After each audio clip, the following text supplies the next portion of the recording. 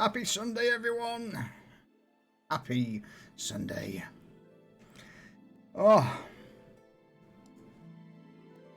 How are we all? Already hitting the old rum a bit harder. It's warm.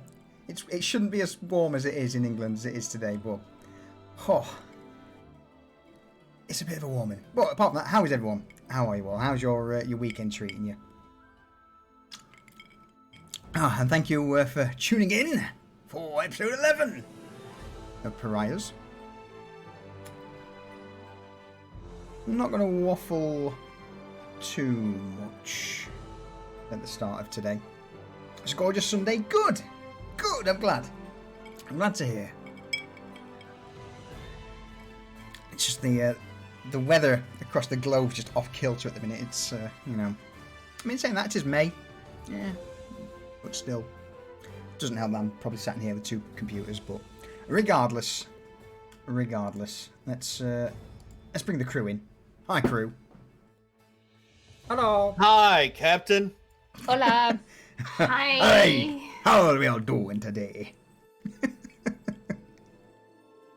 think we got lost along the way. I think we did. Yep. Yeah. Shit. Wrong campaign. Let me end stream and start again. I mean, I do miss Booger. I know. I need to. Things didn't pan out. I need to rethink everything, basically. For that one. But Like in general, or for the where we were at the exact moment? in general. Yeah. It's just because Hazel's too powerful. Yeah.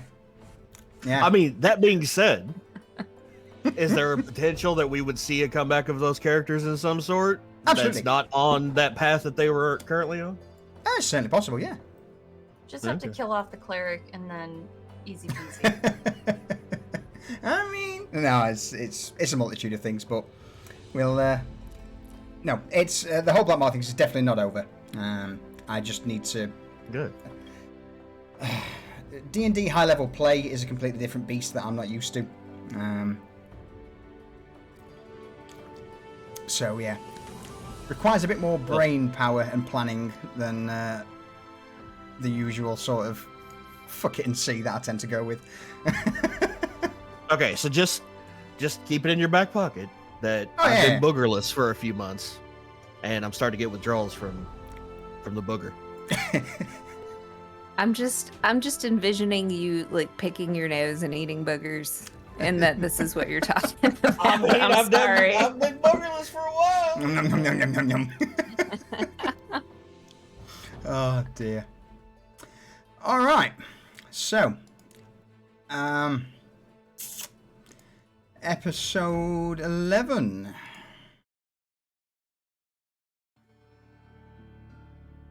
All right, let's bring the music in. There we go. Who would like to do today's recap? Cheers, Lucius. I appreciate you volunteering like that. Yeah. Yeah, why not? Alright, last week, we got back from the Stillborn Forest. That's a terrible name for a forest, by the It's way. awful. It's name awful. for a forest. Awful name. But hey ho. I'm just reading through the campaign book, yo. Don't shoot the GM. I mean, I didn't name the place, so I don't care. You know? Still can be awful, even if it's not your fault. Yeah. But yeah, we got back with the botanist. We parted ways. Jed fucking vanished into thin air, which is quite the feat for somebody of his size. Pay closer attention, yo. Roll in perception checks a little more often. Vanished like a fart on the wind. A giant fart on the wind. I don't think people miss them.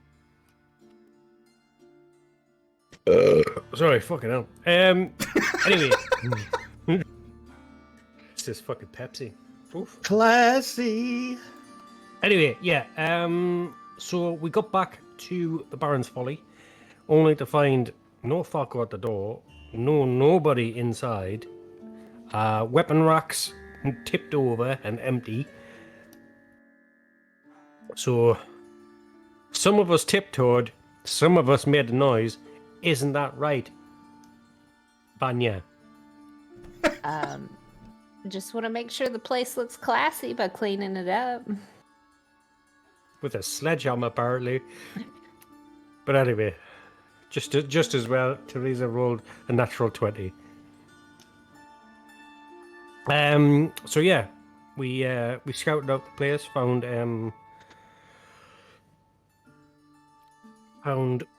Francis in the back, taking care of one of the guards who was injured, bleeding out. Found out that fucking Envara turned up, causing all kinds of shit. And Asmund and Falco were like, fucking hold my beer. And it just all kicked off. And yeah. So after Garrett patched up the guard, I mean, not delicately, but he patched him up. We all live. Oh yeah, you live, yeah. Job done. See, that's because he got taught by the chirurgeon. She's not too delicate, is she? No. But anyway, we stormed out the back door, hot on the heels of the rest of them, and we came to them fighting a big gang in, I think, a back alley, just a few alleyways away. Yeah, literally just at the back of behind the folly in one of the alleys leading out. Mm. And some people were blinded. Some people were straight up just fucking murder fucked. I do believe the big wizard that the DM had in the back, like, haha, I shall fall over dead as Garrett stabs him in the fucking face. Yep. Did I get a spell off? I did. I got a spell off. Yes, I did. Yeah. Magic missile. Magic missile the fuck out of Reza. That was it. That was good times. That part I did see, and I loved it. Short-lived though. Garrett threw a fucking psychic knife into his face. I do believe his eyes fucking jellified and bled down his face as well, right? Pretty much, yeah. One dagger in each eye. Monsters. And there was a sacrifice. Yeah. Yeah. That was a thing.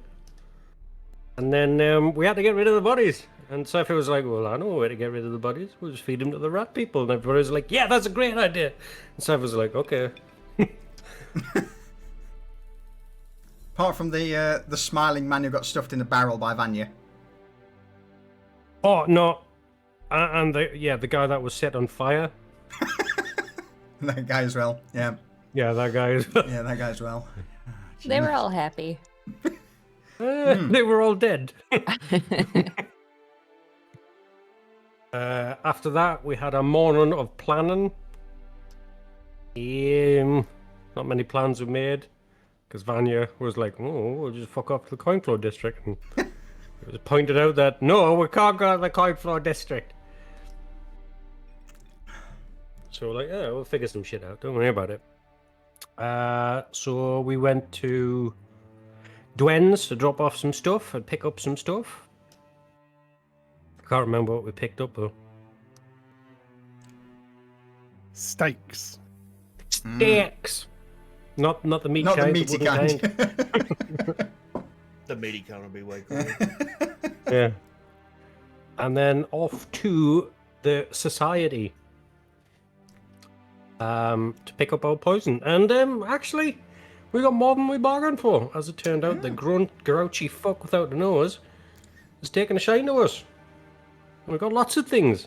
Lots of really good things. Yeah. Apparently he's got things for Jed, but he wasn't there. There's something about Jed having a fat head as well. It's fucked up. Hey, not my words. You know? Good Ghoulie man's words. He needed to measure your big head for something. Probably used to put in a jar because he's weird like that. But yeah, we got lots of cool stuff. a bow, some bottles with stuff in, a ring, a crystal. All good shit. That is. Yeah. Did you manage to divvy up the bits and pieces in the end? Because I know there are a few outstanding items that you weren't sure. I don't think we got to all of them. I don't remember. I don't think we divvied out the 2 bottles. Unless Teresa's got a hold of them at the minute. And we didn't. Yeah, so go on. Yeah, we didn't decide who was going to get the ring of shielding. I thought Garrett should probably get it to help with him being on the front line.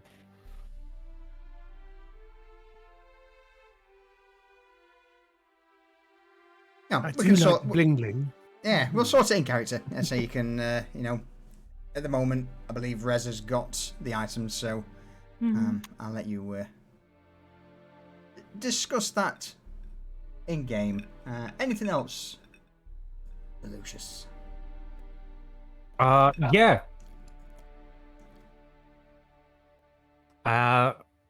It would seem that the nurse took a liking to our very cheerful bard. Certainly one way to put it. Rightly so. I mean, a cheerful disposition will make friends. Yeah, she offered her power for something. Her positivity. Her positivity, yeah. So yeah, I mean, Cypher was like, that's probably a bad idea.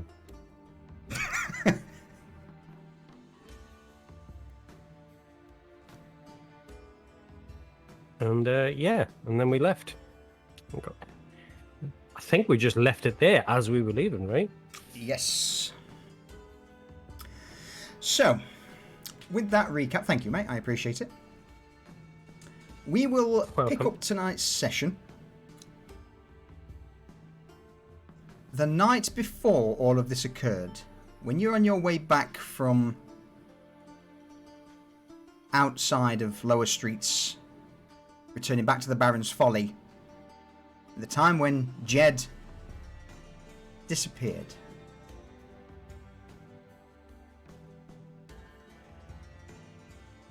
If you'll remember, there was yourselves, along with the botanist, returning from the forest with the goods in hand that you required for the poison that you wanted the botanist to brew. And it's here with Jed trailing just a little behind the group. Jed, you see a motion, a little, as if hands waving to you just out of the corner of your eye.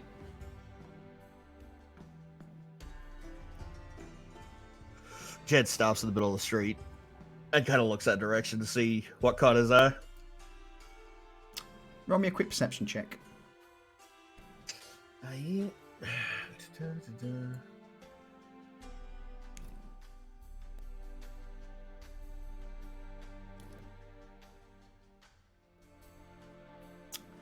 For a moment, you see what appears to be a quite a large man.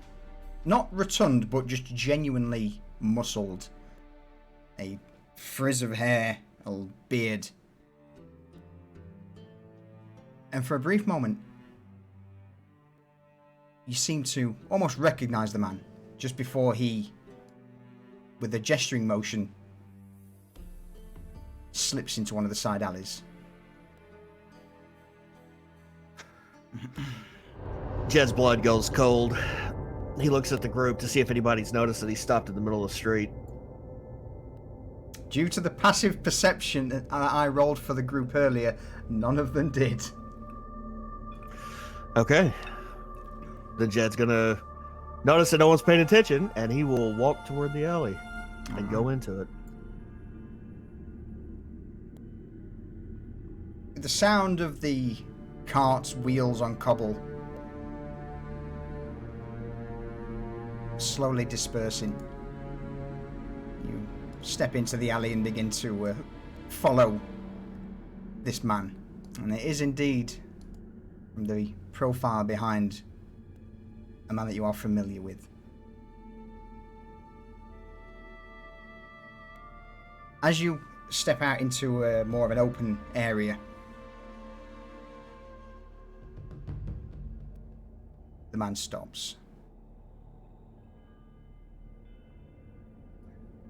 Jed walks up behind him a bit, probably about 10 feet, and when he stops, Jed stops. You hear a ah. And as this laughter rings out, this is a man by the name of Rursk. So as he turns around and looks at you with this wicked grin flashes across his face, several teeth are missing, and he just tilts his head slightly to the side. Well, hey there, Jetty boy. It's been a long time, and, well, we've been looking for you. Jed remains silent, but kind of tightens his hand on his cudgel a little bit. Oh, no need for that, now, is there? Come, we're old friends, are we not? No, I would say we're not friends, Rursk. We, if you remember, and I'm sure you do, we didn't leave on the best of terms.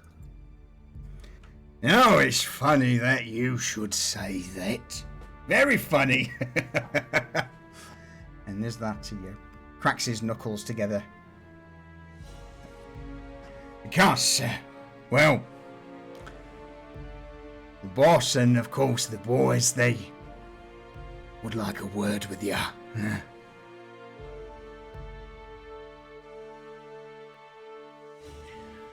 No, you know what? I'm fine here. Oh, I'm sure that you're fine, but, well, let's just say that your little job that you did for yourself, they ain't gonna forget you. No one steals from the boss now, do they? And of course, because of that, I dare say that you owe us some payment, eh? And at that, before Jed even mutters a word, Rursk raises a hand. Now look, I'm gonna do you a solid, yeah? Because the boss and the boys, well, they want your hands, yeah? Chop them off. Hang them like a little amulet around their necks just to show, you know, you don't fuck with the rats. But me, yeah, risky though, yeah. I've been watching you. The man leans against the wall, folds his arms and just grins continually towards Jed. What do you mean you've been watching me? Rursk's got eyes, yeah? And he sees this little crew that you've been chumming around with. He sees all the jobs that you've been pulling. In fact, Rursk thinks that you need to be giving him some of your coin that you've got there rolling around in your pouch. Huh?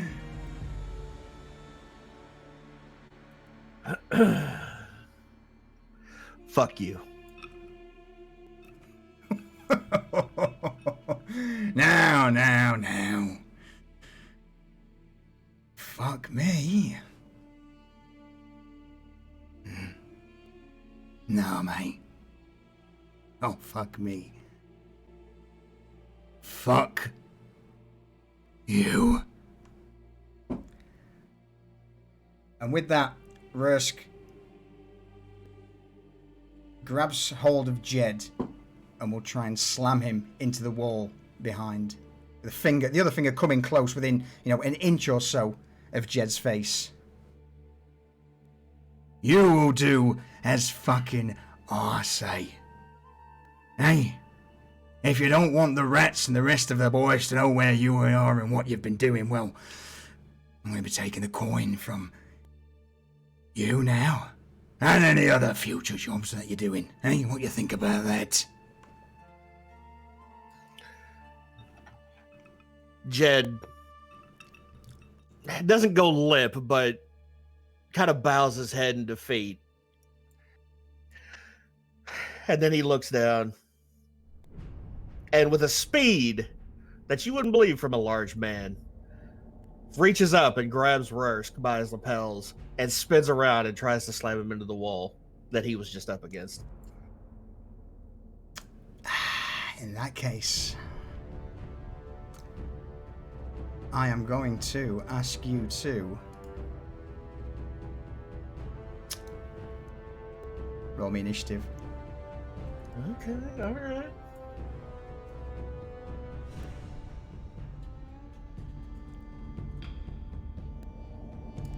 So as you begin to reach up, Rursk immediately just... Are they? Fine, so be it. And with a fist coiled, he will go straight in to punch Jed. No! No, he doesn't! It feels good. Oh man! I'll give you a free reaction on that one. Jed's gonna continue his movement and do what he tried to do before. Absolutely, go for it. So as Rursk reaches in to punch Jed, Jed kind of shifts off to the side and uses Rursk's momentum against him and slams his face into the wall.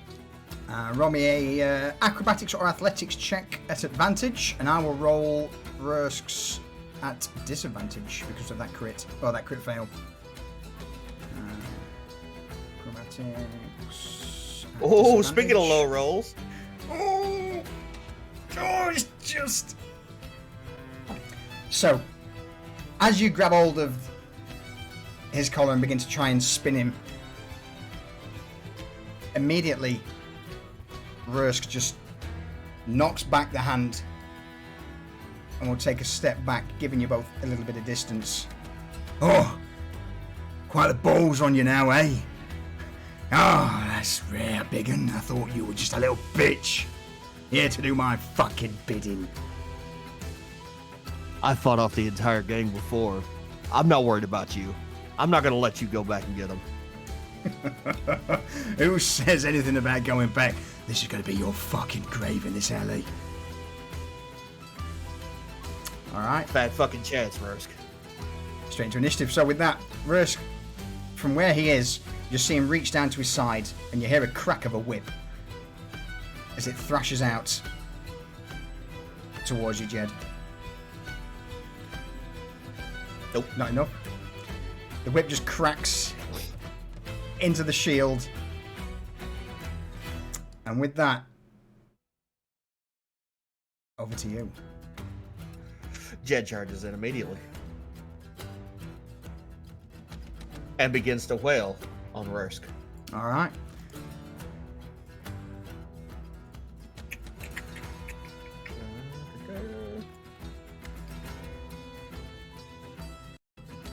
As the cudgel comes in, ooh, that certainly hits. 6 points of damage. All right. Hold on. I need to check see if I've got Action Surge. I don't remember where we left it. I believe you do. There it is. Free feature. Cool. Jed's going back in for another. All right. So as the cudgel just slams into Rursk's chest, just lets out this muffled cry, and as the second one strike comes in, he just, at this point, whips the knife from his belt and just blocks it. Oh, Damn. Bad move, mate. Bad move. Any further actions? No. I'm good. Alright. With that, Rusk is going to toss aside his whip.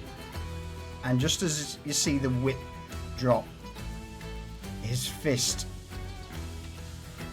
flies towards you. Or not! Nope. With that then, he's going to just punch you with a knife. Instead of using the blade of it, he's just going to try and slam you straight in the face. Now that will hit. So as the first fist comes in, you just manage to either miss it or duck aside. But with that, it lines you up for the second as he just cracks you straight in the jaw. Oh, big old 5 damage. All Oh, right. yeah. Oh, that's the first. There's going to be more from where that came from. Rusk, you've gotten slow and you hit like a bitch. Oh, is that so? And with that, he becomes pissed off and enraged. Whoa. I don't like how these tables have turned. Jed, over to you. I mean, we're in it now. 15. As you lash out again with a cudgel, Rusk will use his reaction to parry, adding 2 to his AC. It's not enough. Thank God. With... No, it's not enough. Not enough for you to hit, sorry. Oh, I thought you meant it wasn't enough to No, get the check. no, Oh, no, it's my enough for bad. him. My bad. No, yeah, so as it comes in with a sort of brass knuckle, he just punches the cudgel away. And this shit-eating, toothless grin creeps up at the side of his lips. I'm not usually one for giving pointers, but you do have a reaction attack, you know? No, I don't. Yeah. Completely forgot about it. Yeah. Parry and riposte. Oh, yeah, that's right. Okay. No, keep going. I'm not. Yeah, no, we're good. So, very quickly, I'm just going to say, Lee, thank you for the 39-month resub. I will take your money, buddy. Durs, thank you for the 27-month. And on that note, and of course, we've also got Nightmare Dragon, thank you for the follow. Welcoming, and Mr. Sonic Hill, hello. And Smith, how you doing, just Smith?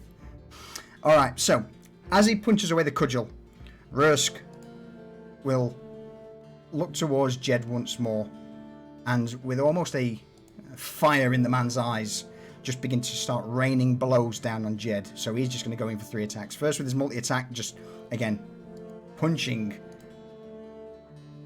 First one's 12, second 18. That hits. That'll hit, yeah. All right, third attack. I'll roll damage in a minute. I'll react to this one. 19. Okay. Yep. So I'll roll all the damage first. We'll do your reaction in a minute. Yeah, that's fine. So as these add more to that actually, because he's raging. So 7 damage, 14 damage total. Rusk at this point with these brass knuckles is just going to town on Jed. Each one just. Oh no! Wait, hold on! No! Reaction. On the third one. Yep. Hold on, shit. Proficiency bonus. How did we do a proficiency bonus again? You said it wasn't less. Yeah, just roll where it says other formula. Just click that, and that has the proficiency bonus. Oh, okay. All right, my So bad. basically, your AC becomes 17 plus 3, 20. So that last 20. attack's not enough to hit. Yep. Okay. So it's 7 So damage. 7 damage. Yeah. So you bring the shield up at the last minute, just as Rusk is just raining these blows down upon you. Have you had enough? Yeah, hey, you gonna start crying? Hey, come on! Just at that, you get a your parry attack. Are you crying, Rusk? I didn't cry against all of you. I'm not gonna cry against you. And then Jed's gonna swing at him again. Okay. So this is your reaction. Wait, no, I thought my reaction was. I thought we were on my turn now. No, it's still... So parry and riposte, if you read it, if you parry the attack, you get a free I get a attack counterattack. back. Okay. Yeah. Obviously, I don't use that ability though. No, you should do it. It's like one of your bread and butters. 19's enough to hit him. So as he's currently spitting out these curses, you end up just cracking him with the cudgel. One of the remaining teeth that he has got is just ejected from his mouth, along with a spit of blood across the cobbles. And as he wipes his mouth with the back of his hand, he just... Oh, all right. That's like that, is it? Fine. Come on, then. Jed, over to you.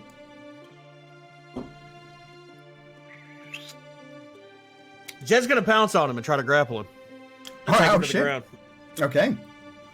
Acrobatics or athletics? He is going to try and avoid this. Oh, he doesn't. So yeah, That was close. that was super close. These two giant men, were one built like a brick shit house, and another one who's just ripped AF, just knocked to the ground.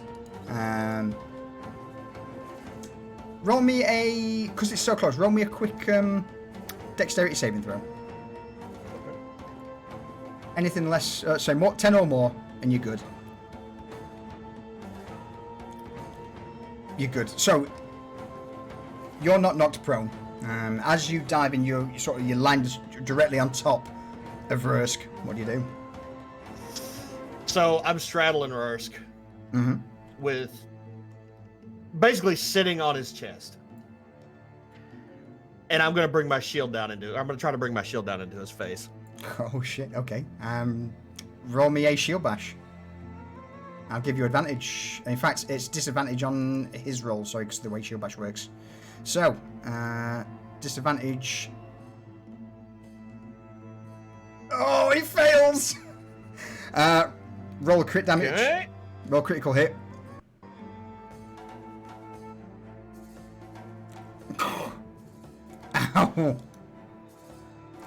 Ow! What'd you do? Not enough to kill him, but it's a pretty awful blow. Jesus, what else can I do for? I've still got do I still have second wind? No, you used that You already. just used it, yeah. Action surge. Oh, second wind. Oh no, second wind something. Yeah, Yeah, yeah. I was thinking action surge though. Fuck. All right. Second wind. Yeah, my heal. I guess that's the end of my turn. All right. As you bring the shield down, what are you like, trying to stick it in his jaw or something, or what? I'm just trying to bash his face in. All right. Like I'm not that accurate with it. I'm just fucking wailing on him with it. Yeah. So he's just bringing the metal rim shield down Yes. onto Rursk. He's gonna just lash out towards you on the ground. With the first hit, that hits. He gets through, yeah. He is going to put all of his might behind this punch to knock you off. I need you to make me a Constitution saving throw.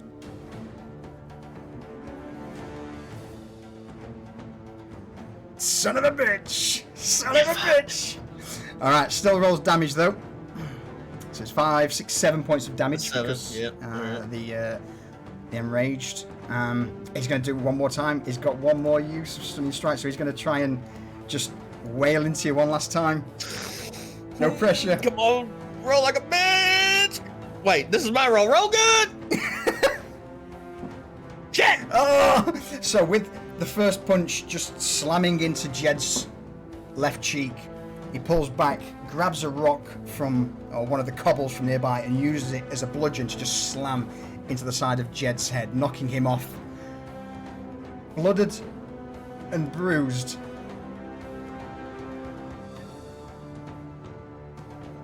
He's going to stagger to his feet, gripping his battered chin and jaw, and just look. Ah, you fuckers. And as he spits on the ground, a mixture of saliva and blood. This is not the fucking last. bastard. And he's going to start trying to hobble away. What? All right. He's actually pretty quick. All right. With you being stunned until the end of his next turn, so it's your turn. Yeah, I can't catch him anyway. Yeah. As you quickly regain senses, you just catch a glimpse of the blooded, broken form of Rursk just slipping down into the side alley.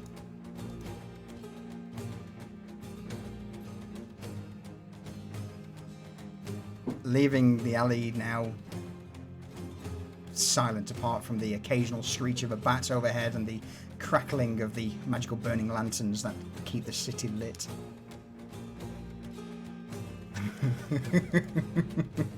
Oh, yes.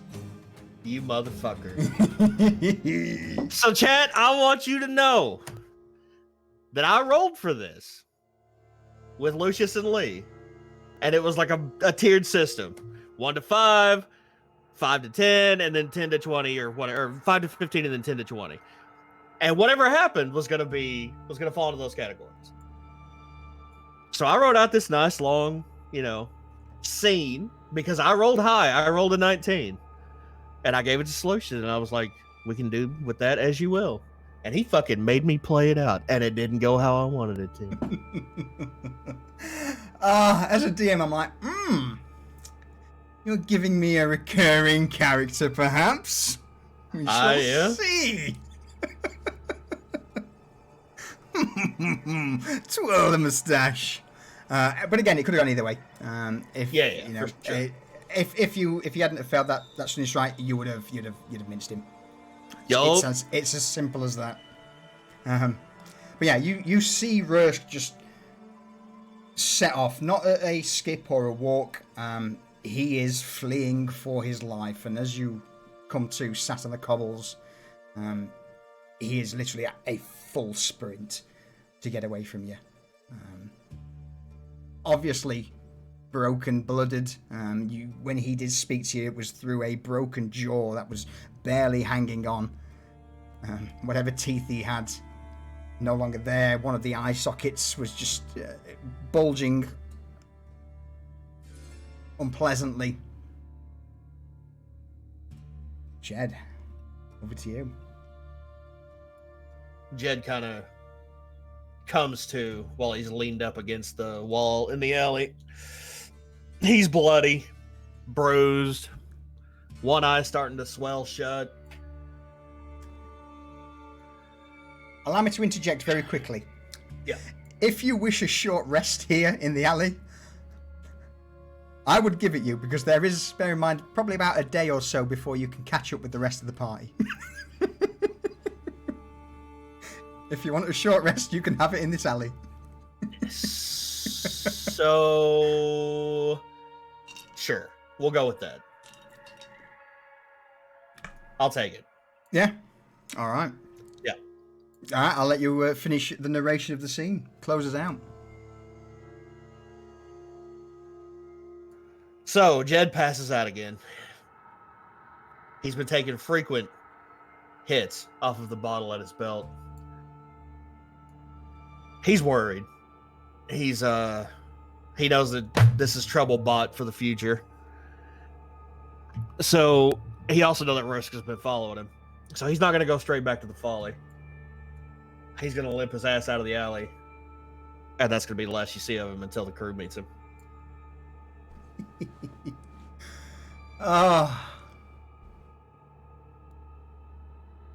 So, with Jed resting. I totally fucked up that short rest roll, by the way. I'm going to redo it. Don't worry about it, man. It's all good. There we go. Cool. Okay. Okay. So, get rid of those for you. We'll just say you've taken it. All right. Fast forward now to the next day, with the rest of the crew now making their departure from the Medicinae Societas, also known as the Society. What do we see?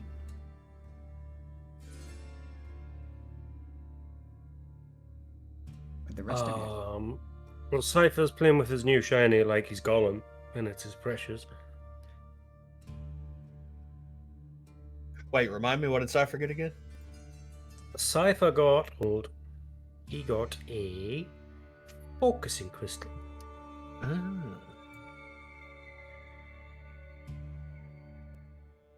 What does the focusing crystal do? Oh, good.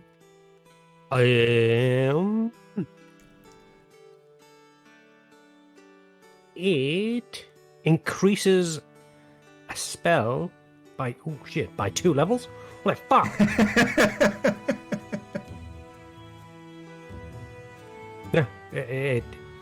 Yeah, once per long rest, as a bonus action, I can increase a spell I cast by 2 full levels. That's pretty handy. Yeah. So just quickly, when Just Smith says the overpowered items which Solution will not regret this time, here we go. This is where it begins. Me handing overpowered items, but all for the story. So yes, the focusing crystal will allow you to boost a spell by 2 levels once per long rest. Alright. Nice. What's the rest of you doing? So Vanya has her new coat on, and you're seeing her kind of, like rubbing and petting the sleeves, and just occasionally taking it and doing like some spins as she frolics to the group, excited about her new cloak, or her new what would you say, like a duster? It would be like more like an actual cloak. That ties around the okay. ties around the neck, and it's just on the inside of the cloak. You've got all these various patches sewn in. Okay. Yeah, so she's just kind of rubbing the cloak that's on her shoulders, and just you'll occasionally hear her kind of like slap it behind her, so it goes. Do you have to do that? You're drawing the attention of everybody. But it's beautiful, is it not? Feel it, touch it. I don't want to touch you. Come on, let's just get back to the folly, all right? We've got these 2 other things to figure out, and you just walk like a normal person, Vanya. So she's going to, instead of doing twirls and stuff, she's going to occasionally just kind of hold it out as she's walking. So you'll have Like Batman. like Batman, yeah. Just flapping this cape behind you. Reza? What are you just sort of guiding Vanya back on the route towards Market Row and beyond? Yeah, and it feels like attempting to herd cats back to the folly. We were going back to the folly, and we have to wait a couple days to pick stuff up from Dwen, I think? I can't remember. A couple of hours, I believe. Which Couple of hours. by this point, it would have been, a couple of hours. So yeah, you're on your way through. Garrett, what are you up to? I'm just walking, like, from stall to stall, shadow to shadow, bit like Assassin's Creed, going from group of people to group of people, just trying to blend in. All right. And Rez is thinking to herself, am I the only one who walks like a normal person? So as the group are making their way down, eventually you make your way into Market Row and to the exterior of the Wooden Spike, Dwen's store.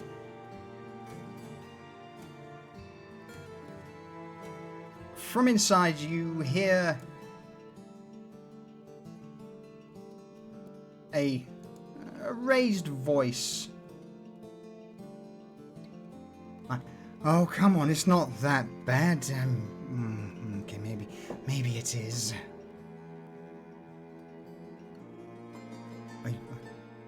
As you step inside the wooden spike, you see Dwen hunched over. In fact, Jed, what do they see? They see Jed sat down on a crate with his shirt off. His face is swollen. He's got bruises on his body everywhere. He's kind of got a few cuts randomly here and there. And he's trying to fight off Dwayne, who's trying to tend to his injuries.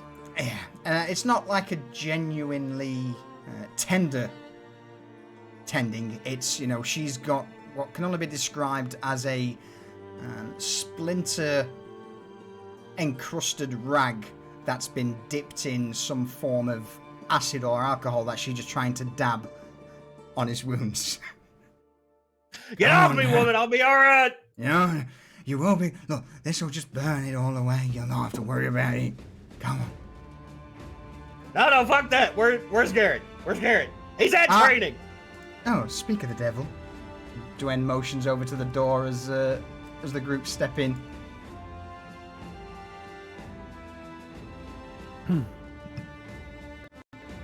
Now, Dwayne, what have you done to him?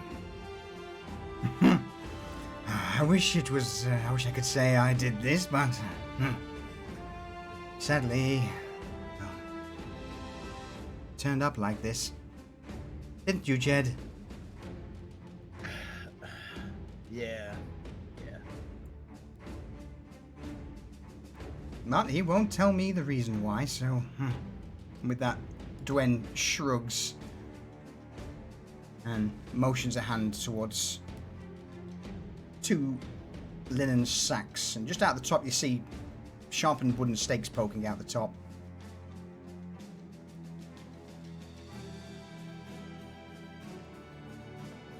What have we got here? Well, look, as for him, see if you can make heads or tails of whatever it is he's been up to, but those, they're rough, more like sharpened bits of woods than actual smoothed out stakes, but they will do the job that you ask for. Yeah, hey, Garrett, if she shorted you, grab that rag.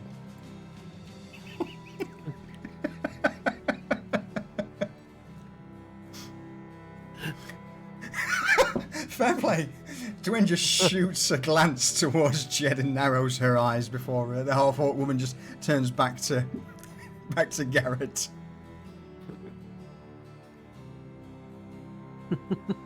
I tickled myself. Yeah, that was quick. That was quick. I'll give you that. That's just thrown me off my trail of thought. Yeah, sorry, it just kind of popped into my head.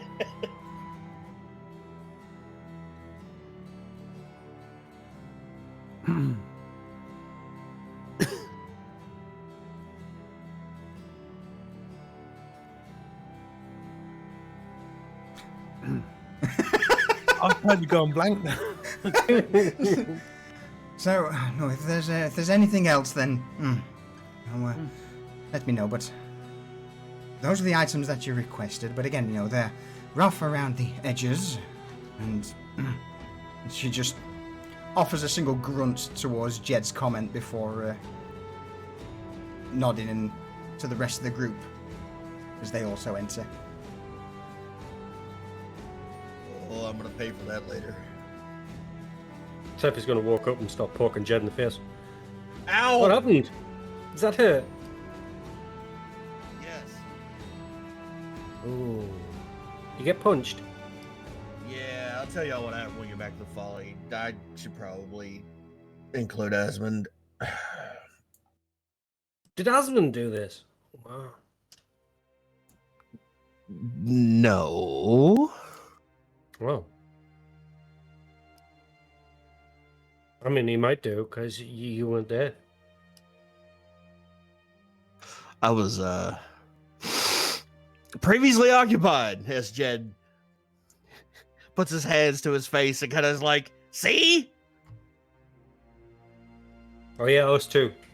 But we did better than you. Look, we're fine. Thanks, Cypher. Welcome. Well, look, I guess something went down, but here is not the place to discuss it. I want, what's the term? Plausible deniability, yeah?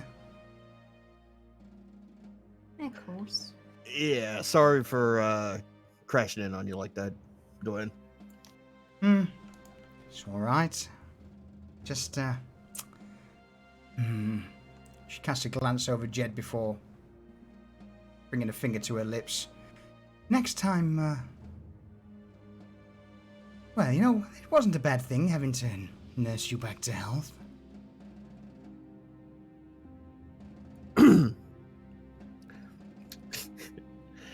Jed remained silent. Tactfully. Dwayne just grins. You see the sort of sharp lower canines protrude from her jaw as she does so and offers everyone a nod. Alright, well, if there's nothing else that you want, then I will see you soon, I guess, for the next job. Okay. Oh, Would you like before me- you go, Cypher, Yes. she takes out a single apple from behind her counter and offers it to him. You're a little pale, just thin, scrawny. Yeah. Sophie takes it up. What's this? Food. You just eat it. Yes. She looks to who was about to speak to her. Me. Go on, Garrett. Sorry, I missed that. Have you included your bill for Asmund's that I can deliver for you? Aha! Yeah. Well, And with that, she reaches into the desk of her drawer and produces a blank receipt and offers it towards Garrett. You've written a few things before here, and I've seen your abilities, so I'm sure you can do a convincing job, if you catch my drift. She winks towards Garrett. I'll make sure he gets the fair price. Dwayne just nods in response, a slight, amused smirk on the corners of her lips as she does so. Well, with that, I guess I wish you all the best of day, and of course, look forward to Asmund's men bringing me a rather large pay for my services. Absolutely. Dwayne offers Garrett what can only be described as an incredibly rough curtsy, somewhat done in a mocking manner, or not so much mocking, but a joking way. Oh, the pleasure was mine. All right, go on, you lot. Fuck off. I've got things that need to be built.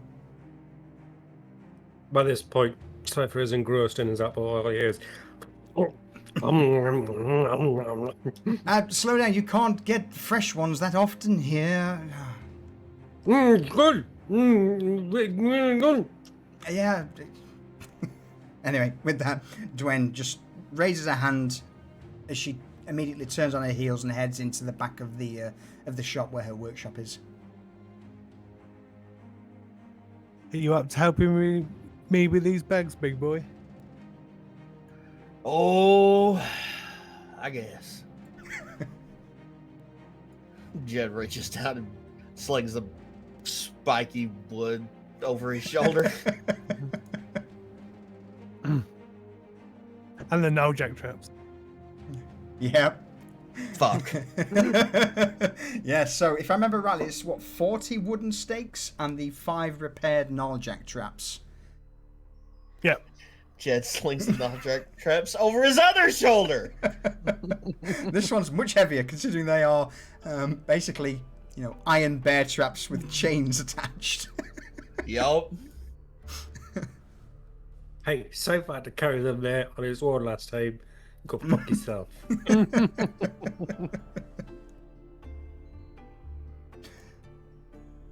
So, finally, with the goods in tow, you will begin to make your way through Market Row, taking the... Well, as we're at Market go on. Row, shall we swing round to the society as our large companion here as a appointment? You mean the place we just left? Yeah. Fair enough. So, with that, as you leave to end shop, you head back.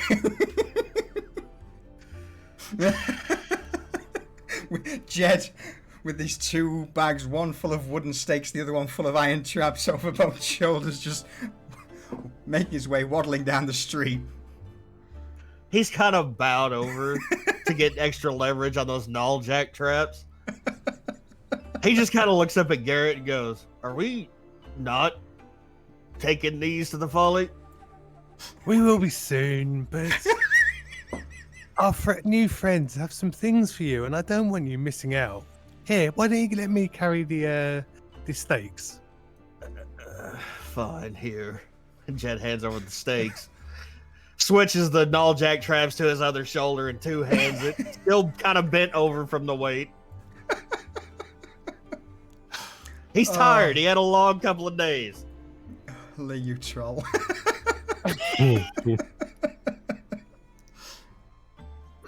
They're based off Market Row. I don't want to go all the way back to come all the way here again. Fine. Let's go. Okay, Vanya, you want to bite of the apple? It's good. Apart from the middle bit. Middle bit's not so good.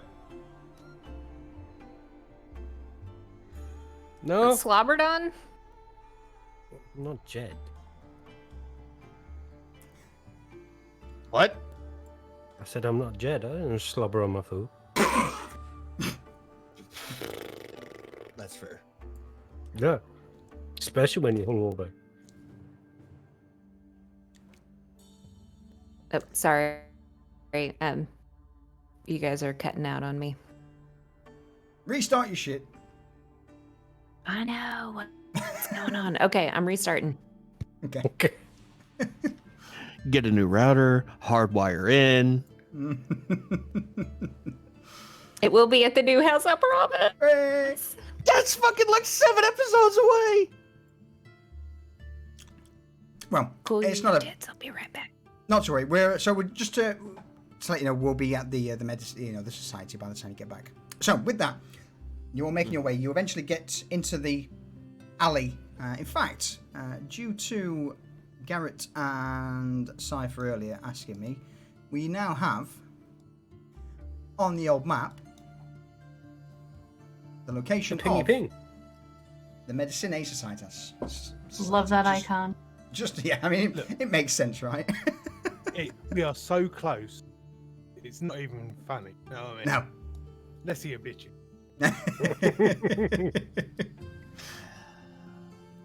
Yeah, I mean, as I say, in actual distance, what are we? 2, 3. Yeah, it's about 1,000 feet away, give or take. So it's not too far. It's anyway. As you begin to make your way down the alley, eventually coming to the reinforced door of the society. Who's knocking on the door? Cypher. All right. With both hands. Like a drum roll. As the metallic ring echoes around the alley, the slit in the door just slides open and the 2 glowing green eyes peer back. Yes? Ah, back so soon, I see. In Abyssal, it goes, we brought the big one.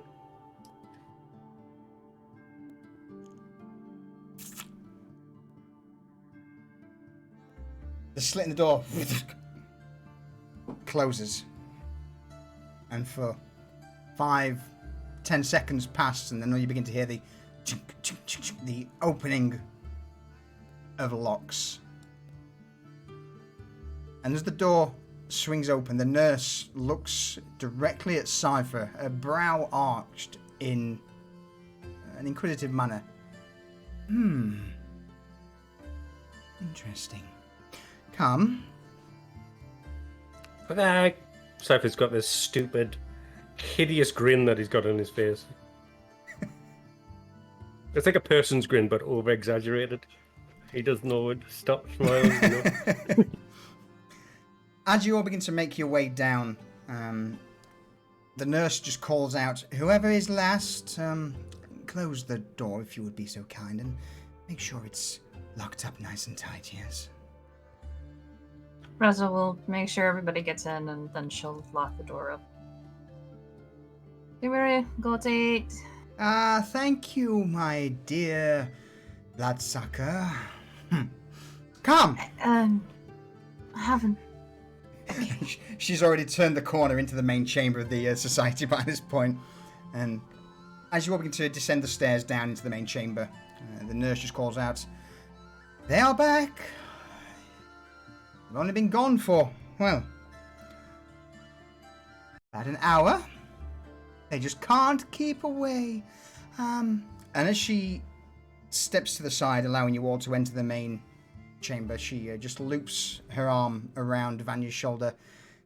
Come to put some thought into the question I asked you earlier. Immediately as she says this, you just hear this. No bargains to be made in these halls. And from where the coroner is sat on his counter at the end, you just see what appears to be a purple flame just burst out from his hand as he points it towards the nurse. And the nurse retracts her arm from Vanya's shoulder, offers a single nod to him, and departs. Back so soon, yes? I see you are... With him cackling to himself, the undead rises from the table and begins to make his way over towards you all, with his eyes, or I should say, the cloudy gaze from his eyes locked on Jed. Jed puts the Naldrug jack traps on the ground and then kind of straightens up.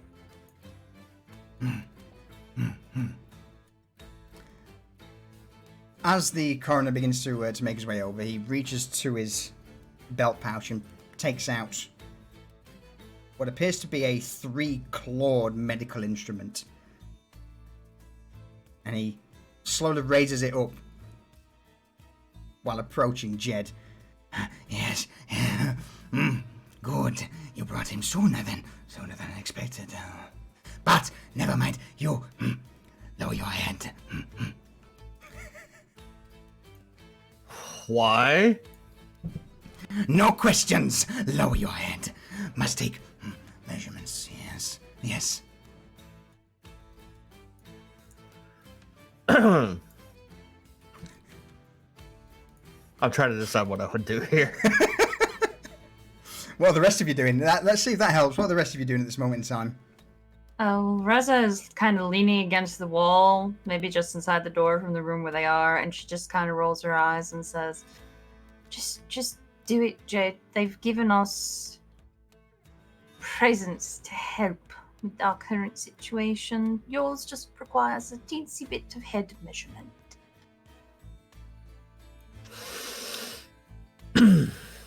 Fine. And Jed bends forward at the waist. Good.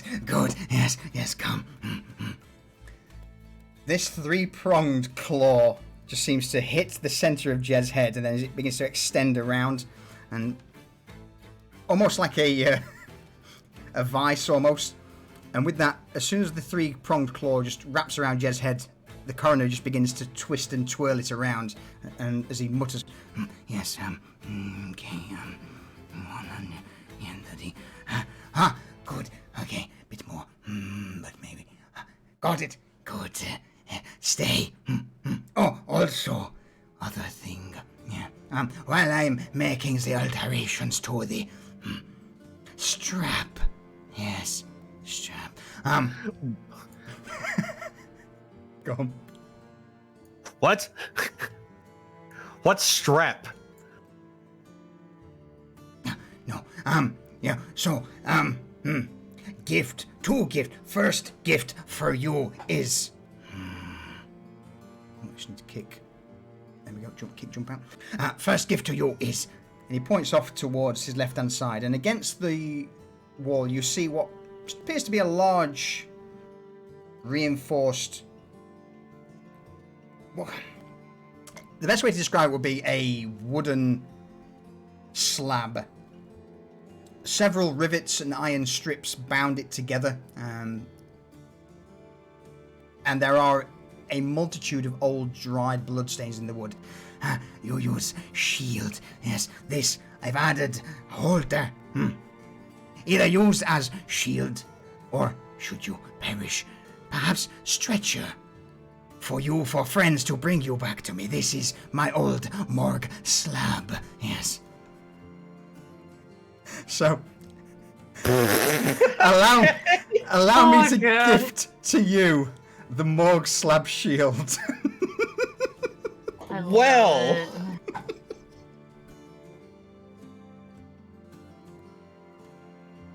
Yes, stretcher, bring you to me when dead. Yes.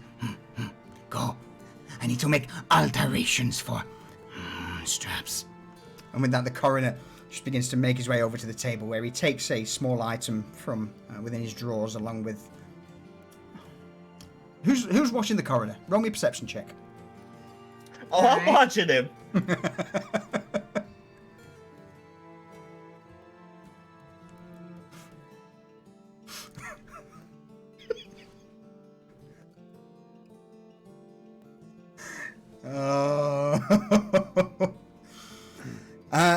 So, Jed, all you can see from your angle at the minute is just the coroner just takes something out, and as he reaches behind him and takes something off of a rack, it just appears to be a strip of leather. Reza, Garrett, you know what sort of leather this is. So all you can see at the moment is just the coroner just tinkering with what appears to be a set of goggles on his counter, using this leather strap that is procured from this rack behind him to attach. And you see him just measure it out, cut a length off it before folding it all together. You do not want Mark Slab, yes? No? As he looks up, he looks towards Jet. Yeah, absolutely. Just banged up my shield last night, as a matter of fact. Ah, good. Also, here, done. There's no gift. For you. You are... And as the coroner steps up from his counter and makes his way over to Jedi, makes like a sniffing gesture. Whether or not the undead can actually smell is something to be discussed, but what? He doesn't really have a nose. What do we see? He's just sort of just his head's twitching, almost in like a sniffing motion. And you just hear him. Is this doing so? Like a pug. That's disconcerting. Like a pug. Like a pug.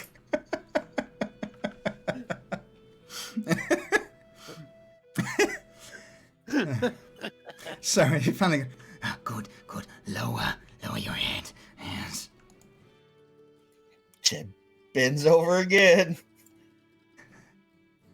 The half-decayed hands of the coroner shakily reach out towards Jed and just wrap this leather strap over the back of his head and pull these goggles down over Jed's eyes. You, not like the rest. No, you're normal. Mortal human. So, Yes, goggles. And as these goggles slip over your eyes, you immediately, in the darker corners of the room, immediately just become as if you're in the brightest of day. no shit. You got Huh? night vision goggles. Jed stands up straight, and just starts looking around the room, and everything looks different. He looks at the corner and says, "These are amazing. Thank you." Yes. I thought of perhaps replacing your eyes with something of elf, perhaps, but no. Most don't survive surgery, do they, chirurgeon? And as he looks over, you see Lamorna Trembath, the chirurgeon, just look up from her paperwork and just slowly nod. Yes, replacing the eyes is it's doable, but can be problematic. So Yeah, I'm good with these. So, for the benefit of chat, Jed, what are the 2 items you received, and what do they do?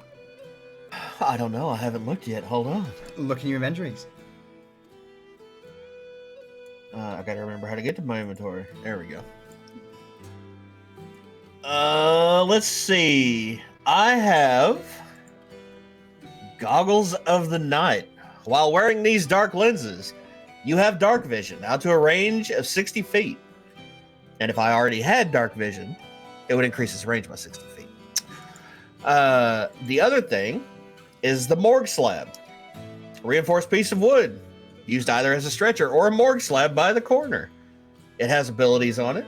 Slab smash.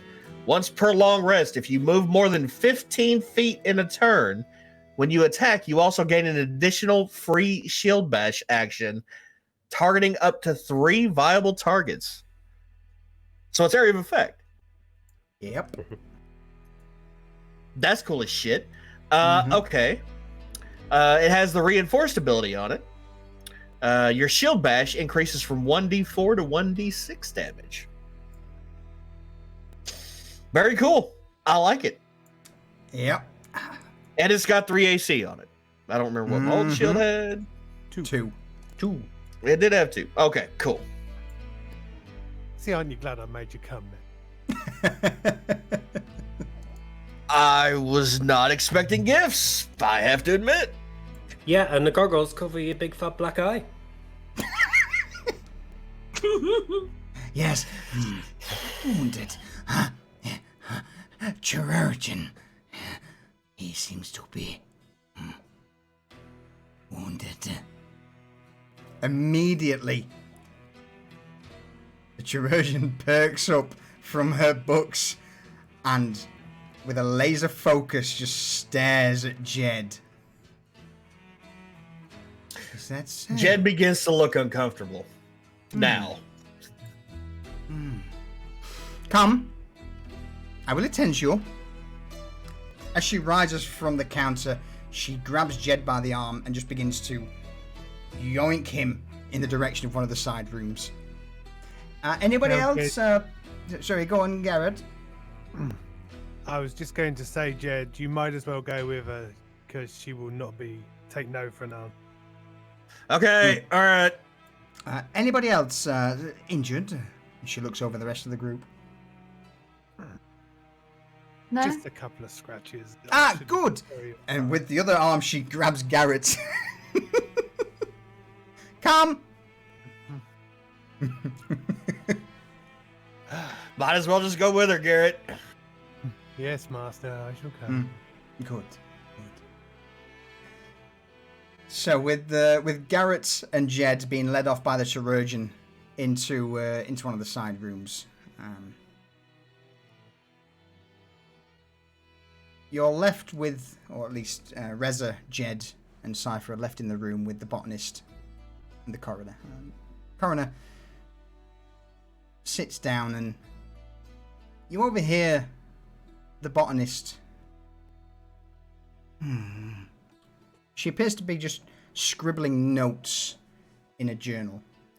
Or not so much her. Her arms and hands are focusing on what appears to be a small alchemical set in front of her, with the various branches that protrude from her back, one of them with a charcoal pencil in hands just making notes, but she seems to be talking to herself as the notes are taken.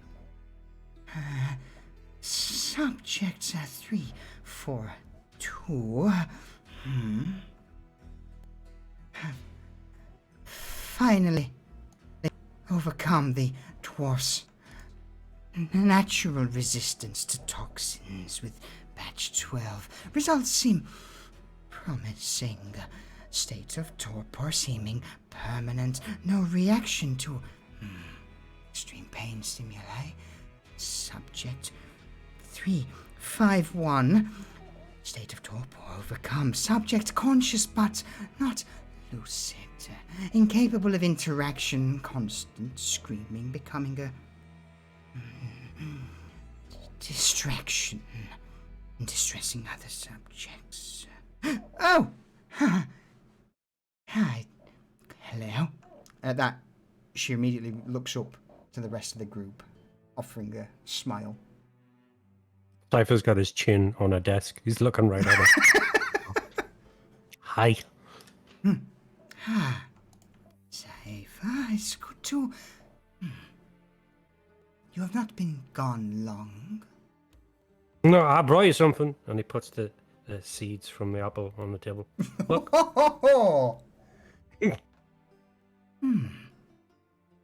One of the other branches just... They smell like you. They smell like you.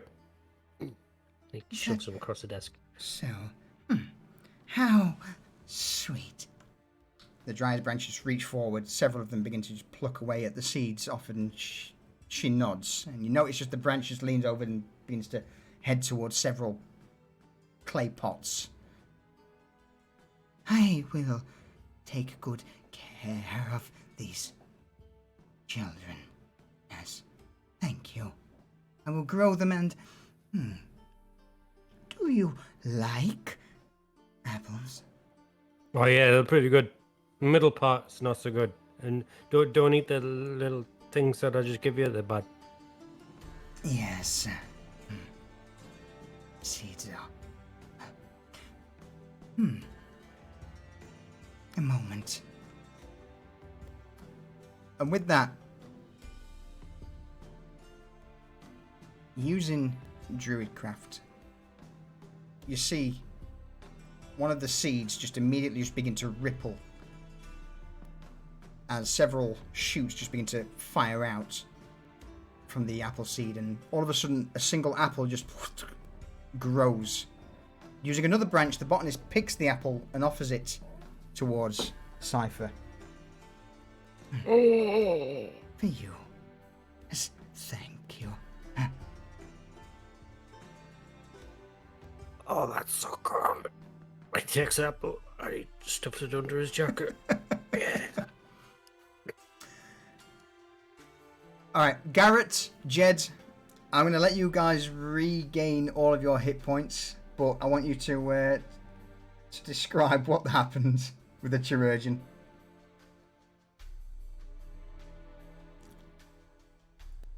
Well, Jed's not used to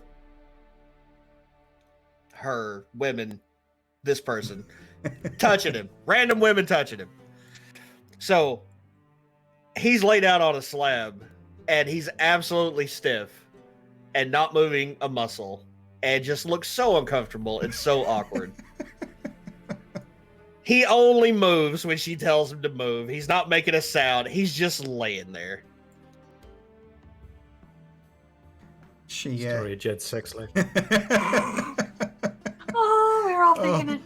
Oh, boy. You remind me of a man once. Rather large brute of a man. But the difference Jed being, doesn't say anything. you listen to my words and...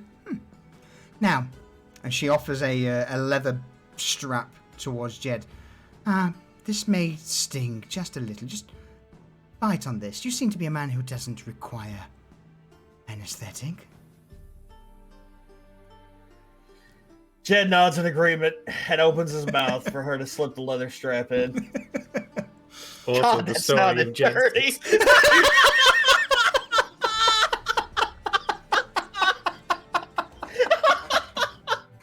Jesus Christ, am I jumped now? You always have been. Always were. Yeah, it has been you all along. Yeah. And you just blamed it on me. Bullshit, but all right. So over the next few minutes, the chirurgeon just goes to town, stitching up any small wounds that Jed has, applying various ointments and elixirs that you only imagine was created by the botanist. Jed, you get the impression that you're kind of being used as a guinea pig for, she just begins to rattle through a shelf of various elixirs. I've not used this one before. Let's give this one a go, shall we now? Yes, this may sting somewhat, and should you grow a extra arm or tentacle, then report back to me in a few days. Jed jerks his head up and his eyes just look panicked. She grabs her hand on the back of Jed's head and just slams his head back into the table. No, I didn't give you permission to move. Now, hold still. God damn, this is smell like my sex life. And with a sort of dabbing of the elixir, you may not be the most pleasurable of experiences, but you depart the room recovered, if not somewhat traumatized. Legendary.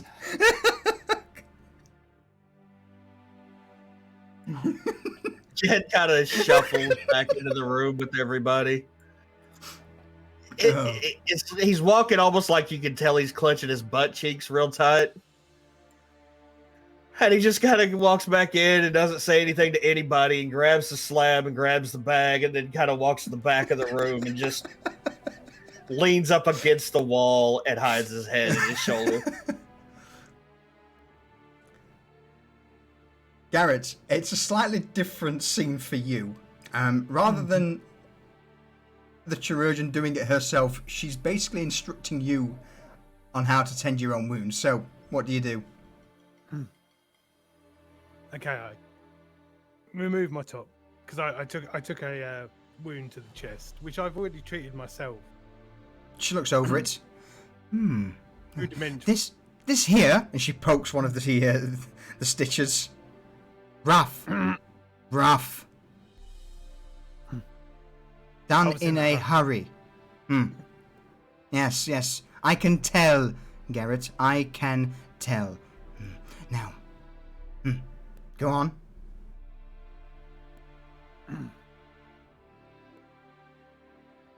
So, do you want me to restitch it or just use Absolutely. one of the balms on it? It's up to you. I'm giving you full I was asking her. This is... What? No, your stitching requires a little more practice, so... Your knife, please. She extends a hand towards Garrett. And I pass the chirurgeon's bone knife, because it's the only one I can actually handle. Yeah. With the blade in hand, she... Now, do not move. With a quick flick of the wrist, the chirurgeon just immediately cuts through every single stitch on Garrett's chest, just with the very tip of the blade, completely opening the wound again. And with that, she flicks the bone knife so that she's holding the blade and offers it back to Garrett. Again. I take it.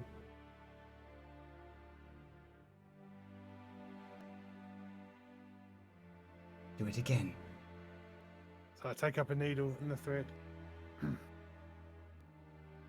Pinch my wound close together. And start slowly this time stitching. Can I just ask you to bump your volume just a little bit, Lee? Yeah. There we go, that's better. That's better. That's better. Cheers, buddy. All right. So you continue. I'm not going to ask you for a medicine check. Under Lamorna's watchful gaze, this thing is perfect. what I am going to say is, you've already got. Never mind. You're already proficient in the medicine check. Yeah, I gave you that before because you were spending time with her. Yeah. So yeah, it is a perfect stitch back. As you tie the final knot, Lamorna just offers a single nod in response to you. Good. There is no excuse for shoddy work. Quick, yes, but do it once and do it proper. Otherwise, what may occur if it is done in haste? Infection and death. That is correct. Good. You are indeed a student of mine. Now, come. Let us return to the rest. And with that, I'm going to say we'll take a quick BRB and refill a clock. Thank God for that.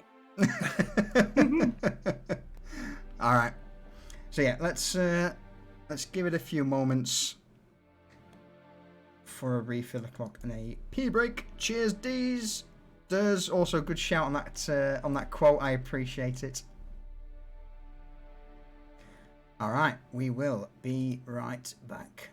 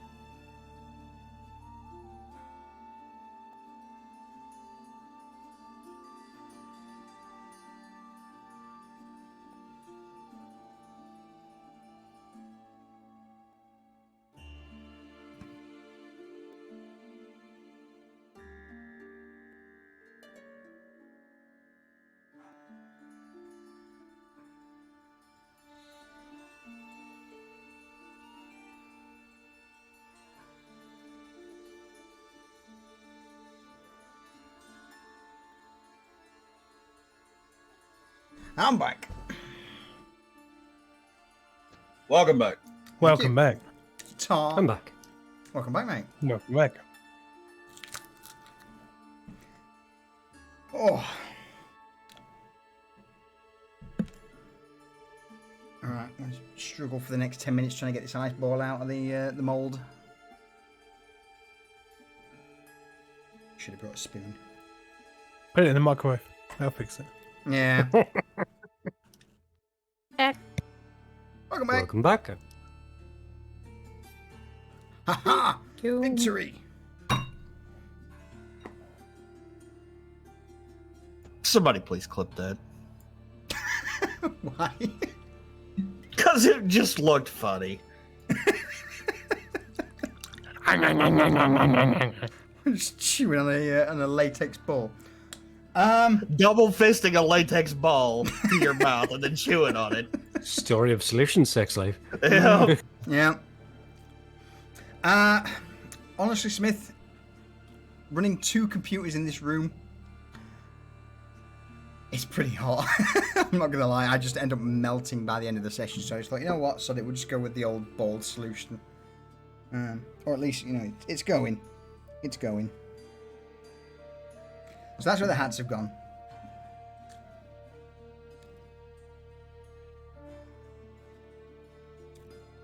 Oh, all right. Is that everyone back? I am here. Welcome back. All right.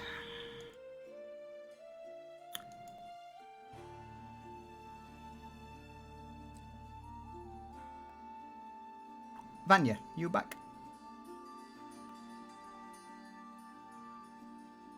Yes. Oh, hello. Hello there. Anything anyone wishes to do with the society before you depart, or any burning questions? No, I'm good. No. All right. So, finally, I just wanted to know what Jed was getting, to be fair. I got some good shit. Yeah, I'll take it. Thank you, Thanks, Durs. Durs. Fuck me. All right.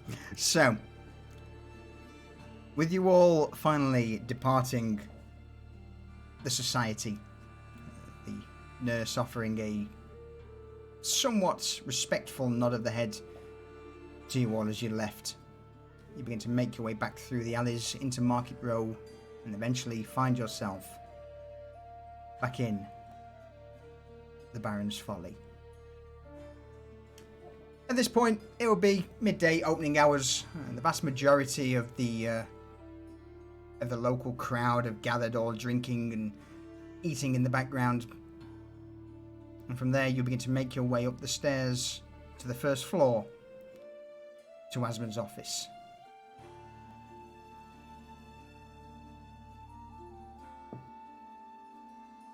Do we have to go in? I mean, I'm going in. Oh, okay.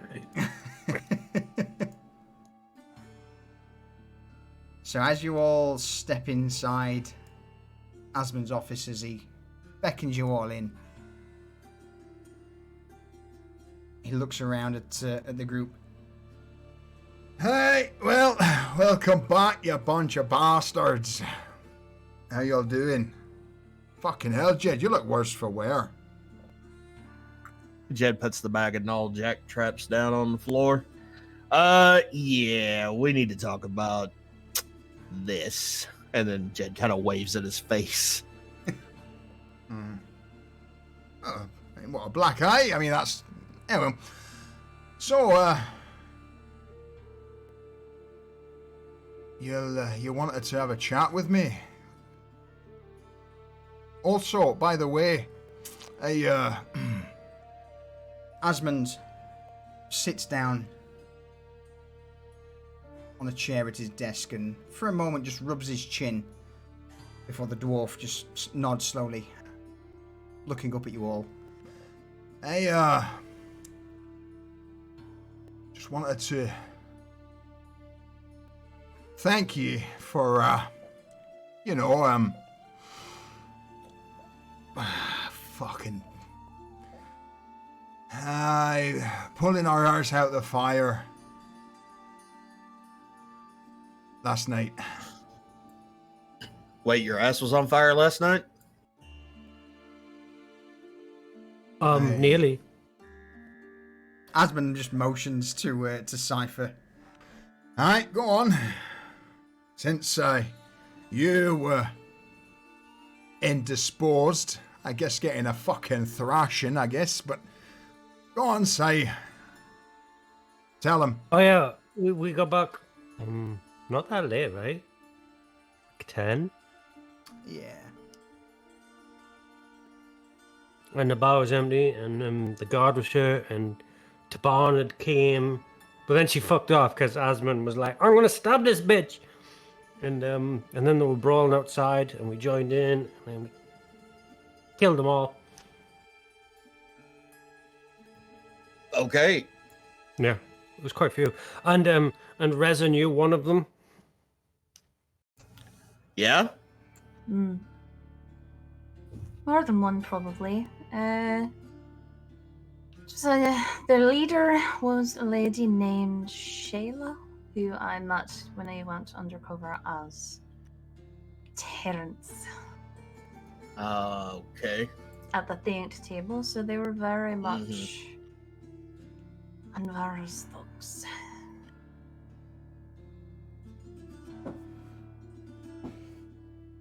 Right. So, in a nutshell, Jed, that Anvara turned up. I dare say that she was looking for you lot.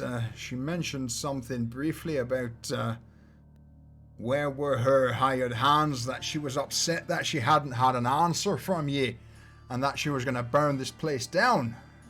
At that, let's just say that I got close to her and she immediately fucked off. You see a hand just reach towards a small orb in the center of Asmund's table that he taps. Your information about her came pretty damn useful. What do you mean? Well, I had this in my pocket when I went down to confront her. And as soon as she got... she was all high and mighty to begin with, just like, slinging out, oh, I'm going to burn this place to the fucking ground. And then as I went in with the swords to stab the bitch, she brought her hand out, started muttering something, and fuck all happened. So I drew me blades, and immediately she just screamed for her guards to stand in front of her as she fucked off. That's then when, some of the lads grabbed a few spears and swords out of the barrels and had a bit of a scuffle, kicked them outside and went after them. And that's where you found us.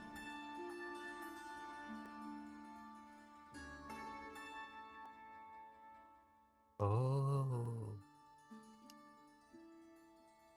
That makes sense. Actually, a friend of ours told us, or said something similar to us about an item that we had in our possession. Wait, what? Yeah. Someone knows about this? I'm gonna shut up now. No. Nay, lad, come on, open your mouth. Friends of ours, other weird people like us, people like me, yeah, other weirdos. At this point, Asmund's leaning over the table, just boring a hole with his eyes into Cypher. Like who? I'm not allowed to say. Asmund? Aye. What? They're trustworthy. As much as you can trust anybody in this place. Mm. And they've given us all presents to help with this little conflict that's going on right now. So, I think the information is in safe enough hands. But be aware, shit ain't as secret as you think it is. Fuck's sake. Alright, you know what? I'm going to ask this one question to the loudmouth of the group. And Asmund immediately turns his attention towards Vanya. Vanya. And she was looking at Jed. And then kind of startled that he had called her out. You just see this dwarf with his hands. And she looks at him and she looks at him and she points to herself and kind of like looking around, looks at Jed, looks at him. Aye, you lass, aye. And with that, you see Asmund just resting, his hands clenched, and he's sort of resting his chin on his on both hands, his elbows on the table, just leering towards you. These new friends of yours, are they trustworthy?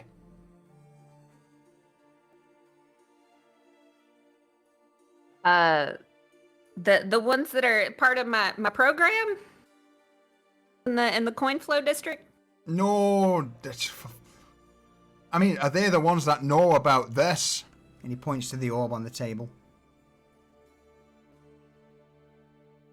Does Vanya even know about this? I don't. Vanya, roll me an Arcana check. Okay. She wasn't here when Mac got all. No, I don't think so. No. No, wasn't. Yeah, she didn't. Okay. Okay. Vanya, you have a uncomfortable feeling that your magics in this room are completely blocked. As if a small black orb in the center of the table is casting out an anti-magic field. So nothing you do in regards to magic would work in the vicinity of this small orb that Asmon's pointing to.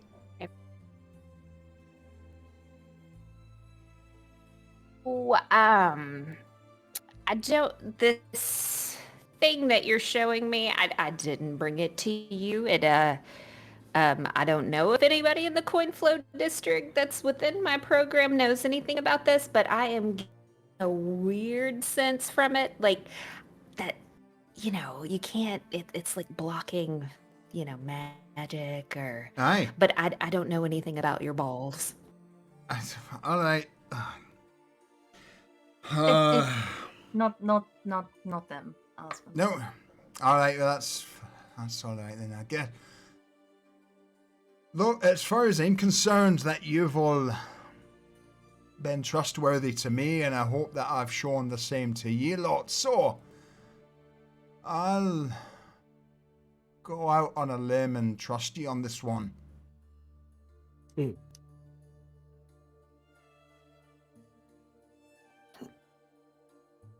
So, here be me question to you.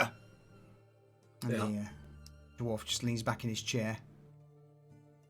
We need to fucking do something about this tiefling bitch. Because before long, if we don't do something... go on, you got an idea? He leans towards Reza. Well, that's sort of the context in which this item was mentioned. Ooh. That if someone were to have it on their person, with her in range of it, it would severely limit how she'd be able to fuck with us. Alright. Oh, that makes sense. But do you understand just how much fucking value this anti-magic herb has for me? Seeing as how many people have died for it, I've got a fair reckoning of its value. Sorry, Reza. All I hear in the background there was... That was a dog taking a drink. Kenny wants to play D&D, y'all. Alright. Fuck. So, you obviously want to use this. What's, you all got any plans for it? Or you just, sort of fucking YOLO into the clutches? Yeah, we'll give it to Jed and he'll just... What's YOLO? Don't worry about it. It's like yeet. I'm gonna yeet this ball into what's her bitch. It means you only live once, but it's not entirely accurate. Oh, fuck me. Of course we're gonna fucking... Aye. With that, Asmund just looks to Reza and face palms. Smirks so hard at him. Alright, well, look, figure a fucking speech. Alright, look, come on. Give me something to work with. What?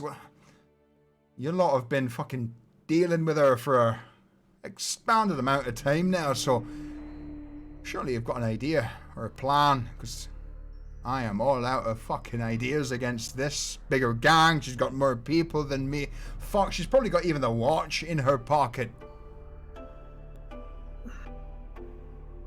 Firstly, we're going to need to reduce her numbers somewhat. Yeah. Asmund nods. We can... entirely sure she's the watch in her pocket, as we've seen members of her gang hung. All right, I've got an idea. Here we go. And with that, Asmund will point towards Garrett first. Let's go in order. Garrett, what have you got for me?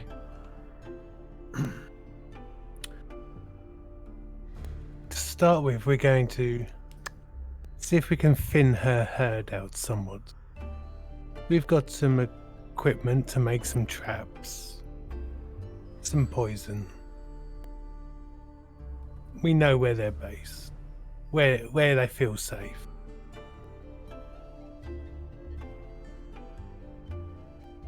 So we'll bait them into some traps and murder as many as possible. All right, that'll certainly sort of thin few of the numbers out.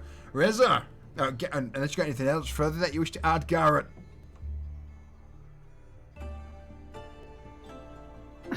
I think we can get rid of more than a few. We've got a very strong poison that will paralyze anyone that gets exposed to it. Oh, And a paralyzed foe is easy to dispel. you're not wrong. Now, question: are you wanting like Falco and the rest of the guards to be in on this, and me as well, maybe?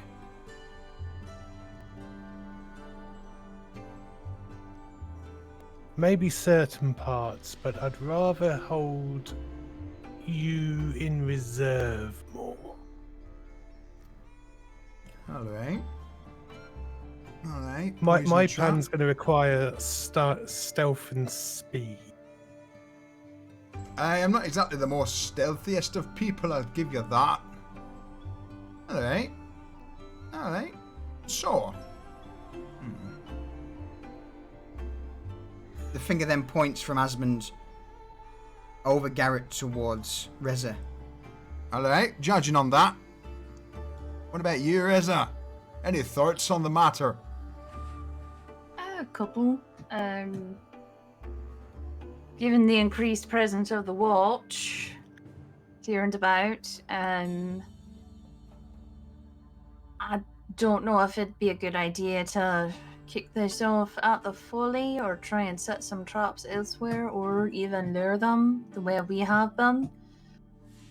And then once we've trimmed their numbers, like Garrett said, set up the confrontation with herself and have someone have the orb right up in her face. Alright. Alright. Safer. Oh yeah, my turn. What they said, but like after we kill lots of them, they're gonna retaliate. So maybe we fortify this place and play a little game, and we can maybe bait some of them in with some more traps. We got a cool bag of Narjacks. Have you named them? Oh yeah, talking about that, I've got a bill for you. We'll talk about it after. Alright. I mean, honestly... Falco wanted it, so we did it on his behalf. Fucking curse it, fucking Falco. Bastard. I mean, look... Honestly, from my point of view, I'd much rather we sort of deal with this bitch in one fell swoop and just have it done with. But, Vanya, any ideas or thoughts on this?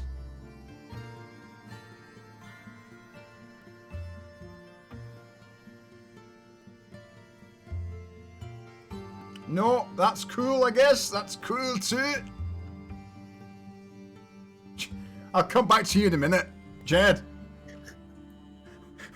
Wait, I heard you. No, Sorry, I got a little bit of delay. So sorry. She was zoning out a little bit. Ideas? Do you have any ideas for this fucking plan that we're putting together? Yes.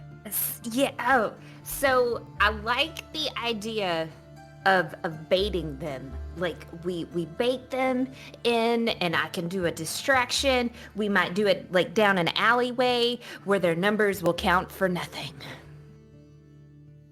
And then what Cypher was saying, like fortifying, are we not concerned that they'll try to burn down the folly? Why? I mean, not if they're chasing us, right? I guess, yeah. I like it. I like all the ideas. I like them. And I can distract them, and you know, I can give them kind of like a, you know, a speech. Maybe I can change their mind.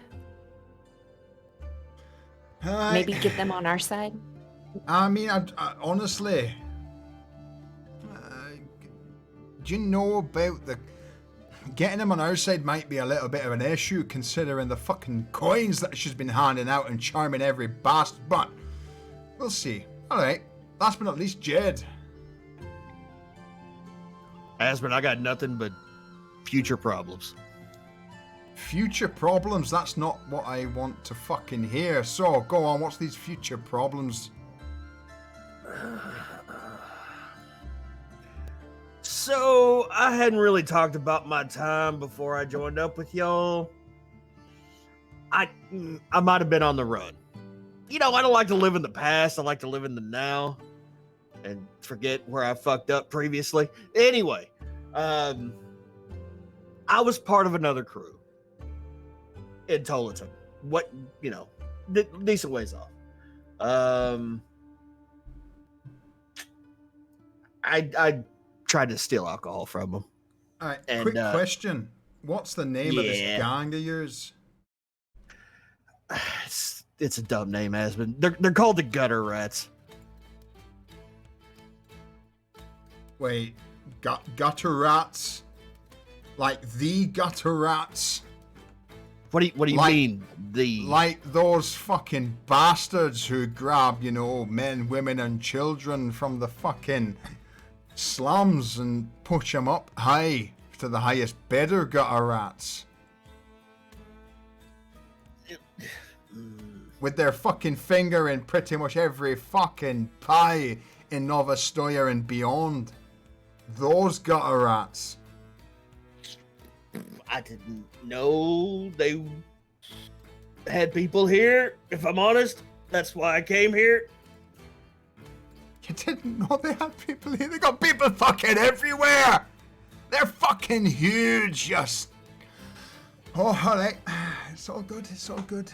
Don't worry, it's not a problem. Alright, so it's just, what, you owe him some coin, or is that what we're saying? No. I broke into the boss's office and tried to steal alcohol from him, and they caught me, and they want my hands. Alright, so let me get this straight. The largest slaver gang in whole of Nova Stoya, and the boss himself wants to fuck you up. Yeah. Ah! Great! Marvelous! And you see Asmund just reach under his desk, take out a bottle of whiskey, pop the cork off, and just begin to take a couple of swigs. Alright, well look, that's a fucking problem for another day. Let's just focus on what we've got. So just quickly, you know, the man who you say you had an altercation with someone from the Gutter Rats, hey? Uh-huh. Yeah, his name is Rursk. Rursk, alright, so Rursk's dead, eh? No, not so much. No. Alright, ugh.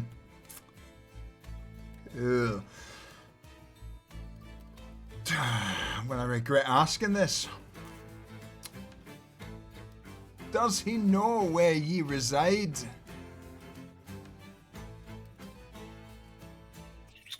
Chances are good. He seemed to be aware. He seemed to be following me, Asmund, if I'm honest. Asmund pours another glass and just necks it before nodding. All right, we'll deal with the slavers another time. Let's just one foot in front of the other. Oh, so. All right. Ooh, ooh, ooh, Hey, go on, Vanya. ooh. When you were talking about gutter rats, it made me think about the idea that Cypher had the other day about feeding these to the rats, and we were talking about maybe, funneling these guys somewhere. Why not like starve those sewer rats and lure them in there so that they can help us? She looks around, seeing if anybody thought this was a good idea. Excited.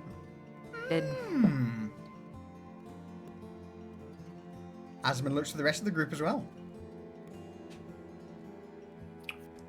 I mean, Problem with that is, we just fed them like an entire gang.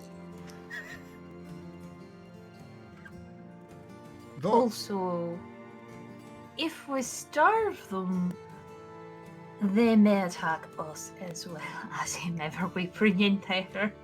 I mean, that's the thing, though. There's not just one clan of the little rat fucks beneath the sewers. They're spread There's all more? over. Oh, of course there is. Have you actually been into the sewers of Novostoya recently? They're fucking everywhere. No, Like a I've never been in the sewers. Do me a favor and stay out. But they are literally. If you see a rat, for every rat, there's at least 2 rat fucks down there. They are an infestation, and just the guard. I mean, at least in lower streets and the outer regions, anyway, the outer districts. None of the watch sends patrols down there to clean them out, so they just fuck and multiply like bastards down there. Ew. Very quickly, can I just say, Sleep Talk Podcast, hello buddy, it's been a while, I'm good man, how are you? Oh.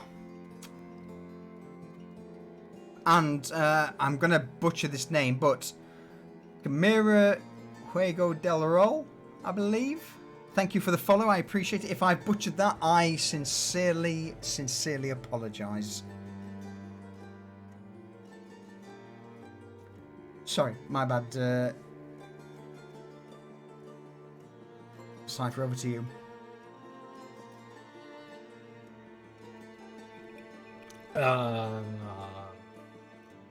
I mean, so yeah, if you know where some other rats, we could definitely, if not, have them help, at least get rid of the evidence, Just throw anything down into the sewer, and I'm sure the rat fuckers will just devour it. I dare say both the Piker, the Polter districts, maybe even the Commons may have quite the infestation down there, but, well,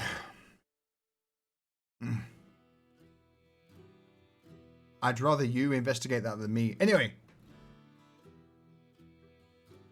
go away for an hour or two, have a think, and come back to me with a plan. Okay. All right. With that, Asmund waves the group out of the room. I want you all just to have a discussion, a get together on how you want to proceed, basically. I'm giving you sort of full reign on what the plan is, basically, in regards to Anvara Taban and her group. Should we gather in the bunk room then? Okay. I'll Figure share this my shit- apple. Hmm. Wait, can you actually eat people food? Yeah, I can. Okay. Or just checking.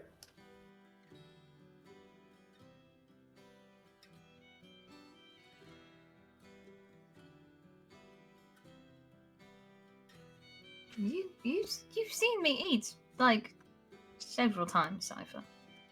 I don't pay attention. Fair. All right. So basically, how do you want to do this? You don't have to worry about doing it in character. Just what do you want to do?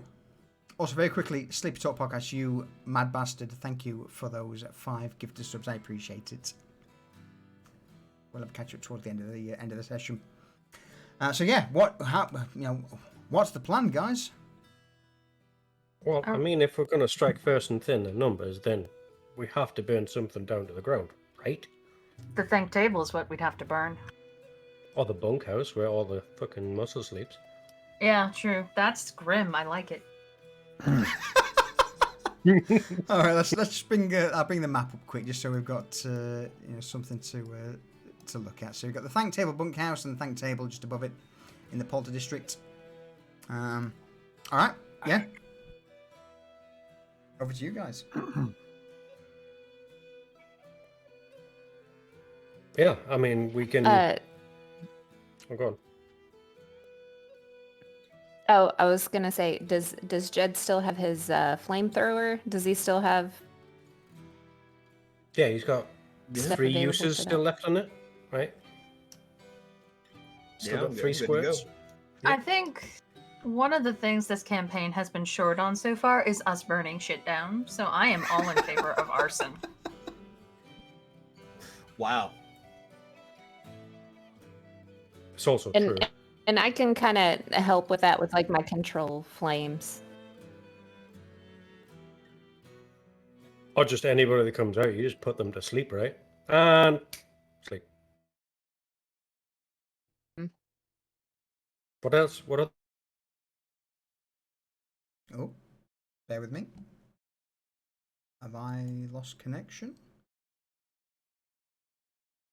We got to get in Okay. and out without the guards catching us, because there's a heightened presence in the Polter district of city guards. That's fine because I can fall asleep too. I like it. Mhm. We just won't Could murder we the guards. disguise ourselves as guards? That'd be hard because they all wear like full plate armor and stuff like that. That'd be really hard to get a hold of. Just as a sort of quick reminder to everyone, the guard unit are not like brigands. They are genuine soldiers who are drilled, disciplined, well armed. Fucking with the guards is, while not impossible, would be ill-advised. Yeah, any sight of the guard, we fuck off. We pop smoke and disappear. And hopefully the guard and whoever's chasing us fucking solve that problem for us, you know what I'm saying?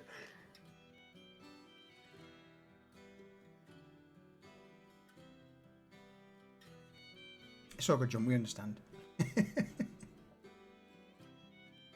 So do we want to be flamboyant using the flamethrower? Because I feel like that's going to that's not subtle.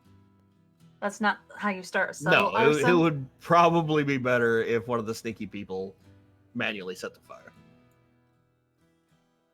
No, we torch the place out because we want them to chase, right? We want I mean, Taban to that's true. follow, and then we meet up with Asmund in a fucking location that we've scouted beforehand and already know the route. Oh, you're Hopefully- thinking bam bam. I was thinking commit arson and let them know it was us. And let it come Oh. after us. So we're talking about a chase versus a trap. An obvious trap, but Nah. a trap nonetheless.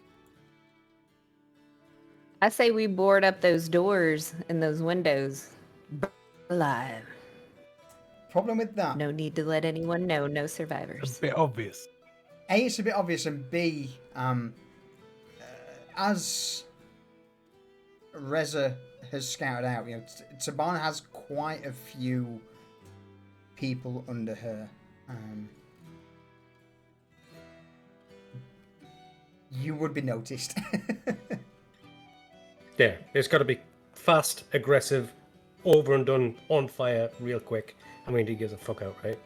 Yeah, what you could do as Vanya is, if you have thaumaturgy, and people try to open the windows and doors to get out, can't you slam them shut, or is it only slamming them open with thaumaturgy? I'd let you slam shut. So that's a possible use for thaumaturgy. You wouldn't be able to lock them. You'd be able to close them, and then they'd have to open it again, and then Vanya could close them, and it'd be some sort of Benny Hill open and close of doors as they're trying to get out of a burning building. But yeah, I mean, we could also do. But I don't. Thaumaturgy. prestidigitation. Sorry, that's the one. Yeah, I do have like mage hand, where they That'd can work. come in and slam some of those shut. Yeah. So what if? Oh, go ahead, Cypher. Oh no, I just clicked on something. I clicked on Shadow Ball by mistake. I was looking through my stats. Oh, okay. So we can have a sneaky person like go in ground floor to start the fire, but Reza could also be on top of a roof, however far away, and shoot flaming arrows at the roof, or exploding arrows at the roof. I mean, if you really want to sneak in, the Cypher got a very good look at somebody that should generally live at the bunkhouse, right? Somebody who is no longer in the land of the living. Somebody Reza knows. This is quickly where I'm going to say, right? I asked a couple of weeks ago, do you think I'm ever going to need this location? And certain people went, nah, you'll not need that. I'm getting the odd suspicion that I'm going to need this location right now.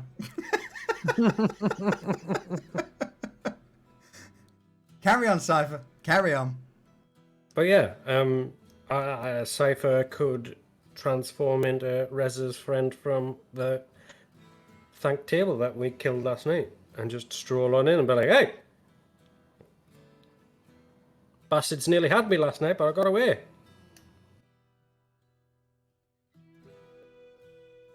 How does that transition to setting the house on fire? Inside job. Yeah, inside job. I set it on fire from the inside.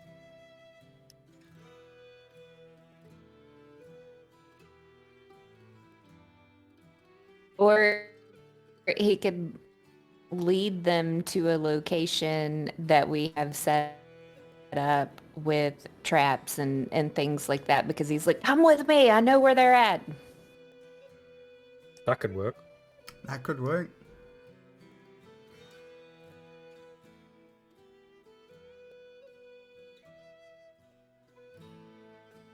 I'm just here to kill shit, so whatever y'all say, I'm in 100%.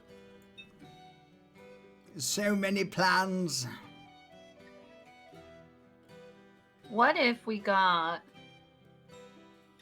picked an alley, lined it with like explosive barrels, Reza on the roof with fire arrows, you all lead them into the alley. Where are we going to get explosive barrels from? I I mean, don't know, I'm workshopping. One thing I will say is that in regards to what you've all been saying so far, there is indeed a certain alley that you are all familiar with. That you know the layout, you know the escape routes, and that you've been to before that is relatively close to the thanked table. That's where we did the deed, right? It is indeed, yes. Also, Solution has a map. Perfect for that alley. I mean... How convenient. Can we have Not the that- same horror there, please? This no, she's traumatized. She saw shit. She's in an asylum. Yeah. Yeah, we can have Cypher fucking just go to the bunkhouse, grab as many as he can, try and deceive them, lead them to the dark alleyway, which is fucking just a killing feed of fucking poisoned caltrops, fucking sleep spells, and we just, yeah, they just run I like into it, that. and Cypher's like, yeah, cool.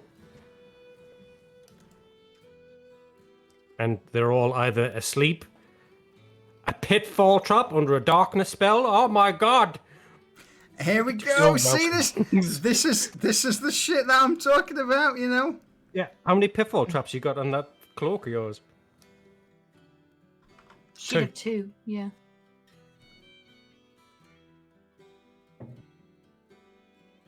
So, say if I could lead them there, be like, yeah, go, go, go. And like, as they charge at your caltrops are like, oh, fuck. And then, because they only activate once you put them down, right? You can lay them in advance. Yeah, that they'll be pre-poisoned in a bag, and I can just sprinkle them on the floor. No, I was thinking they're pitfall traps. Oh, They stay indefinitely. Oops. They're not magic. Once you put it there, it's there. I mean, Do do we they- use them to close off the... We use Reza, because she can fucking vampire mist out to just teleport in behind them and be like, and there's the exit closed. Nice.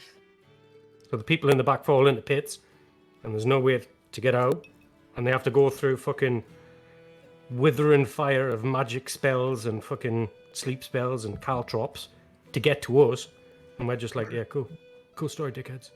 Yeah, the vampiric mist, I would need to make sure I've got enough charges for that, but yeah.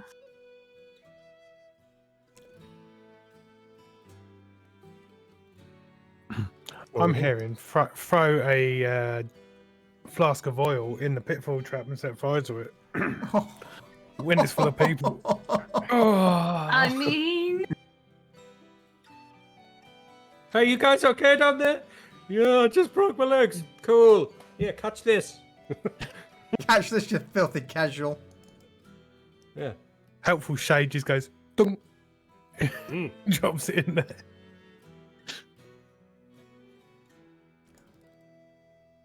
Yeah, we Alright. liking this plan? We're going to thin out the numbers and then fuck off? loving this plan. All right. I'm So down.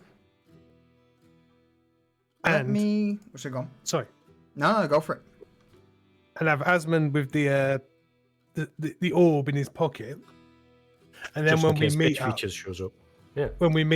because she'll obviously find us at the end. We'll then equip one of us with that and do the biz. All right. Well, in that case, then, if this is the general plan, let me bring you all into this scene here. All right. Let me hide that for the minute. So this gives you a little bit more of a visual representation of the previous alley. Now, Mm-hmm.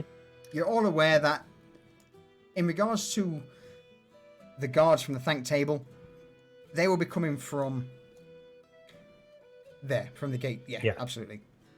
So you've got this entire stretch of street to line with, or set up however you want. Hey, is there anything overhanging across this street, or is it just... The only thing overhanging would probably be the lantern, but other than that, no, there's nothing directly above. Okay. It's open cloud. Is the lantern magical or fire? All lanterns in Nova Story are magical in nature. Okay. There's a small crystal that emits light, because again, the city's in perpetual darkness. Having genuine, forever burning lanterns would be impossible. Be expensive? It would be super expensive. So yes, the vast majority of the lanterns in Nova Stoya are a small magical crystal that emit light. That have had the spell light cast upon them and implanted in the lanterns. I've got a hooded lantern in my pack. Would those magical city lights go out if they got within range of the orb? Yes. What's the range of the orb? 6 feet. Oh, sorry. No, it's not. It's 10 feet. Sorry. It's a 10-foot range on the anti-magic orb. 10-foot radius. Okay. Yeah. I just have to make sure to stay away from. Is it Yeah. Jed that's going to be carrying that? Okay. Well, that's for part 2, right? So part 1 is kill as many people as we can, and then are we running from part 1 to part 2, where the orb is going to be? I mean, I would hesitate to say we should have the orb on us in case we fuck it up and Yeah. we get caught. Yeah, I mean, in case the barn shows up with this lot.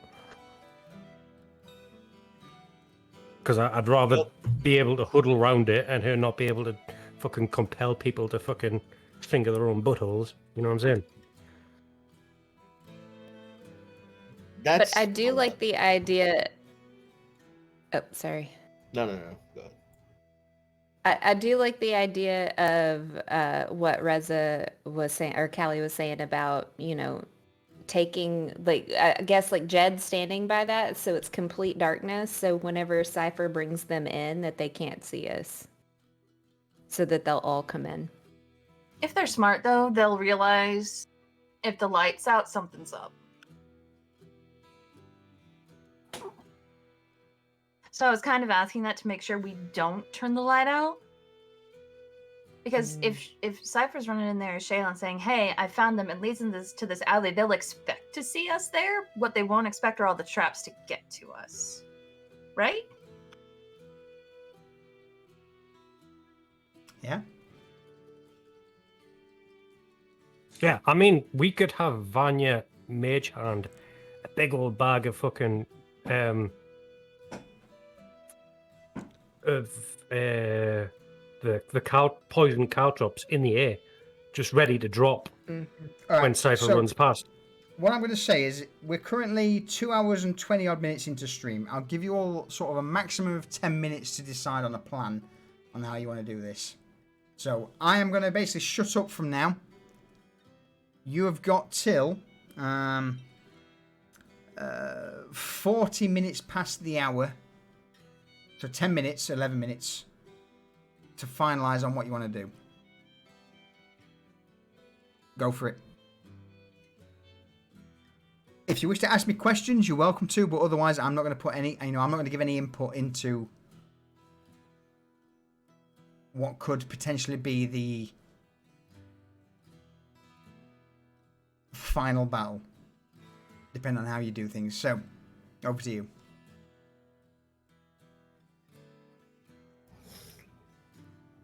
All right, Lucius, you want to lay it out, and I think we kind of generally have all provided input. What's the final chain? So Cypher changes into what was that chick called? Shayla. Jailer.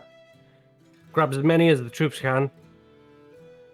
Say, like, I found them, come get them, they're this way. We bait them in the alleyway. As Sheila, I run headlong towards the group at, say, this point, after here. Vanya uses, which has got a bag full of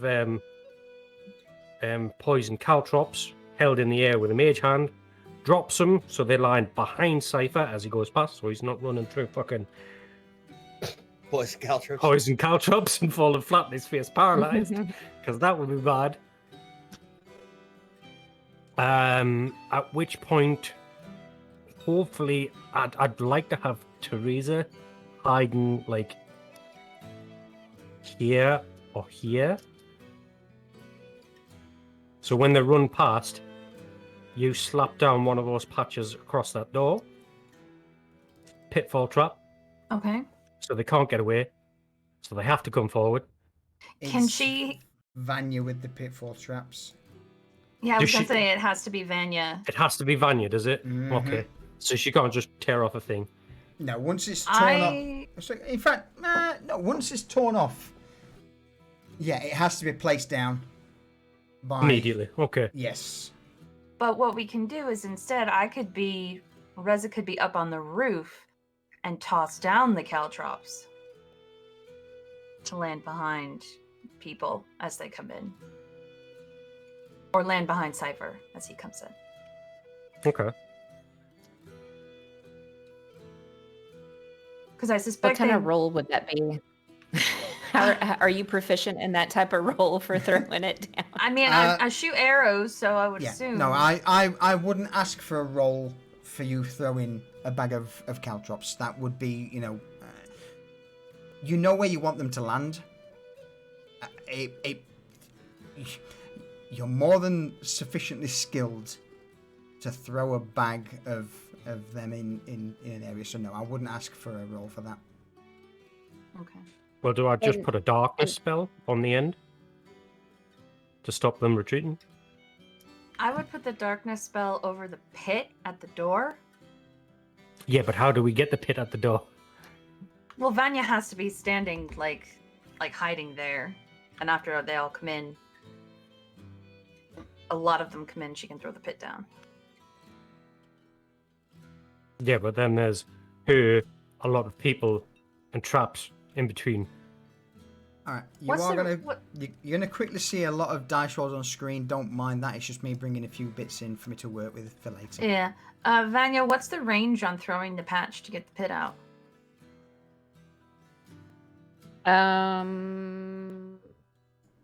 Hold on, let me pull that up really quick.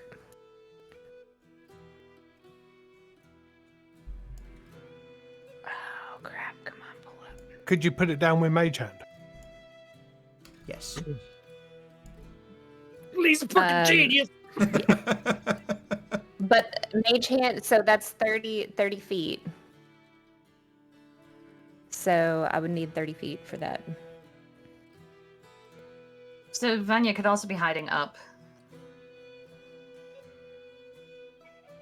Because people don't look up. Yeah, well, if you put the caltrops like here, Mm-hmm. and Vanya here.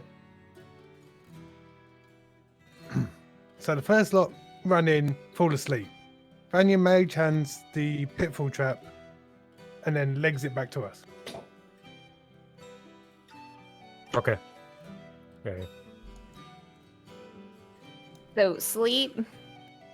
You want the 20-foot radius sleep by the door. No. No, we want you to cast Okay. Mage Hand. Put Where a do you want patch. that? Mage Hand to put a patch with a pitfall Mhm. pitfall trap at the door. Yeah. Yeah, the Yeah. poison on the caltrops is going to put people asleep. Oh, okay. Because I have a sleep spell too. If we needed to put that behind them, Well, that if has a anybody 20. if anybody doesn't run onto the caltrops and they're like, oh fuck, we've got crossbows, then you could just, they're all going to be gathered up in a nice big pocket, perfect for you to just go cast sleep on a big group. Okay, perfect. Yeah, because you can cast sleep and just fuck off. So, I like it. assuming that all works and everyone's either asleep or in a pit, we got to slit a bunch of throats and kill a lot of people if that's our intent. So we'll need a little bit of time to do that. Assuming Envara doesn't come with them. If she does, she has to get over a pit trap, Mm-hmm. past some caltrops, and into an anti-magic field. Yeah. Okay. Yeah, if she huddles up, we just huddle up around fucking either whoever's going to be carrying the gem, either Jed or the boss man. Yeah. So at the moment, in regards to NPCs, you've got Falco, Asmund, and 2 of the remaining guards from the previous fight, who are in fighting order. I mean, I'm pretty sure Asmund's going to want to come. He's not going to want to hand that ball over. But maybe.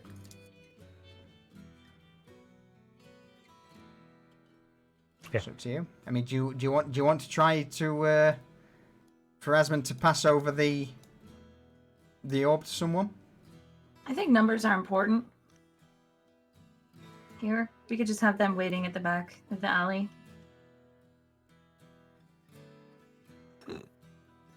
Yeah. Works for me. The quicker we slit throats, the better, I suppose. Yeah.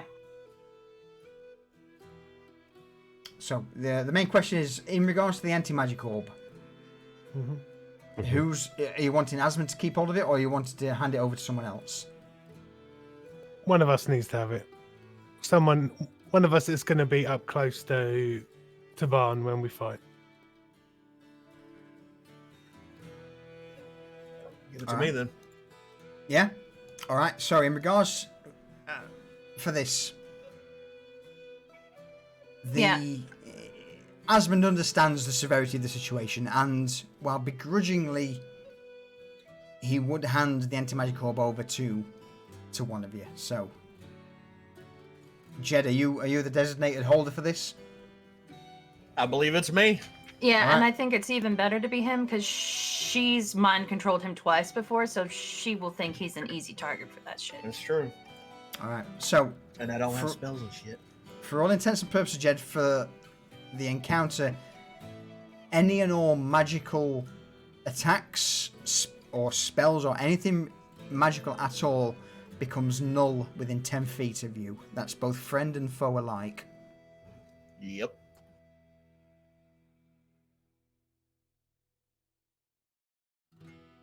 So where do you all want to sort of position yourselves? That's the main thing.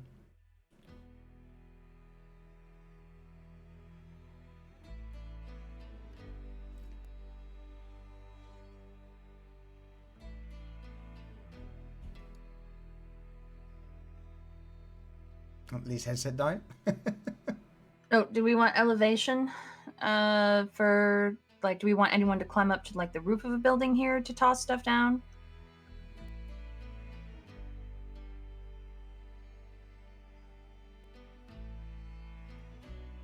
So that's what I was thinking with Reza. She could be on top of a building and throw shit down. Who's going to be instigating and getting the people out? Psycho. Cypher, okay. Welcome back, Lee. Cheers, mate. Alright, so for the moment, Cypher, I'm going to remove you I'll from the deal scene. with Okay. I'm gone.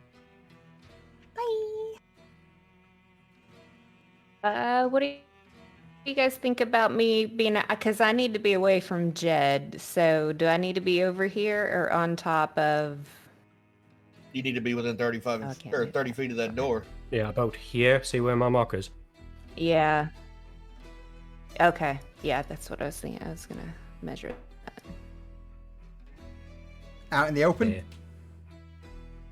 Behind the fence? No. Yeah, behind the fence. Maybe with some of those barrels shifted forward with her behind them. So I'll say it as I'll throw you in those bushes there, Vanya. Okay. That works. So with Alright. Reza will take the bag of caltrops and climb up the ivy Okay. to get to the top of that roof there. Yep.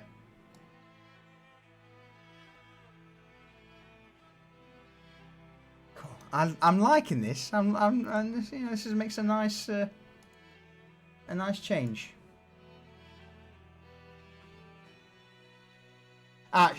So very quickly, Garrett, in regards to your question, sadly, because Psyblades are classed as a magic weapon, Psyblades in an anti-magic field do not work. So I've got manual daggers. Mm-hmm. Yeah, so just sorry to shit on your parade there. So Psyblades are classed as a magic weapon, so therefore, in an anti-magic field, they, even though it's not arcane magic, it still interrupts with the with the genuine flow of magic in general. I thought that was going to be. So that's why I've got some spares. Question in that regard, Solution. Yep. What about potions? Are they just alchemical, or do they have a magical Potions component potions to are alchemical. They are not magic in Okay. well, yeah, they're not affected by an anti-magic field because they are again, Right. it's alchemy. it? Just wanted to make sure. So no, any Before sort I of go get into some shit and try to drink a hill pot. yeah, no magic spells and magic attacks in an anti-magic field are rendered null. All right. Speaking of potions, I've got 4 potions of greater healing. I say the 4 non-vampire characters should have those. That's some prejudice right there. Just saying. Let's go for it. Yep. All right, so let me. It's fine. Just rip somebody else's throat out. So Apparently, my teeth can miss. yeah. It's not so much the teeth can miss; it's that they dodge out of the way. All right, so They let can't me, dodge if they're unconscious. Just putting that out there. I mean, you're not wrong. Right, I've Like you. pretty much sorted that for everyone. Okay, so one last quick question, because this just Yes. made me think of it. If Reza were to drink the blood of somebody who's affected by that poison, would she become affected by the poison? Ooh. I feel like this is something she'd know from past experience. Yeah, I would probably ask for a Constitution saving throw on that. Okay, that's fair. I feel like it very much could. Yeah, and I would say it's a 50-50 Yeah. chance, so it would be a DC of 10. So 9 or less, you are affected by the same poison. 10 or more, you're golden. Okay. Yeah, it would pretty If much I've be a got to 50-50 drag chance. Reza off the battlefield.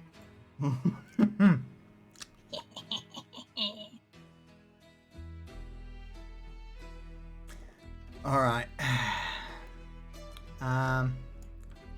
So, just for clarification, the plan is to throw in a pitfall trap there. Yeah. All right, followed by darkness or whatever. Where are the caltrops being thrown? I would say, yeah, like this purple line. Or this So, line here. in that sort That's of kind of what area. I'm thinking. Okay, let me see if Like- I've got. Oh, go on. Like if that's where Jed's posting up, I'm gonna wait till Cypher gets past Jed and then throw them down. Okay. Don't you want them across the road like that so they can't just run random? Oh, I mean, okay. she's throwing them, so it's not going to be a straight line anyway. It'll be like a Like a area. circle. Yeah, like that. Yeah, that's Yeah, better. yeah, Yeah. Yeah. But we also want Vanya to be able to get back before the caltrops go down. So, just for reference, that fence is, easily 5-6 feet high. It's trying to jump the fence over towards Vanya is not going to be easy. And they can't just hop over easily. It's an old rusted spiked iron fence. Could she get back if she comes here and then? Yes, she could. Yeah, cool. Yeah.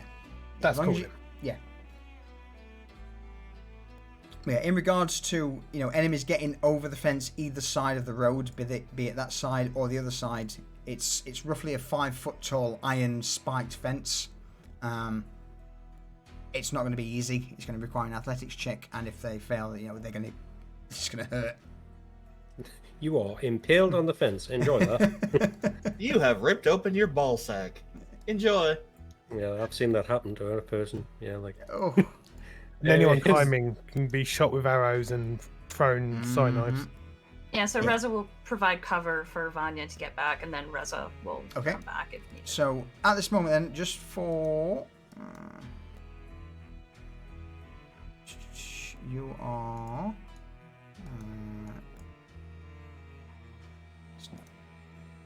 I would say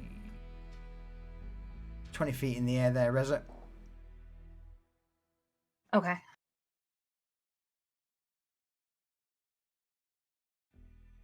And with that, before this kicks off, shall I call a quick one last break? Yeah. I'm Yeah. going to be stood here, all stealthed up in the shadows.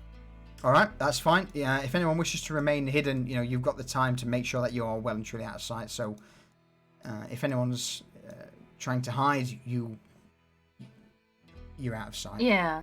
Reza's Where'd you- kind of like crouched down at the top of the roof. Where do you want Asmund, Falco, and the two other guards to be? kind of backing up Jed, I reckon. Yeah, I was going to say, Yeah. like 10, 15 feet behind Jed. Okay. Yeah. Jed, can you move up like just one more? Sure. Yeah, it's just because if I use like my dash, like I'll be within like 10 feet Works. No, range of you. You can dash Yeah. All right. Yeah. All right. So you've had a little bit longer to discuss time and things. So I'm going to call a quick break there while we have a refill and a pee break, and then we shall see how this all pans out. Yep. All right. We'll be right back.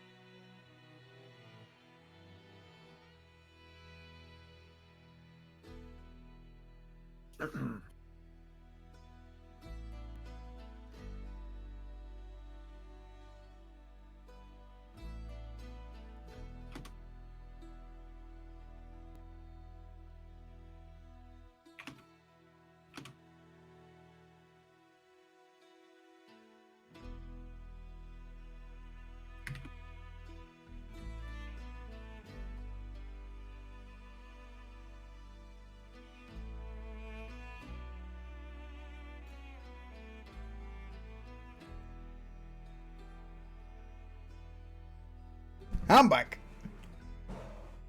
Welcome back. Welcome back. Welcome back.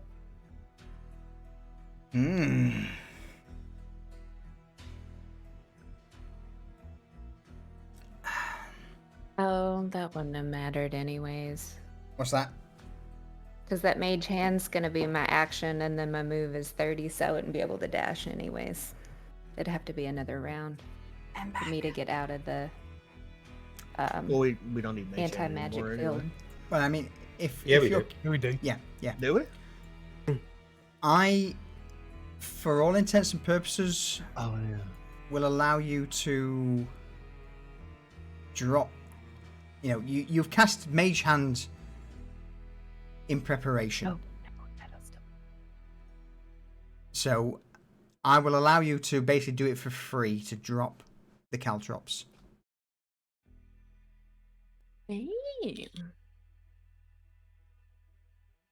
It's the pitfall that she's dropping. Yes. Yeah. Yeah. So you're for the Mage Hand. No, sorry. If it's pit, then yeah, I would allow you to do that for free because it's something you've Okay. already prepared. You know, the Mage Hand will be there with the patch ready to just slap down on the ground.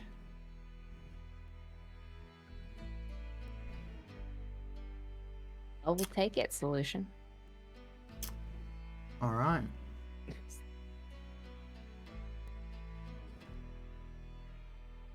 I'll wait till everyone's back. I'm back, man. I never left. Are you good? Okay. Good to go. Left Yeah, over. Yeah. He's got an iron bladder.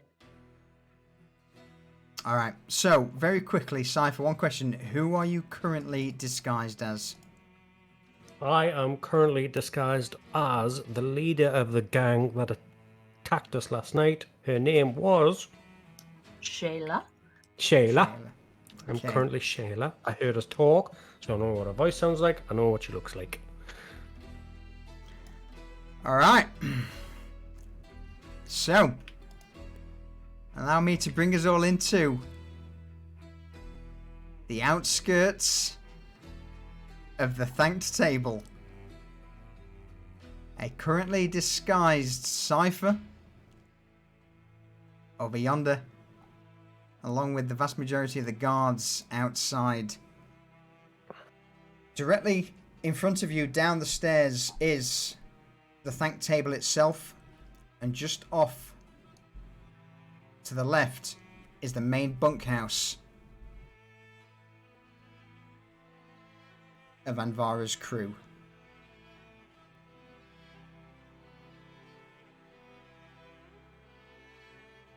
Okay.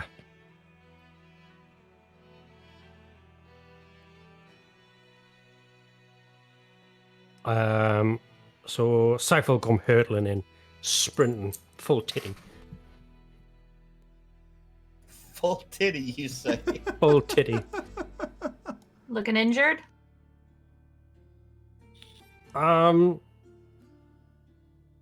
Maybe, probably it's just a bit disheveled, like, you know, she's been out all fucking day and night. Mm-hmm. Just screaming at the top of her lungs, they're coming! They're coming! Immediately, one of the guards looks round towards Shayla. Oh. Just very quickly, roll me a deception check, please. Cypher. Deception? Mm.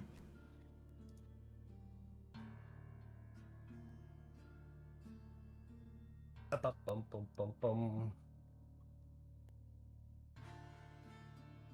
16. All right.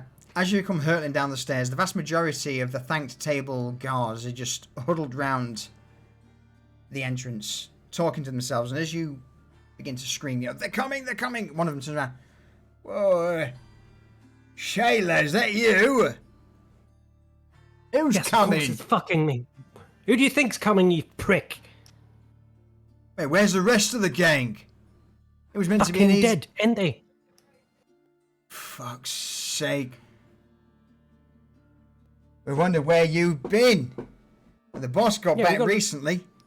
Oh, well, good for fucking her. She left us all high and dry. It's a fucking massacre. What, are they on their way now? Yeah, I know where they are. There's only a handful of them. How many's here? How many's here? I mean, I can... It's about... 10 Stop of us, trying to but- count your fingers and toes, you fuck. Come on. 18. I can get 18 of us, but I'll go and get the boss right now. How's that sound? No. Just whoever's here. We'll quickly do them in. Bring Asmund as a prize. We'll get fucking loads of money. Oh. All right, well, look. 1, 2, 3, 7. Right. Jim, you get in. Let the boss know. We'll go on ahead.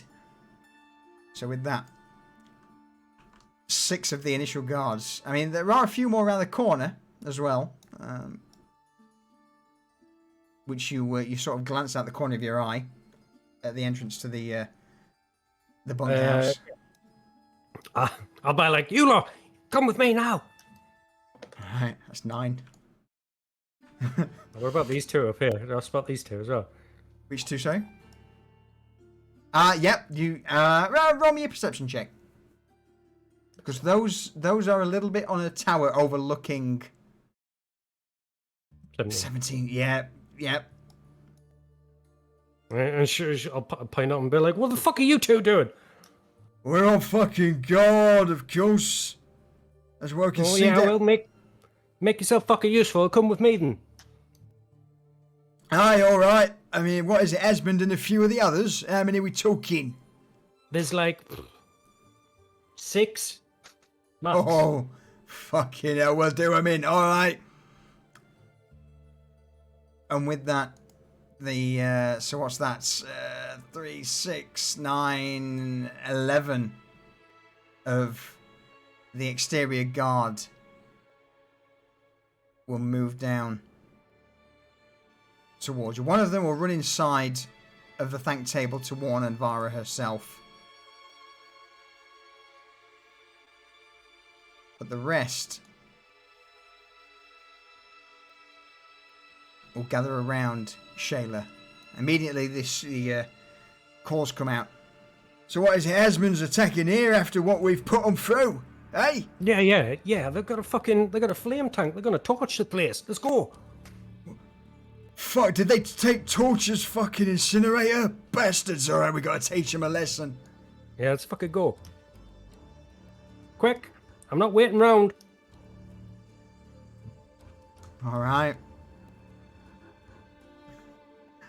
And with that, Shayla, or the disguised Shayla, and 11 of the thanked table thugs begin to make their way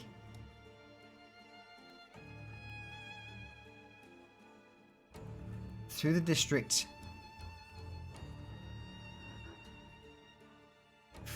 Bear with me, I need to change Cypher's appearance.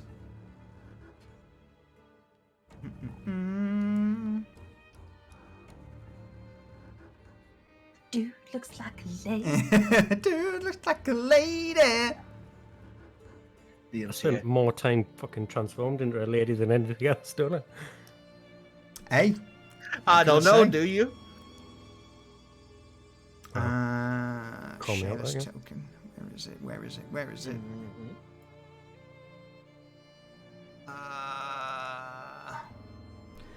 Where's Shayla's token? God damn it! Where did I save it to? Am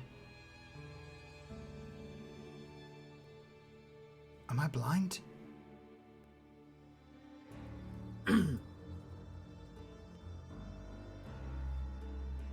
I am. I'm blind. What the? There we go. I've got it. I've got it. We're good. We're good. All right. So, Cypher. Over to you. Holy shit, Bukaki! Holy shit. Don't mind the dice, yo. Just brings them in. I'm just going to reposition some of these. All right. So as Cypher, you begin to make your way through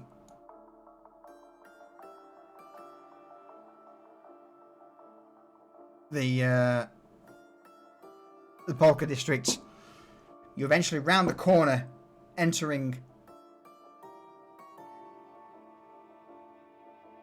the alleyway that's been set up for the ambush. I'm going to put this straight over to you.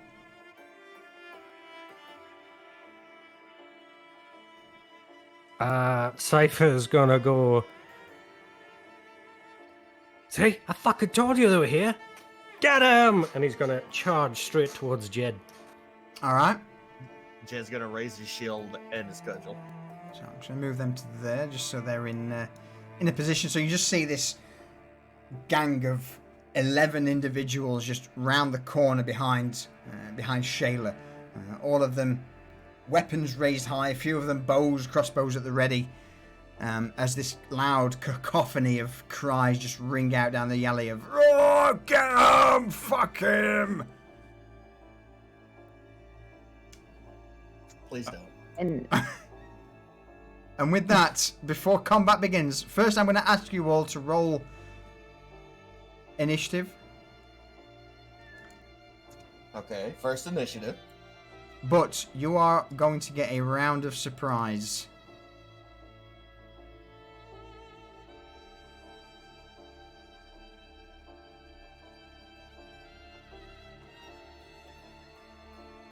Just want to point out that I had an okay initiative roll today. Time.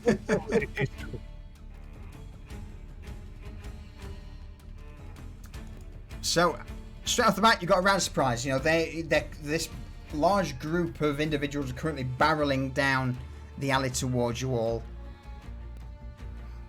So Cypher will charge up ahead of them, but he'll stop just short of them anti-magic field, turn around and be like, "Are you gonna fucking help me or what?"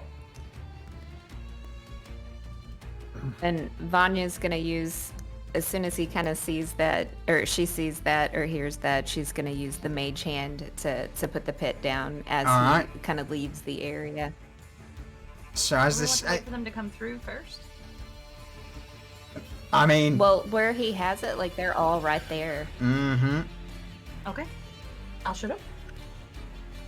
So, as this mage hand just drops from the gate below, the small cloth patch slaps into the ground, and immediately all the cobblestones just begin to fall inwards as this pit trap just erupts. Five of the...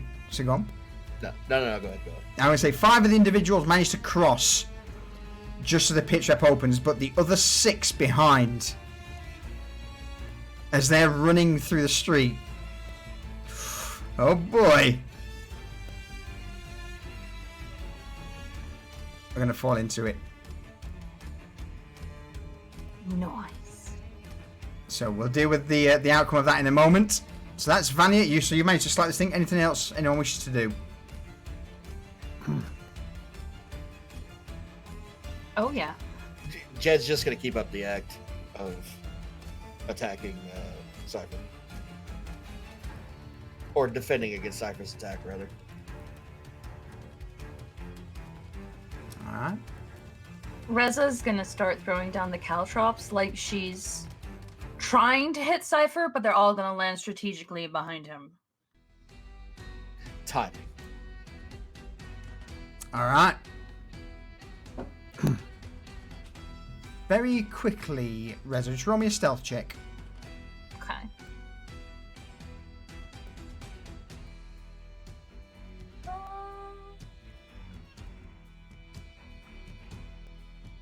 Alright, just give me something to work with later. So, granted, the alley's dark. You immediately manage to scatter these caltrops out in the street, and the current pursuers are hyper-focused on Shayla and Jedediah, so they will not see them when they run into them. Okay, for me, Garrett? from my place of concealment, I'm going to yeet a couple of daggers at this fella here with a bow and arrow, because Alright. we don't want range attacks. Yeah.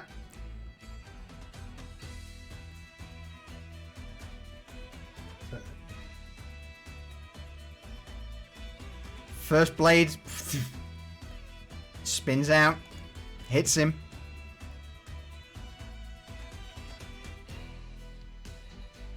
Nine.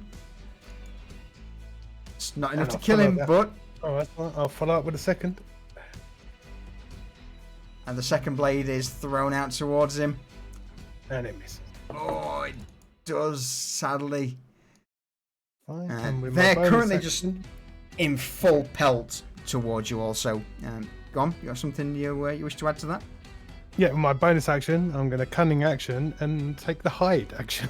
Alright, Didn't roll you me a have stealth check. sneak attack on that? No, 'cause Yes. there's nobody in 5 feet. No, he didn't. In fact, you know what? No, I'll give you advantage because again, you were hidden. You said you were hidden, so yeah. I'll give you. I'll get rid of the cunning action and give you an extra attack. So first roll was 8. Just roll normal again. Good spot, Reza. Sorry, what am I doing? I've just lost track of it. Roll attack again, just a normal attack. Because it's classed as advantage. Oh, right, fair enough. So yes. So an 8 or a 12 or a crit. We'll go with the crit. I think I'll take the crit, please. All right. Also jump. Yes, you do. Go for it. Go for the crit. So as your offhand blade slings out towards him.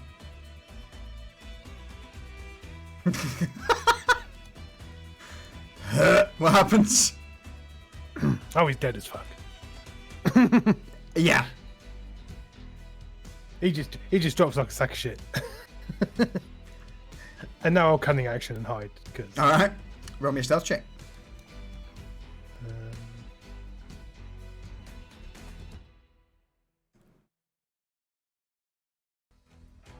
All right. 16. Yeah, easily done.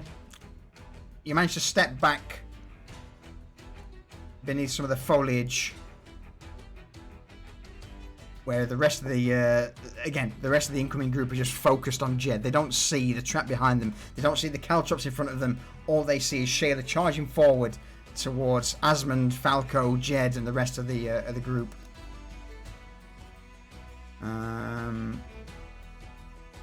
Jed, any actions for the first round? No, I'm pretty settled in where I'm at. All right. Nothing then sneaky about me. In that case, then, with that, I'm just going to move the first group of bandits forward a little bit. The rest are going to end up caught in the pit trap, where Vanya, roll me a 1d6.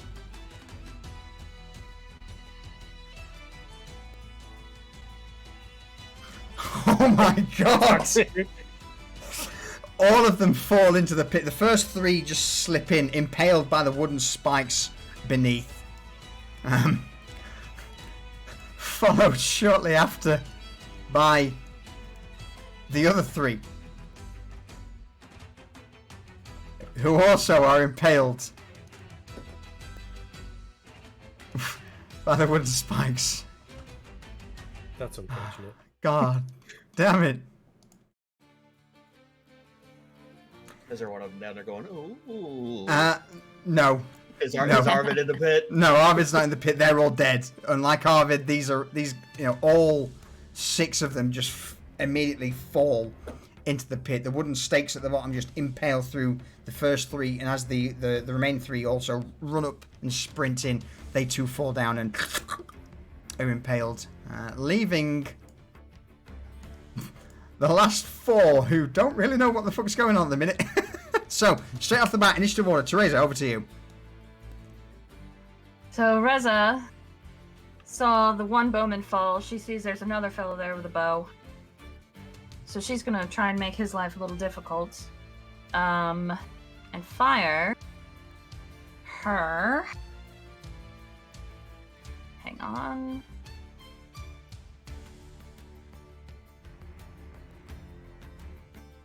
Thicket. Alright. God damn it, Not Gandalf. him. Oh, apparently I don't have arrows. You had 18 last I checked. Yeah, I do. How do I make... Bear Because it's telling with me I don't have ammunition. That might be... Oh, yeah, it's my bad. Yeah, she's got 50. Yeah. Okay, there you go. That's fixed. Try it again. Reroll. Re-attack. Okay.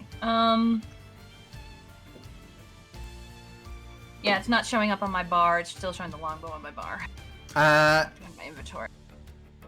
Have you... Equipped it? Yeah, it says equipped. Close Only and have to open the combat HUD. Yes. 17's enough to hit, though. Okay, beautiful. Hang on. So I hit damage or versatile? Are you stationary, or are you... if I you're am staying stationary. If you're intending to stay Stationary. stationary until your next turn, it's versatile. It's versatile. It's an EM shot in it. It is indeed an aim shot. Alright. 7. So as the arrows let loose into the crossbowman, it ends up striking him straight in the chest. His armor takes away the vast majority of the punch, but he still manages to penetrate through. And because of Dread Ambusher, I get one more shot. You do.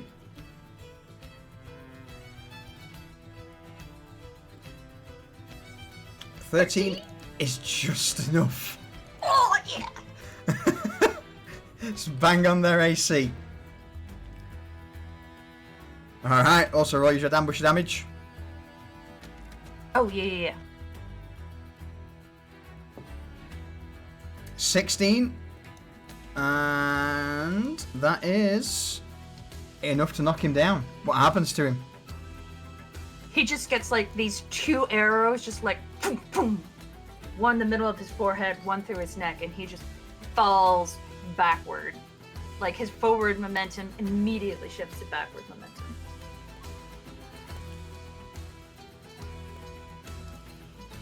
I need to very quickly start going through these guys and just dumbing them down a little bit. Alright, so any further action, Reza? No, you don't want to do Fang Bite. Oh, no. Sorry, I was using the wrong thing. Yeah. There it is! You've got to be a little closer for that. That's what I wanted to... Okay, yeah, I'm done. Alright. Next up, we have Garrett. Okay. Well, I'm just gonna take another knife throw from stealth. Alright. And this fella right at the front here. Right, so bear with me a second. Let me do a quick perception check. What was the stealth roll you rolled? 17, 16. 16, 17. 16. So let me 16. just do a quick perception check. He doesn't see you. 12. So you get advantage. Oh dear, oh dear.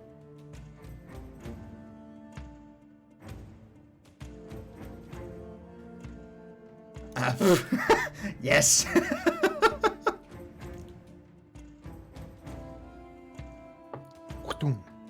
And but that's 12. That's max damage. That's pretty pretty good. good. The first Sonic blade just slams into his upper shoulder, causing him to step back for a moment as the second blade flies out. no. Sneak attack damage. Oh, sneak attack. Oh, shit. Yeah.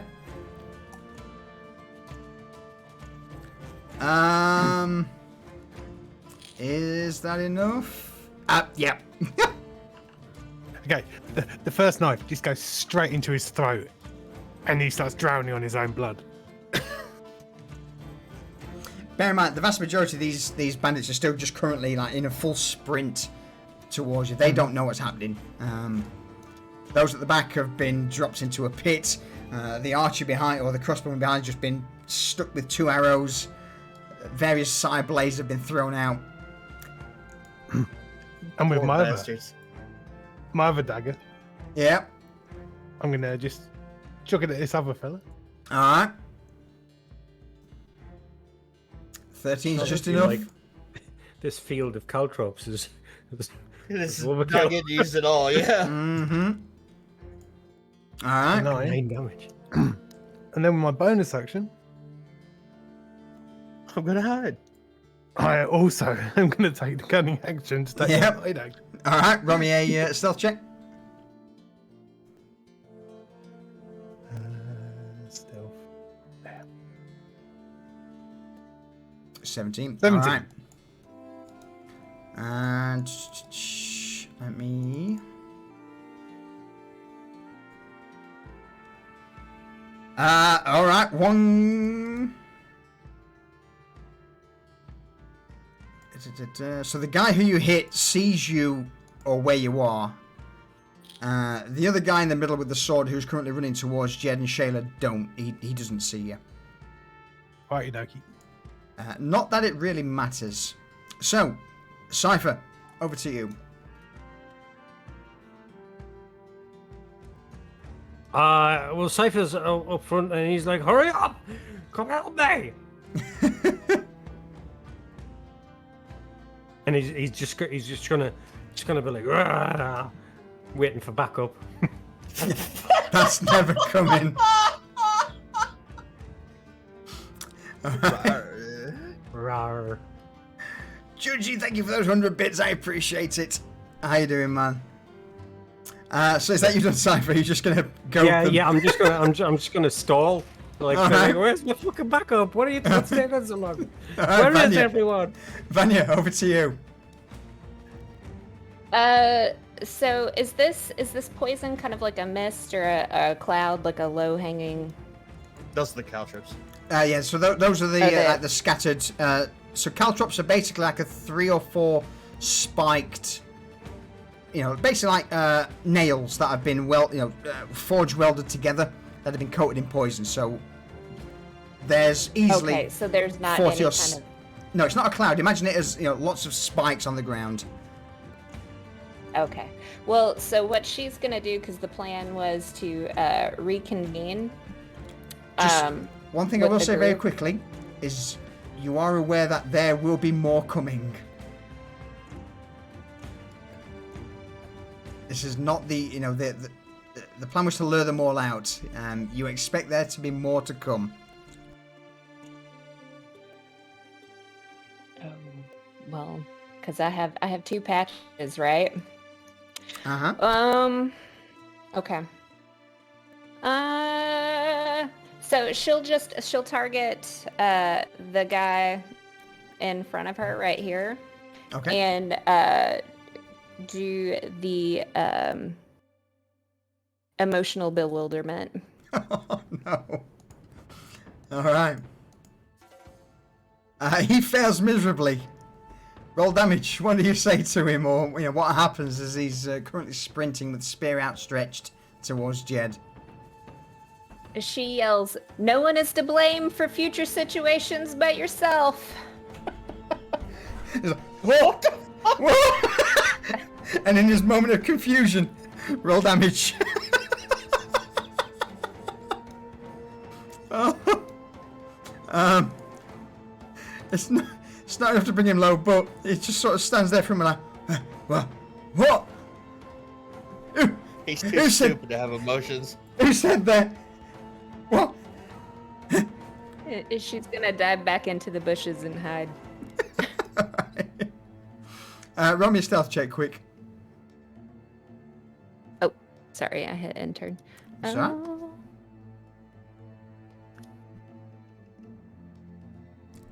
Alright, 14, that's fine. So if anyone attacks you, that's where they're going to beat. Alright, Jed, over to you.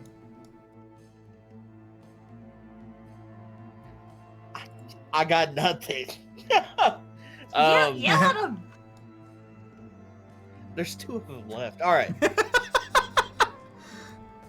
Alright, so just I would- you roughly think go you've got about a minute or two before the rest of the group turn up.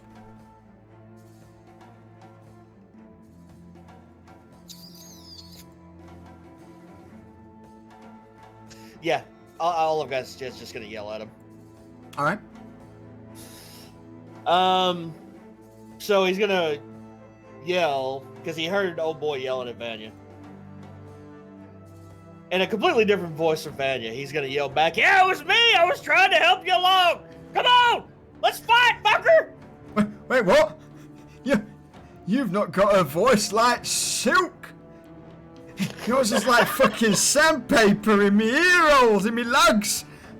Fuck it. Die, you bastard. Cousin, shut me up, you ugly twat! Alright. So with that, the 2 remaining thugs are just gonna sprint forward, not seeing the God damn it. The caltrops. Jesus Christ. Alright. Constitution saving throw. First guy. Jesus Christ, fails. Second guy. Also fails. Holy shit. So, as these 2 remaining thugs begin to sprint up towards Jed, as you immediately hear them both go, hey, what the fuck's this? And just as they clear the caltrops, both of them Just either side of Cypher. either side of Drop Cypher paralyzed. drop to the ground within seconds. The poison kicks in and they both just go and hit the dirt.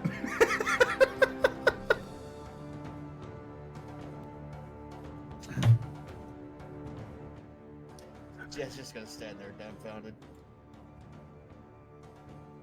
Cypher's gonna go. "Rawr." Cypher, I thought we were getting more. Oh yeah, they're coming.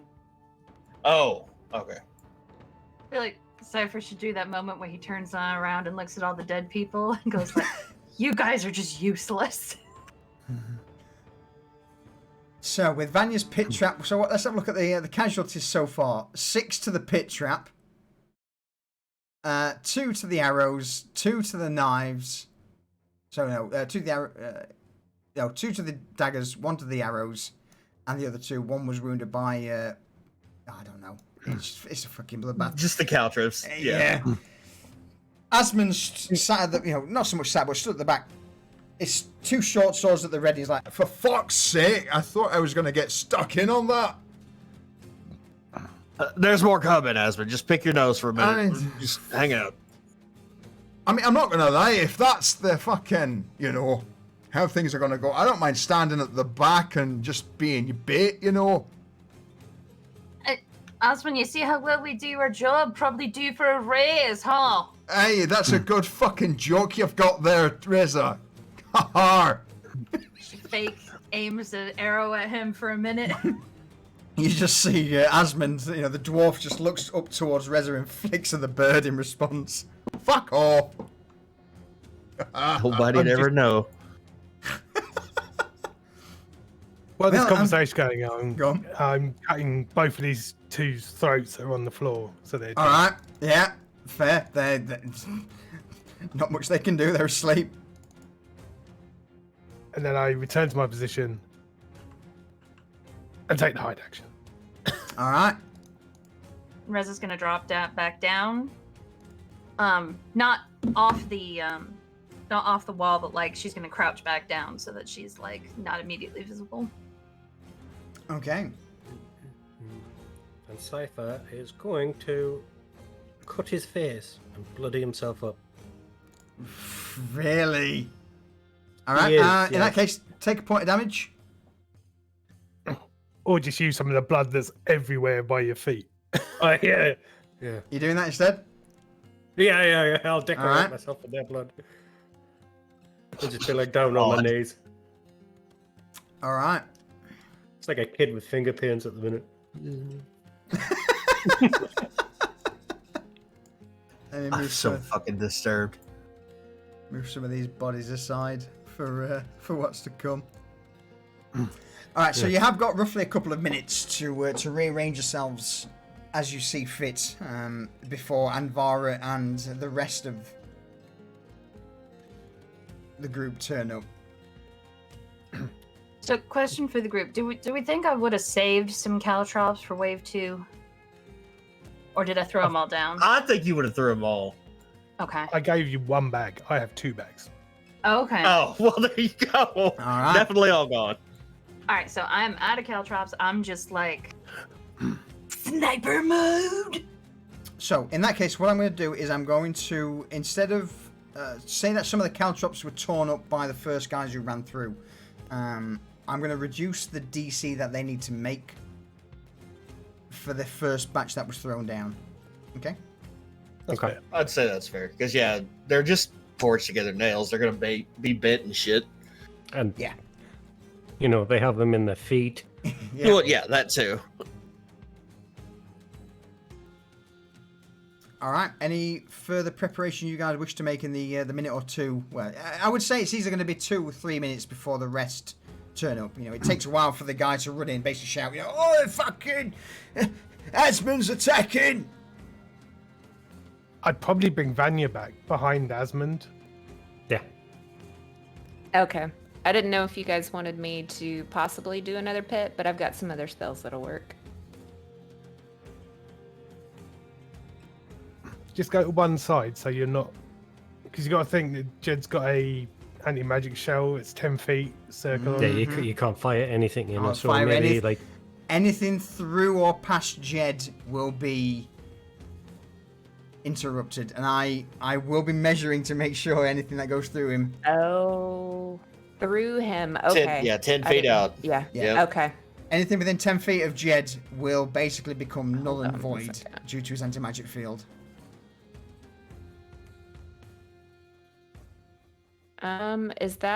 That's not gonna go through it, is it?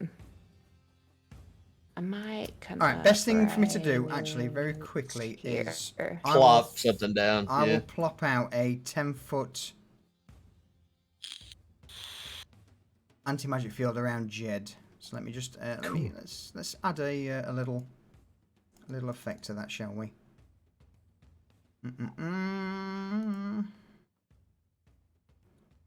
Generic. I'm gonna be template, crouching in those bushes. circle.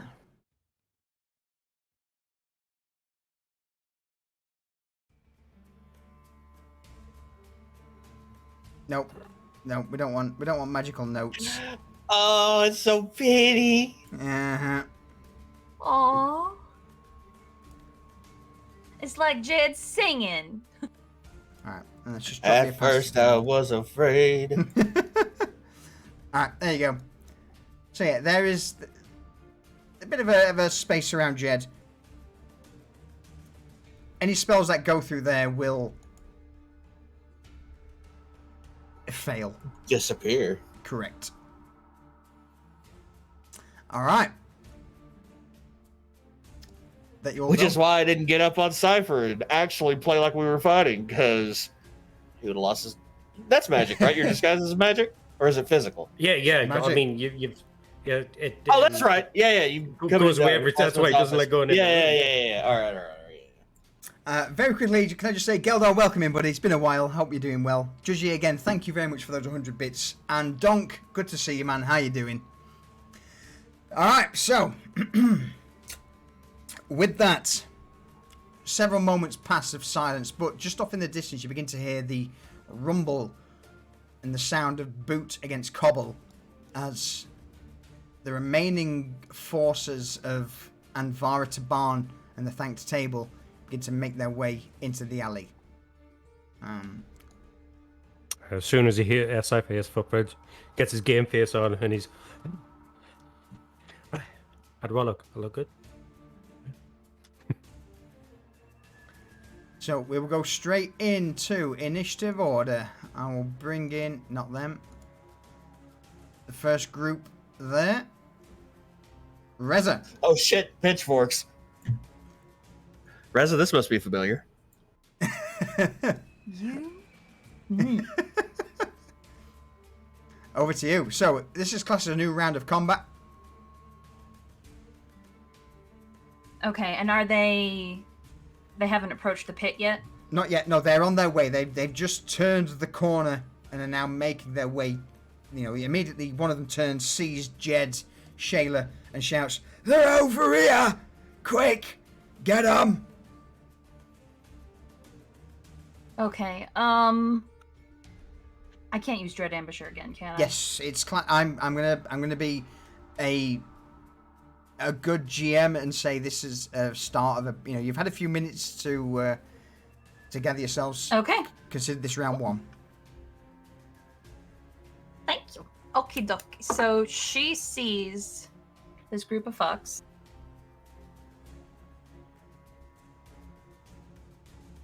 There we go.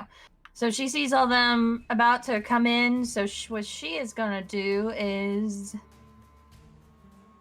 stand up, take aim, and then do.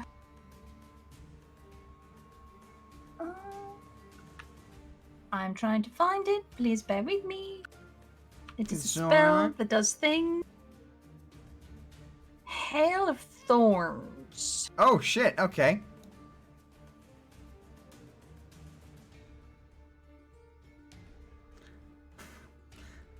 All right. And that is going to be. I don't think I could see paths, but it's going to be centered on like this group. I'm Yep. trying to get as many of them in as possible. Okay.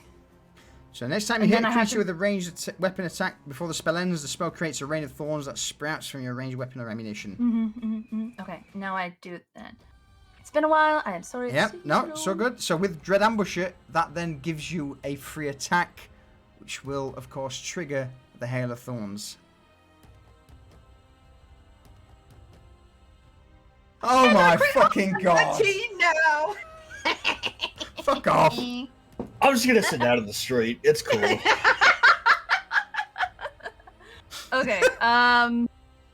Versatile crit, because this is like aim shot with. Yep. Yep. So that's 18 damage. 18, plus alright. Yep. That kills the guy in the middle. 4. I and mean, then, yeah. It's enough to and dead. then He's double dead. Not just fucked, he's proper fucked. is Hail of Thorns crit damage now too? Yes, because it's a crit. Oh, fuck off. That's 16 damage, but they have to do a saving throw. They can have it. Alright. It's 10 dex is your saving throw.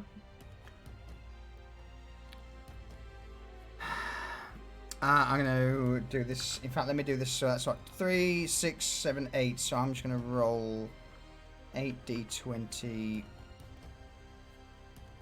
And. Jesus. 3 of them fail. 1 of them critically fails.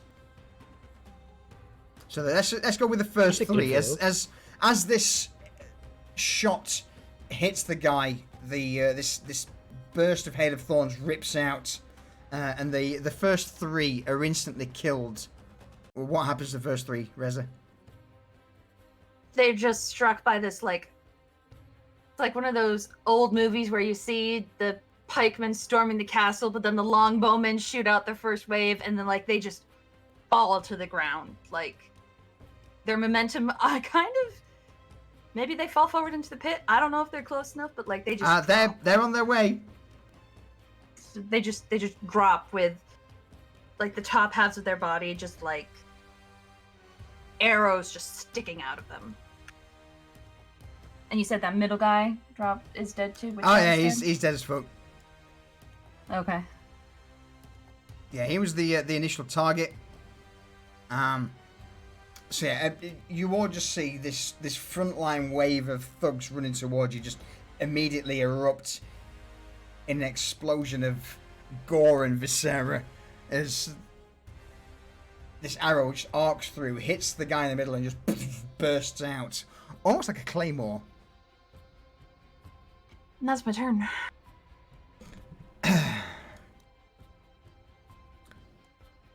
With that, you also begin to see behind them more of the thugs begin to gather round. Garrett, over to you. Wow.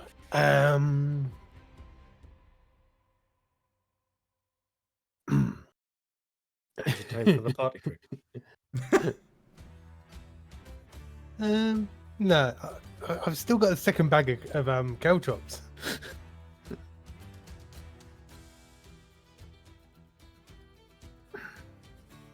Which I'm going to yeet just the other side of the first bag of caltrops. All right. So about there.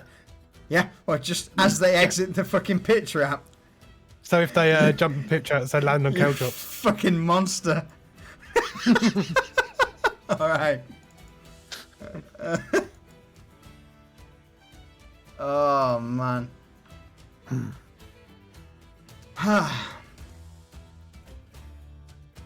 Okay. Roll me an acrobatics check.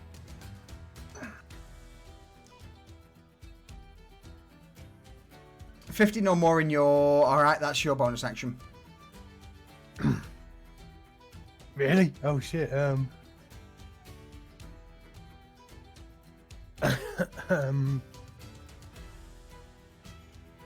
Christ, I hadn't planned on that. I'm gonna hold my action for anything that comes in range. Okay. Cypher. Fine range, not. Yep, Yeah, because it's 60 got it. feet. It is, yes. Cypher, over to you. Cypher's gonna peer around at the absolute carnage and be like, "Fuck this thing. Why is nobody coming in range? It's supposed to be helping me." And then he'll just turn around, all bloody, be like, "Hurry up! Help me! Help me!"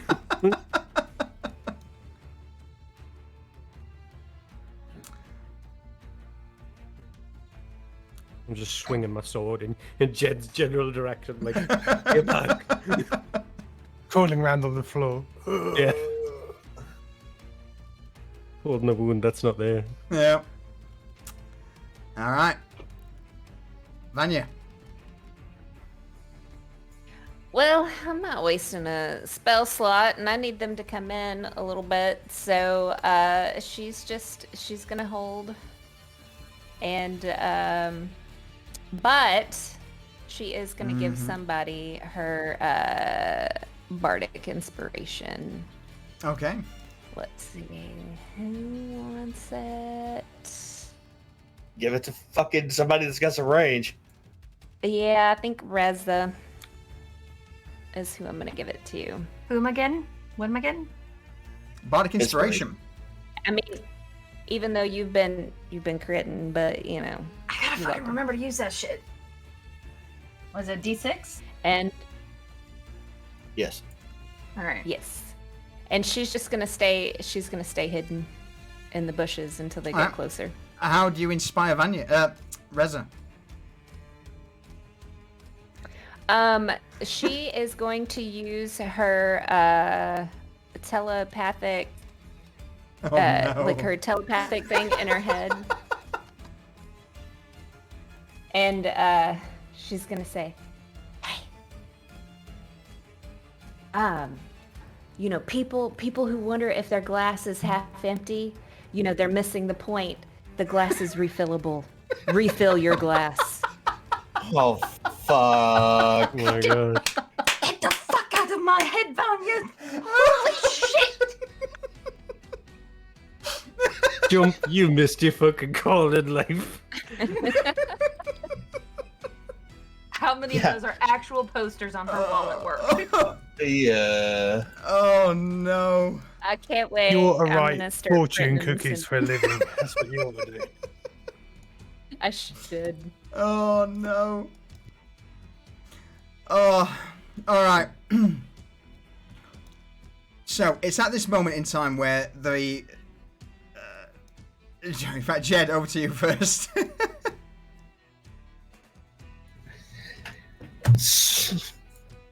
Jed's exasperated. Because he's, you know, the plan is going too well, I guess. So he sees Cypher crawling around on the ground 10 feet in front of him, pretending to be super injured. And Jed's just gonna kind of make swinging motions towards Cypher with his cudgel. Alright. You can hold an action, yeah? Shit pipe pantomime between Cypher and fucking What did you have, Solution? Do you know what? Both of you roll me a performance check. I was waiting for it. Please crit fail this so bad. Yeah, you should have given Jed Bardic inspiration. 18. Oh no! Baby! So you just got. We're taking this motherfucker on the road! You just got Cypher, who's currently disguised as Shayla, just swinging this sword back and forth. 10 feet away from him, Jed's doing the same with his cudgel. Oh no. Alright. Hey, hold an action, Jed. Yes. Alright. It's at this Or moment. in the impossible Yeah. chance that somebody gets to me.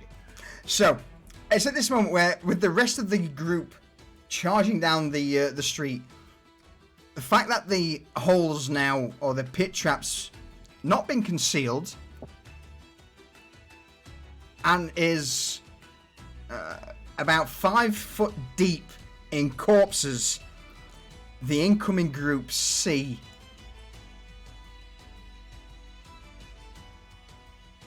to step around it. So I'm going to reduce them by 5 feet in their movement as they just squeeze around the side of it. So instead of going 30 feet, they're going to go 25 feet forward. And not only that, they now begin to step into the fucking caltrops.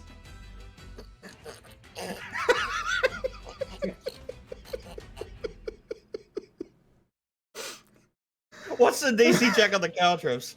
It's for the first group. For the first group stepping in a fresh batch of caltrops is DC 12. So 3, 6, 9, 12, 13, 14. So I'm going to roll this publicly. So 14 D20. All right, with their. Do they have a dexterity? They do. So D20, 14 D20 plus 2. So anything 12 or more, and they're sold or sorted. All right, so 1, 2, 3, 4, 5, 6, 7, 8. The first 8 members of the group immediately just step into the caltrops. Fuck me.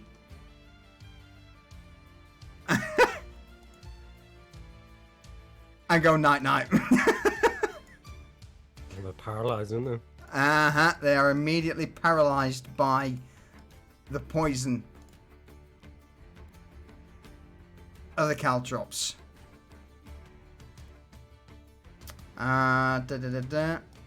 It's also at this moment that you notice that just over, hopping over the side of the fence, appears to be a couple more armored individuals, along with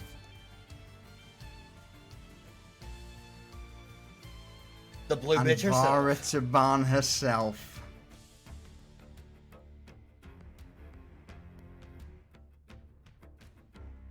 So, allow me to roll initiative for these two.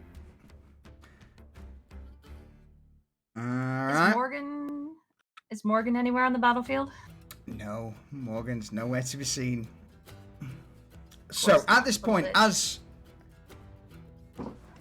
this horde of ruffians, thugs, and bandits just begin to make their way around the pitfall trap, all of them shouting and screaming towards you, stepping into the caltrops. The first front row just immediately drop into the ground. It's at this moment where Anvara and a few of the more skilled individuals jump out, and you hear just from the side, so we have fallen into an ambush. I see. Anvara points a finger towards Shayla. Do not listen to her, because I see you for what you truly are. Kill them all.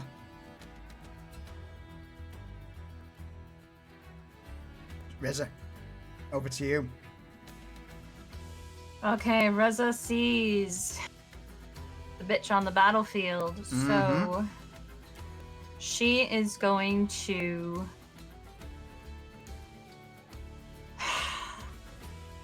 she's gonna think to herself, okay, it's time to get next to Jed, but she is going to take one shot from her vantage point. Okay.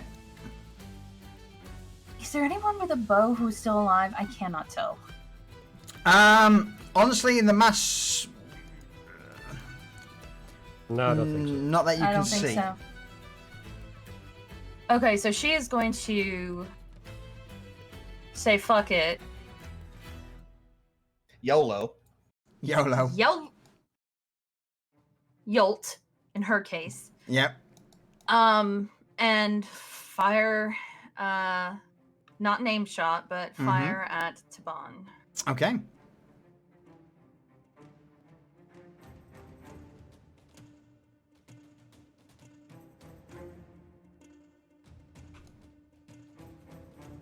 Does 18 hit? 18 on Taban does indeed hit. So as the arrow flies out true, it hits Taban, but seems to almost ricochet off her armor. There's a slight trickle of blood, but it's almost a superficial wound. Okay. And now Reza is 20 feet in the air. So my vampiric mist is 30 feet. Can I will let you go in basically a straight line down to the ground. Okay. Yes.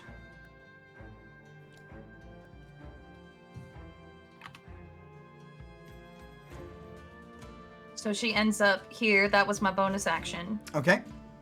And then she's going to run 20 feet behind the Asmund and everyone else. Yeah. No, wait, can't what am see I over the talking fuck- about? I can't see over the fucking crew. Why are you here?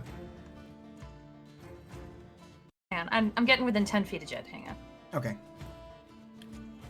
Okay, that's within 10 feet of Jed, right? Yep. Okay, cool. And that's my turn done. All right. Before Garrett's turn, Anvara is going to use a legendary action.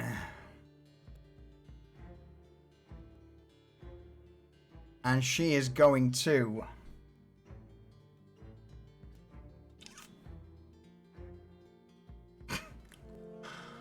Oh...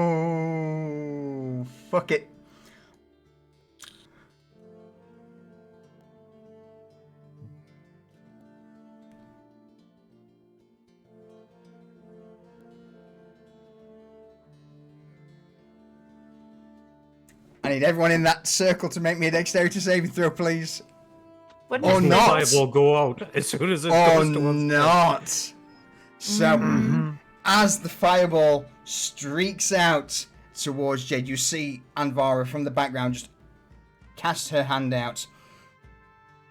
All of these motes of flame just begin to zip into her hand as this large ball of fire rushes out towards you. And just at that moment, as it's about to impact and hit Jed, you just see almost like a shield erupt in front of Jed as this fireball just fizzles and burns away.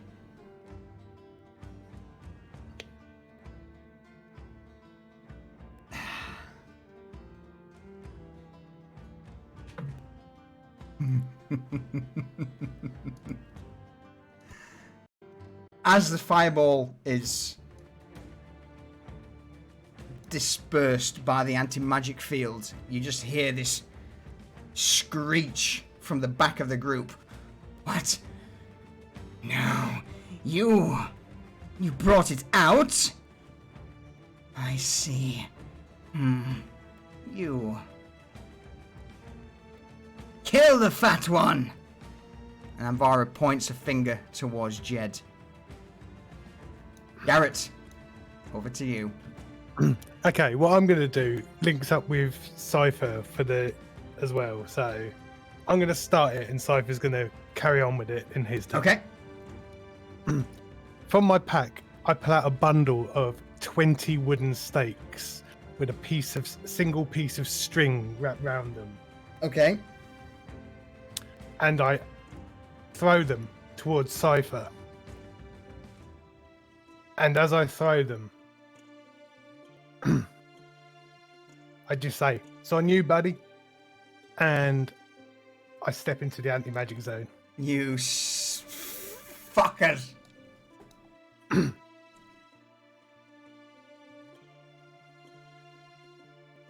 And that's my turn.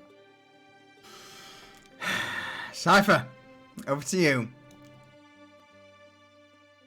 Huge grin as Cypher turns into his original form, and he's got his glowing shiny gem in one hand, with the other hand reaching out for the bundle of stakes, Okay. and he's gonna upcast a level 2 catapult, hurling this bundle of stakes towards the barn. So that'll be a 4th level catapult. And that, ladies and gentlemen, is the sound of DM Regerts. All right.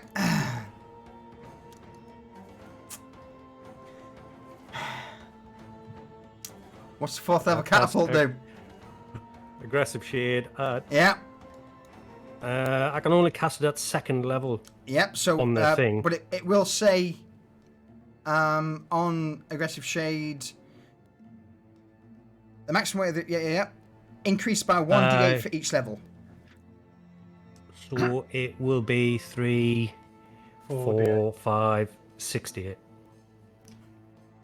Because it starts at 3. So add an additional in situational bonus 2d8.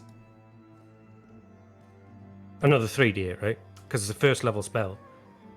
At 2nd level, it'll be 4d8. 3rd level, it'll be 5d8. Are you casting it at 2nd level? It already includes the damage. No. All right. Oh, okay. Yeah. So, So you just add on plus- the plus extra, next- oh, the extra 2d8. extra. Situational bonus, 2d8, yeah? Yeah. Yeah.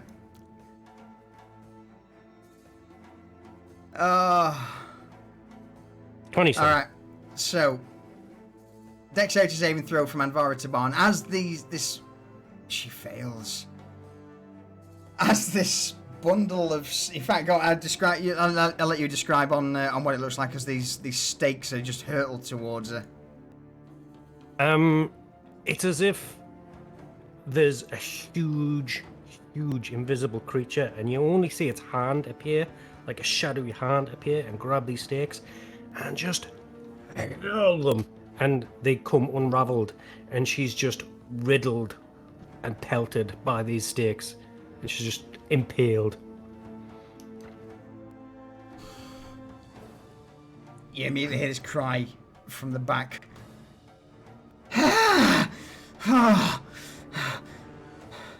What are you all doing? Get in there! Smash them! Bring them to me! Dead or alive, I care not! Ah! And with that, you just see Tabarn from the back just pull these various shards of wood out of her. That was a pretty horrific bit of damage there, man. Well played. Any further actions? I'm just gonna show me this out here. And stand here. Alright. So, Anvara herself.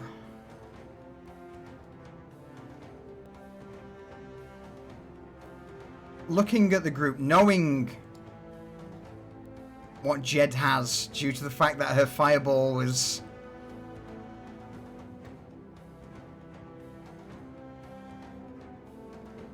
counterspelled to an extent. Fucking hell, Geldar, holy shit, you mad bastard. I appreciate that, man, thank you very much. So Anvara herself is going to move 30 feet forward. Seeing that Vanya's the only one not within range of the anti-magic sphere. Son of a bitch.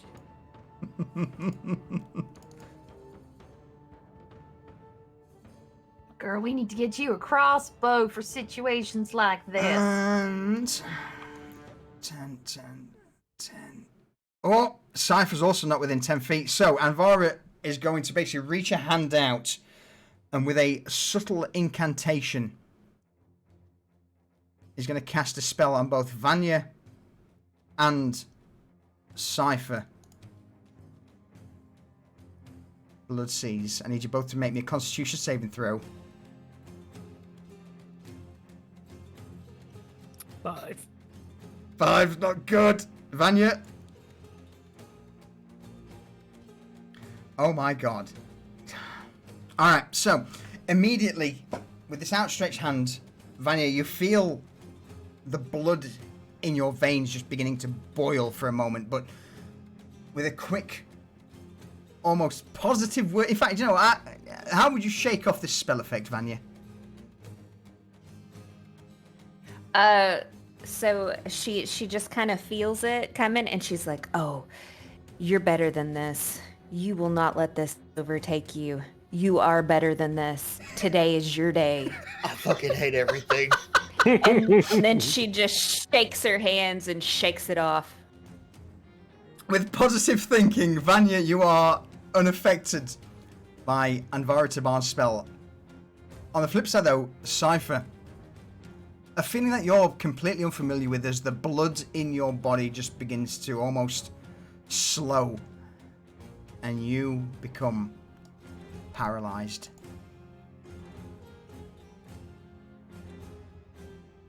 Oh dear. Anvara's guards will also begin to move up. So they're going to move 30 feet forward. And they're also going to dash 30 feet. So 25 to there, 30 into there, 25 into there. This guy's got no choice but just to go straight forward, following the fence at the minute. So that was their move, and their action is to move and dash. Vanya, over to you. Okay, let's see. All right, he's not right up on me.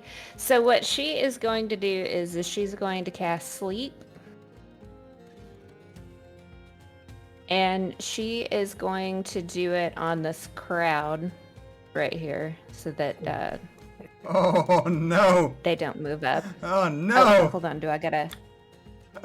Roll damage, yep, so roll straight damage first. Oh, did I miss the effect? Okay. Do I need to target one of those guys? Nope, sleep is an To make area it of the effect. effect. So you just click damage, and I will tell you how many people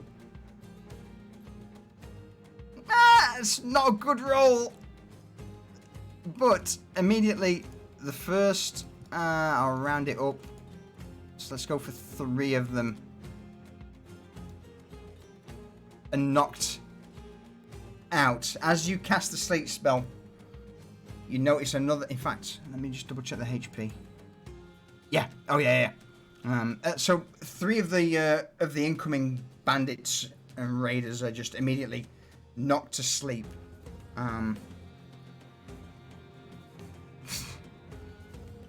Fuck me. I can sleep. Leaving only 1, 2, 3, 4 of them left. We gotta cover some ground as well. Any bonus actions, Vanya? She's actually going to use her movement, so Okay. she's going to move. 10 Where do you think you're meters going, to bitch? get I'm gonna back. carve your fucking skull in. I'm gonna get out of here. That's not very nice. And then she's gonna move. She's gonna move. Let's see. She's got another 20 feet. She's gonna move 20 feet right here behind this guy. All right. Use Falco as a guard. Fair. Jed, over to you. And that's it. This is a bad guy by me, right? Oh yeah. Okay. All right. Yeah, we're good. We're swinging.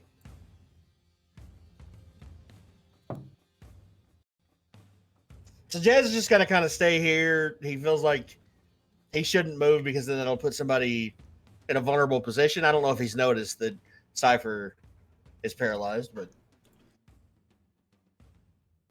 so as a consequence, he's just gonna swing whatever comes at him. All right. 17. The guard's going to use his fucking parry to make that a 17 so you don't hit him. That's fair. That's fair. So as you strike him with a cudgel, Anvara's guard just brings his sword up and just knocks it to one side, parrying the blow. Okay.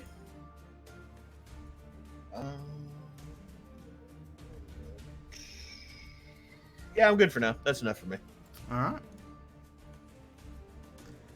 right. The 4 remaining thugs are going to step over their friends. I'm going to basically spend their bonus action to jump over, you know, to make their way through the crowd. The rest, I believe. No, Dead, they asleep, are. or paralyzed. They are asleep as fuck. There's no saves, nothing they can do. They are all. Half of them knocked out due to Vanya's sleep spell. The other half currently crippled and paralyzed due to the horrific poison that the botanist brewed up. Damn. Yes, Lee, they are. Nice. Yeah, basically anything magical at all is through items, spells, or abilities. Anything that's magical in nature is rendered out. All right. Top of the round, Reza. Alright, this fucker on the other side of the fence. Yeah. Since there's a fence between us, would he be considered within my melee range or no? Yeah, you could strike through the fence. Okay, if I backed up, would he be able to attack me? Through the fence? I would basically make him roll an acrobatics or an athletics check to see whether or not he could react in time. Alright, so okay. Yeah, I would. Thank you It would be your athletics or acrobatics against his acrobatics, whether or not he managed to strike you. So if you rolled higher, then no, he Okay. wouldn't. Alright, thank you. So I am going to say she backs up here. All right. In that case, roll me an 5. acrobatics or an athletics check. Oh, hang on. Yeah, I'm still within 10 feet. Okay. Mhm. Um, You got a 18 to beat. trying to find acrobatics. Where the fuck is it? Okay, there we go. No. So as you begin to backpedal away, the last minute, just through the bars, the guard lashes his axe out towards you in a not so much as a strike, but just trying to hit you. I'll just do it as a straight unarmed strike against you. Okay. He fucking hits you. Yep. Yeah, that hits. 3 points of damage. So with the blunt side of the axe, just as you begin to jump back from the fence, he smashes the axe through, and with the blunt side of it, manages to just slam into your side just at the last minute. So she's gonna like grunt slightly and then pull her bow up, aim through the bars, and try to hit him with a pinning shot against the wall behind him. Oh, okay. So attack. 15 is enough. Just. All right. So then he takes. Strength saving throw. Bear with me. Yeah, So- yeah. Pinning shot. Yeah.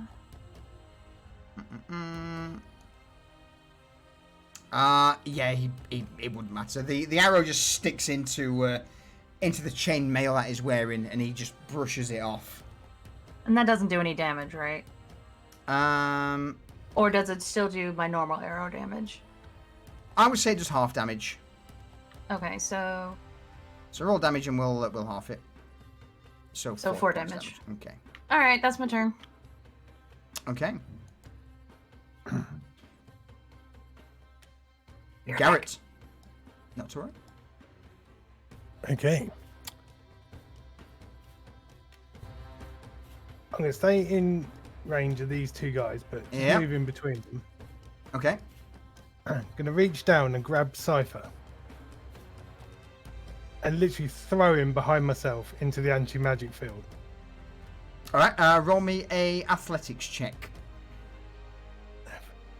10 or more and you're golden.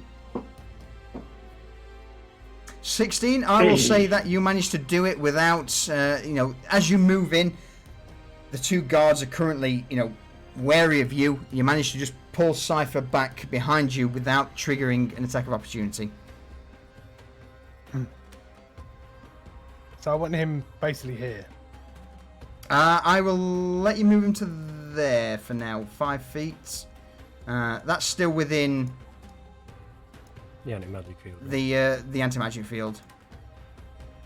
Cool.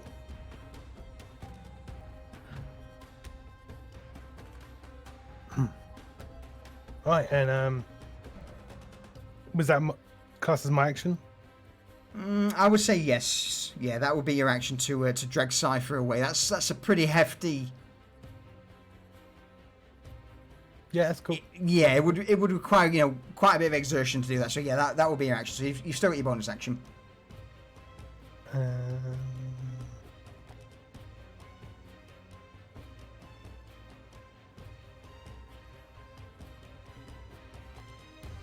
I've got nothing else I can really do. So yeah, that'll be my turn.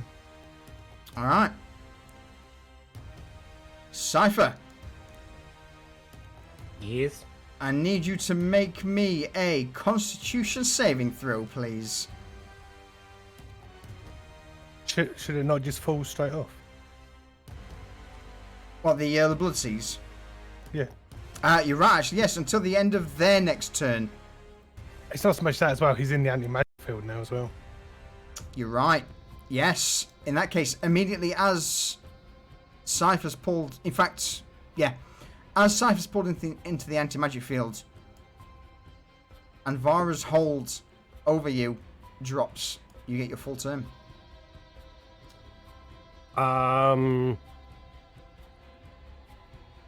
Where immediately, like, from being paralyzed, he's in the field and he goes, "Yucky!" And he is Smart.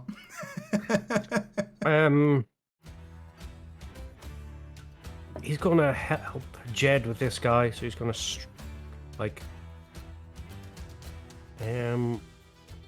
and stab him in the foot. Okay.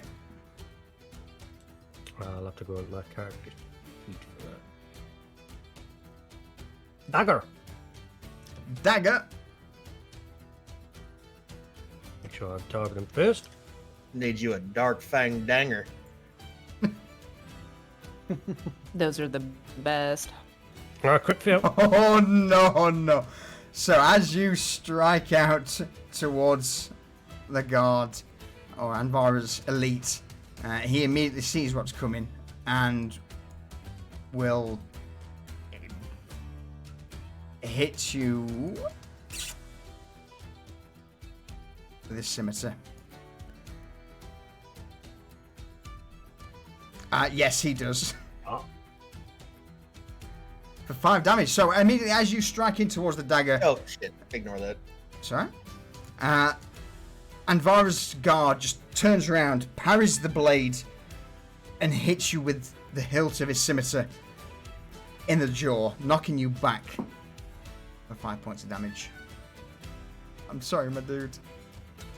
Hey, now the dice roll. We've been lucky so far. This went off without so much as a hit so far. Well, so.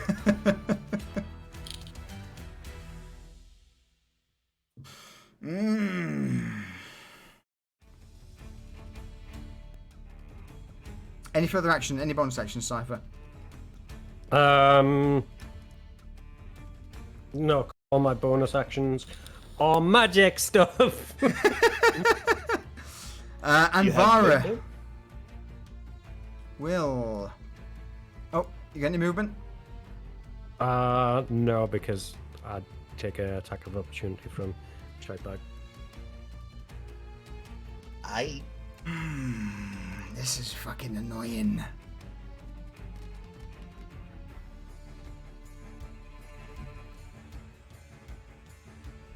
This is really annoying from a DM's point of view.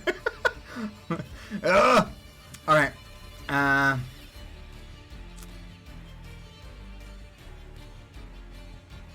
Anvara will first cast Wall of Fire. Oh, I'm so... Oh no, I'm so... Oh no, oh no. I am so sorry. Immediately behind the pie, Anvara reaches a hand. Don't you? I do. He has zero other options. Honestly. I do.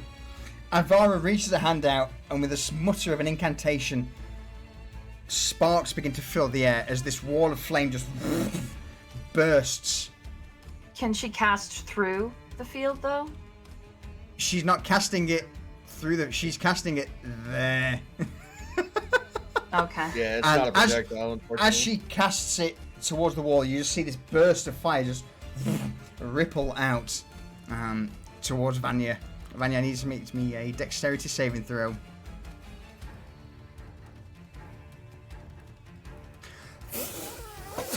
Fuck! As this wall of fire bursts into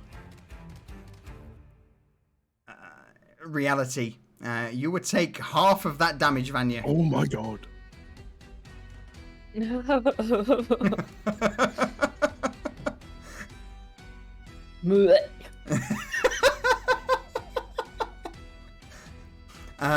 Anvara herself will then move behind her guard.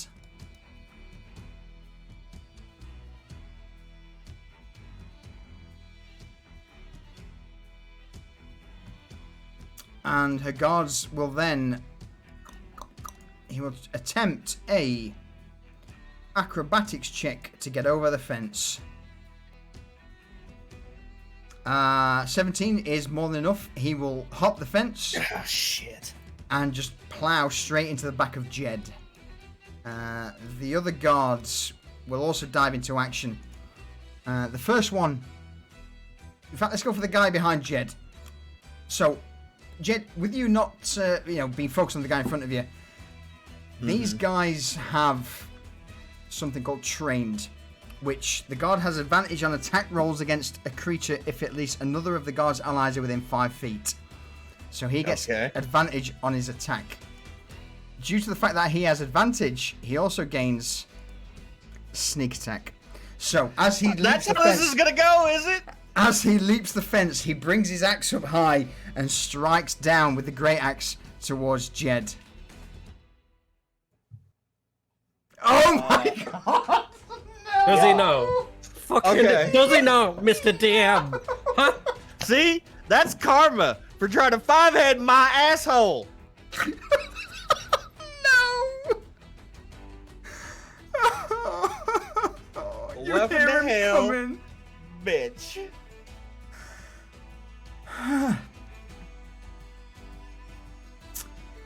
I'll give you an attack of opportunity against him as he comes leaping over the fence with his axe held high. Yup. He made a little too much noise flopping out of the rock. And Jed's gonna swing around and try to crack him in the face. Jed! I ain't cracking shit! Yes! Alright, it's this awkward situation where as the guard leaps the fence, his boot's caught in the fence and he sort of leaps forward. Jed short strokes him. Yeah.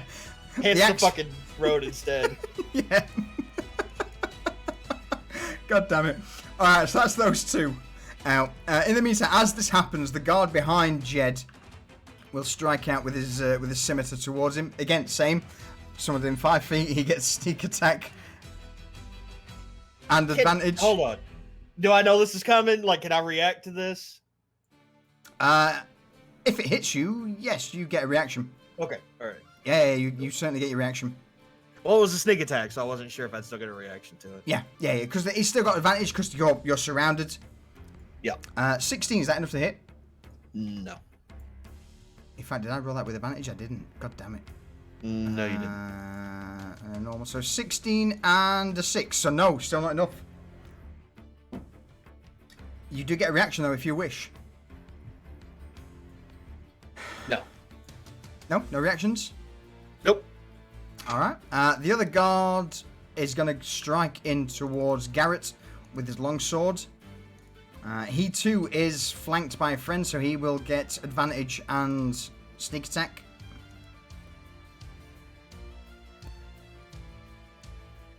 $22. I'm gonna say that hits. No, I haven't it's- checked. I'm gonna say it hits. He's going in with two-handed, so versatile damage. Fuck off. So that's 3 points of damage from the sword, and the sneak attack would be... Oh, 13 points of damage, that's better. So, I'm gonna go fuck with all, yourself. with all of this chaos and melee erupting around both Jed and Garrett, the last guard manages to just swoop in with his longsword towards Garrett in a two-handed grip and just stab it into Garrett's lower abdomen, skewering him through. Can Reza yell something right now? No. Vanya, Okay. over to you. My turn's coming. Can I ask people to slightly move so that I can get through to a place? NPCs, absolutely. Yeah, you can shout at them. You just shout, move. Okay, Tell them to get in the fucking move, combat. please. Move, please. She's gonna move. She's gonna move right here, and she is going to not be within the 10 foot, so she's gonna kind of climb up on the fence a little bit to not are be within within 10 feet Jed's there. range. You are within 10 feet there. Oh, I am. Mm-hmm. Roll me an acrobatics She's check gonna be to like climb on the top fence. of it. I'm sorry. I'm just the rules. This is where Vanya dies. I don't make the rules. 13 is enough. You managed to jump over the fence. All right. Right in I front know of the what people are bug. thinking. You're like, what are you doing? Yeah, what are you doing? So she is going to cast, she's going to kind of angle. Let's see here. If I do that with a 15-foot cone. Okay, that should work. Okay. Color spray. Okay. And I want to do that at a second level. Who's this at? It is going to be. Forgot how to turn it. How do I turn it? Middle mouse wheel. Use your mouse wheel. Yes. Okay. Mm-hmm. She is going to cast it at Taban. Okay. And did that go? Did it No. not? Nope. I mean, it went. It went, but as you begin to extend your hand to cast the colour spray, Taban raises a hand and immediately your spell fizzles as she casts counter spell. And with that, Taban just looks towards Vanya and grins. Well, since you'd offer yourself to me so politely, it's only kind that I end you, yes?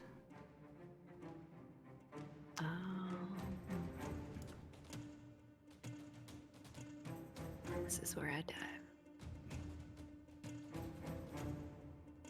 Any bonus Do actions? Any movement? Yeah, she's gonna get out of there because I think she's got a little bit of movement left. Yeah, she's gonna try to climb the fence again because she can't go through that damn wall of fire. Roll me an acrobatics I'll check. get into. That's your I'm 30 gonna get feet. into the magic thing. Roll me an acrobatics check. I'm gonna die. Oh no, you do it! You managed to just at the last minute just leap over the fucking iron fence and clasp into the anti-magic field around Jedediah. Fucking Spider Woman over here. Oh, I was wanting that to work so bad, I didn't even think about that. But it's a shame because Anvara's going to use her legendary action for this turn and just slowly stroll up behind Vanya. She's gonna.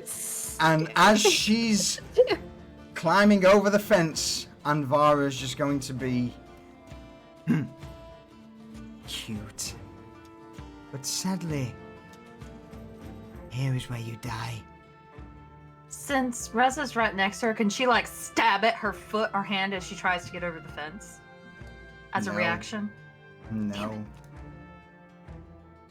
With Anvara's blade out, she's just going to stab it towards the current form of Vanya, who's trying to make it over the fence.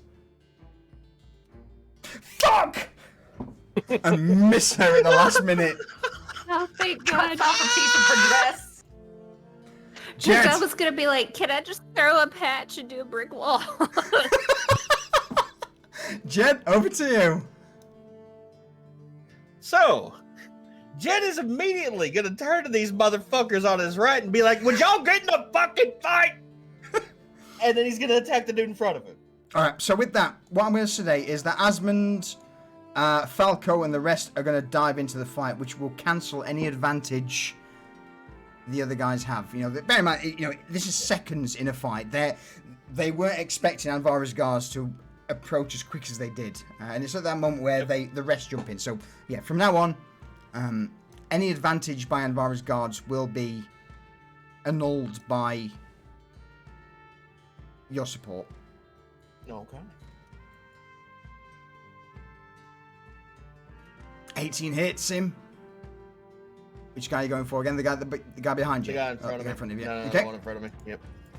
As you slam the cudgel into him, it hits him straight, but he seems to be in pretty heavy armor. Oh, I figured. Okay, as my bonus action, will you allow me to drink a potion? Yeah. Potions are drinkable as a bonus action, yes. All right. Oh, no. I've just looked at your like, yeah, it's not a healing potion. Oh, no. All right. As you quickly reach to your belt and pull out a oddly greenish hued potion and down it, immediately your skin just begins to tingle and ripple as what appears to be bark just covers your skin. Your AC is increased to 20 for the next 4 turns as you drink the potion of bark skin. Cool. These guys seem pretty stout. I figured it was worthwhile. Mm-hmm. Galdar, I already clarified that with the DM. Yeah. So alchemical potions from the botanist are not a. It's not a magical item. Alchemy is slightly different to straight up magic. We did clarify it earlier. So yes, I have fucked myself, but think sort of Witcher-esque potions rather than magical potions. And it makes sense for the area too, since magic is a thing that the Northern Wizards do. Yes. So like, yeah. Yes. Yeah. No, it's all good. We've already covered it, Galdar. So, but yeah. So basically, the potions in this world are more of an alchemical base that Altia.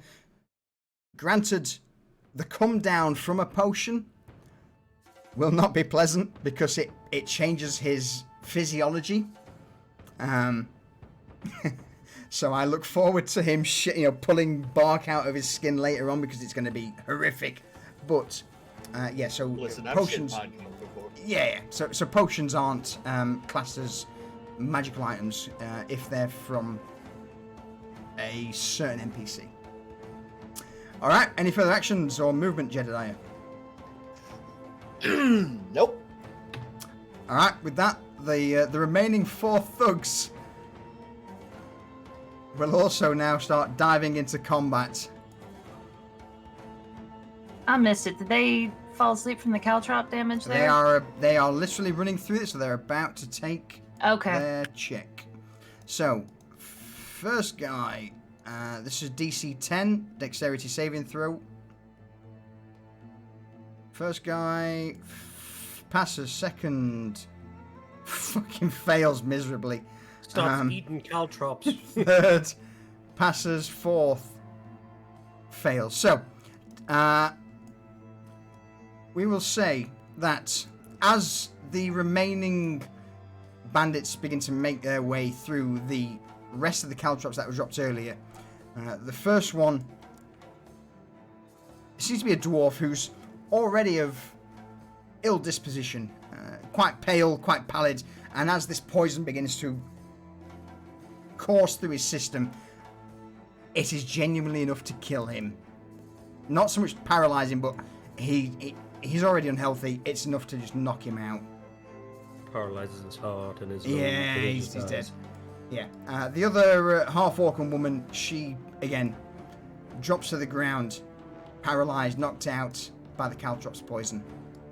But the other 2 who made it into range, the first is going to strike towards Jedediah with a pitchfork.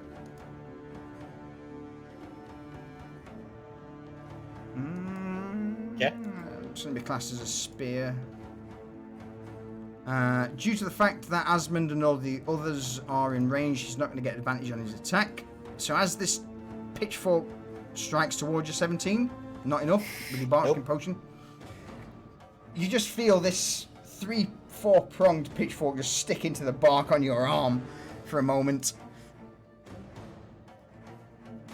The other guy next to Garrett will strike out towards him with his short sword.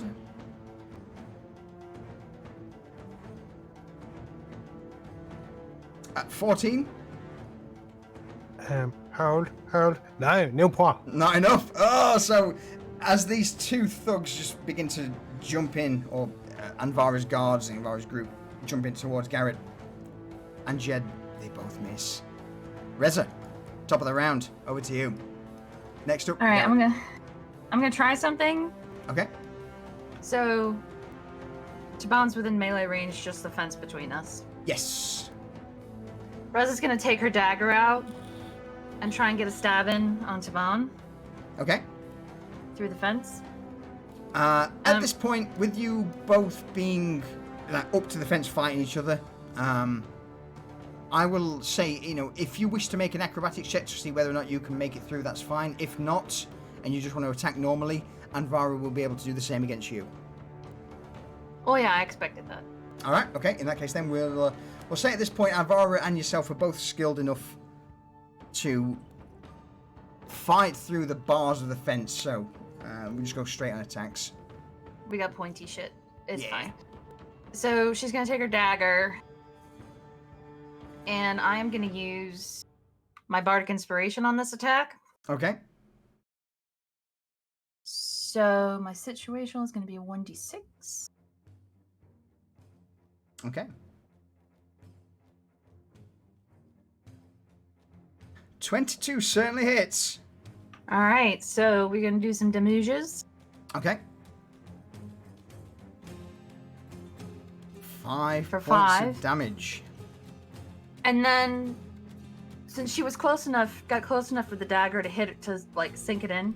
Bear with me. She's just going to quickly make a concentration check on the wall of fire, Okay. which she passes. It still remains. Mm-hmm. Reza is then going to attempt to sink her teeth into whatever part of her body she can get her hands Alright. on. Before that happens, I need you to make me a wisdom saving throw, please. Wisdom saving throw? Mhm. Those I have advantage on, I believe. You have proficiency with, yes. Is this a magical thing, though? It is. Let me double check. Yes, it is indeed a magical ability. Then it doesn't work because she's within 10 feet. You're leaping over towards her, though.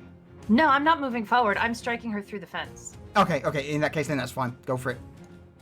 Yeah. Hit her with the dagger, Yep. and then she's going to attempt to bite. And now, is it the fact that she was going to attempt to bite that you were saying wisdom saving throw? Yes. Yeah. Okay, you So know what? due I'll- to I'll you're, try you're it. not. I'm going to be honest with you. You're not going to be able to bite her over a fence. Well, I was just thinking pull her hand towards me and bite her hand. Okay. All right. Yeah. That's- You know what, that's what fuck I it. was Go for it. thinking. Go for it. Yeah, yeah, yeah. Since you've explained it, that's I- fine. Yeah. Go for Yeah, it. like I'm not going for the neck right now. I'm just getting a All right. little nibble. Yeah, yeah. Go for it. I'll let you have it. Okay, where the fuck did it go?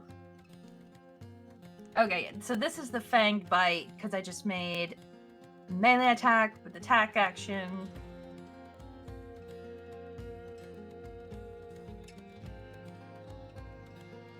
Bite her finger off, maybe. 17 is enough. Alright. So that does Six. 6 damage. Yep. And then the versatile Yep. All right. is 11. As you bite, in fact, go describe how you bite down into her. So she reaches through the fence and like stabs through her hand, and then she like flips her hand off the hilt of the dagger and yanks the hand through the fence and just bites down on a finger. It's at this moment as Alvara's fingers severed by Reza's fangs that the wall of fire behind you immediately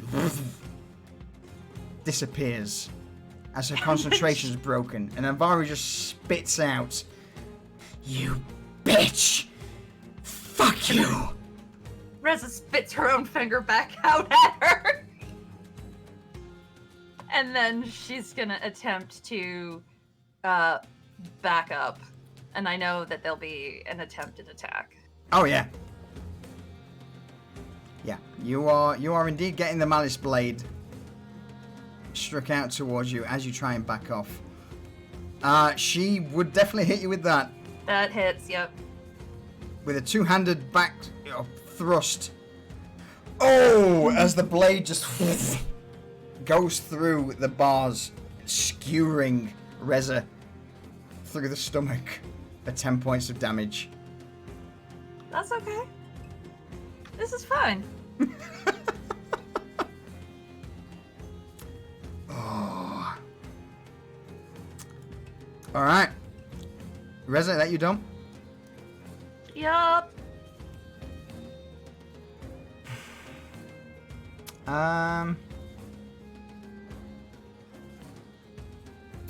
As a legendary action, before Garrett initiates, Anvara is going to move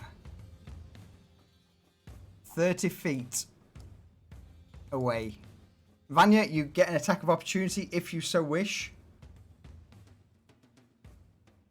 Yeah. So would at that time, like as she's running, could I pull a patch out through the thing, because it wouldn't be within the magical, to try to get her trapped in a brick wall? I would say yes. If you want to throw it, if you want to forgive, sort of get rid of your action to bring a pouch out. Sorry, a patch. Yes. And trap her in a brick wall. Not so much. Trap her in a brick wall. Slap her on her thigh and be like, "You're a wall now, bitch." Yeah. Roll me a quick insight check. Okay, give me 1 second. I got a baby on my hand right here. All right. So with that, what I will say is, you've seen her cast counter spell before. This is still magic. Trying to, physically trap her in a wall. There is a chance she will counterspell it. If you wanted to put it in front of her to stop her from fleeing, she may not expect that. But anything that would, pretty much crush her to death, she will counterspell the fuck out of. All right, well, let's do that. Let's put it in front of her so that she can't flee. Good idea. Wrong Although opponent. I know she's going to jump the front. No, it's a 10-foot high wall. No one can jump a 10-foot high wall unless they are extremely dexterous. I meant like the okay. Let me just quickly. There we go. So, as Anvara, do you want to put it right next to her as she turns to flee?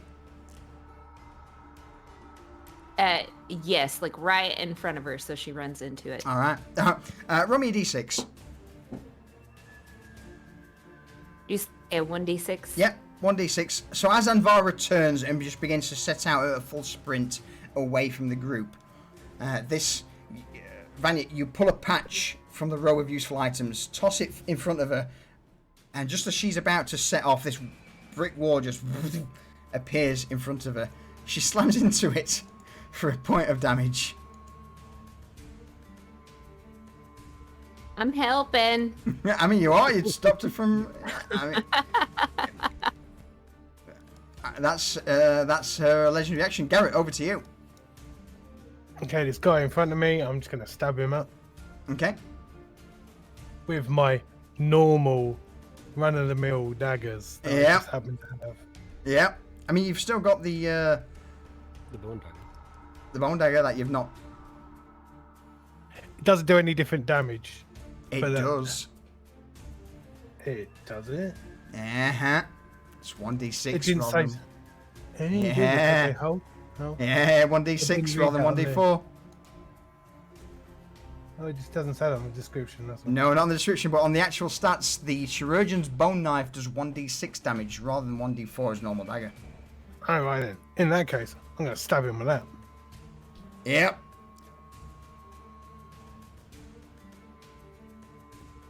Oh, no. 12 is not enough, sadly. Okay. He Second parries attack. the first. As the second dagger comes in.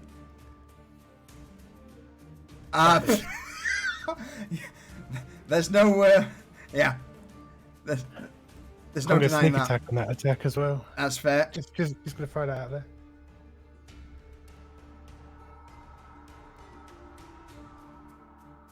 Fucking. Alright. Go for Stand it. by, incoming dice. Yeah. Oh yeah.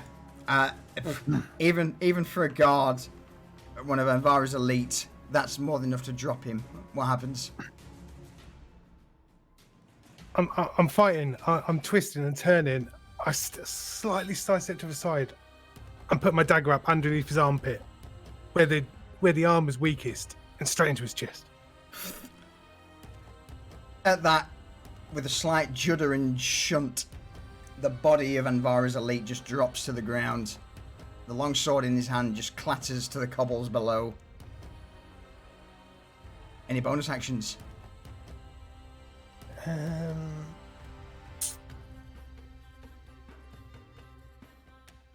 No, I haven't got anything I can use. All right. Cypher, over to you. I'm gonna try and grapple this guy. All right. Okay. Acrobatics check at advantage because he's currently trying to face off Jed. You've got Falco there. The two guys are... Yeah, he doesn't... All right, never mind. Doesn't really matter anyway whether you've got advantage or not. Go for it. 20! Hey! Yeah. So I'm gonna grapple him, and then with my dagger, I'm going to use close quarters combat and use my bonus attack, bonus action to stab him with the dagger. Roll me an acrobatics check. You can't normally attack with a bonus action. Oh, in fact, actually, You can. Yes. you can with a Close dagger. quarter, yeah. Fuck me. When you Yes. successfully grapple Yeah. a creature, I escape my grappling. Yeah. Yeah. I've been reading, boy. Yeah, you can. As a bonus action, you get to shank him. Go for it. And he's grappled, so it's at advantage. You get advantage. Yeah. That'll hit him. True. Yeah. Oh, I love it when people read shit I put in. 3 Alright. deluges. Okay. Now he's got an angry cipher on his back, shanking him up. He's just, what the fuck? Get off me, you twat! And the minute the guy's with his scimitar just trying to stab behind towards Cypher, missing as this blade just slips under his guard into his chest. Any further actions? No, I'm tapped out, man. Alright. And Vanya, I'm so sorry. It's alright, I'm used to it now. She is going to easily jump. In fact, let me just double check. Natural one. Acrobatics. Natural I one. know, don't fucking tell me about it. Impales herself on the fence. No. 8. Yeah. It's enough. Amvara's pretty. She managed to just jump over the fence, catch you for a moment, but Vanya, roll me a performance check.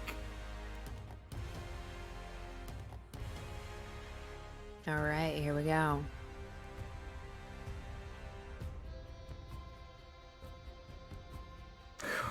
Poor Asmund. As she jumps the fence, she sees Asmund, and the malice blade from Anvara just raises high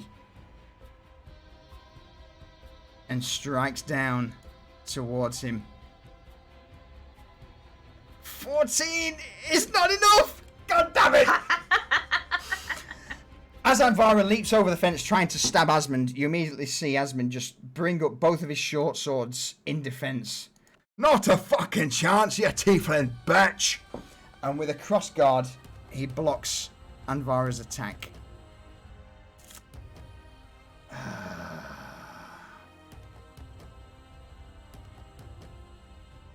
Her guard, as this is going on, will continue their assault first towards Jedediah, the big guy with the axe. Straight attack towards Jed, which misses. The guy behind will spin round towards Cypher. Cypher's fact, on his back, mate. He is. In fact, no, he's not going to spin towards Cypher. He's going to just start cutting round, and his sword's going to strike towards Garrett with Cypher on his back.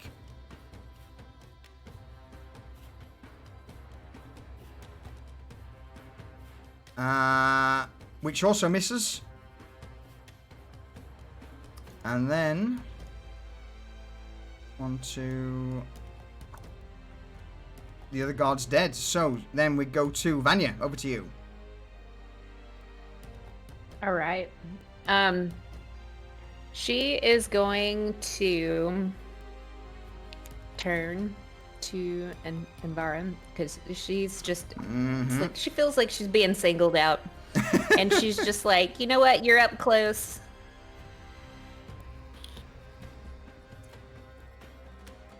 I'm gonna magic Sadly, missile you. as you're within Got 10 you. feet. Oh no, of I'm in Jed. the magic thing. God damn it! And if I move, it's an opportunity attack. I hate you, Solution. I will get rid of that Same point. here. I'm gonna. No, I don't want to disengage because she'll magic me. She can't. okay, I'm She's gonna- in the magic field. Oh, you're right. You're right. You're right. Okay, I'm disengaging. All right. Okay, so you're gonna disengage. Yep. Yeah, this is called panic mode because I have 9. All right. So at the very bottom in your main action, you've got a dodge action. If you click that for me, Yeah, there's a Just to bring it up. disengage option. is there a disengage? Yeah, she's already. Above Yeah, dodge. I shit, hit yeah, the yeah, disengage. My bad. My bad. Okay. I can Alright. what? Does that go up to half my movement speed for disengaged?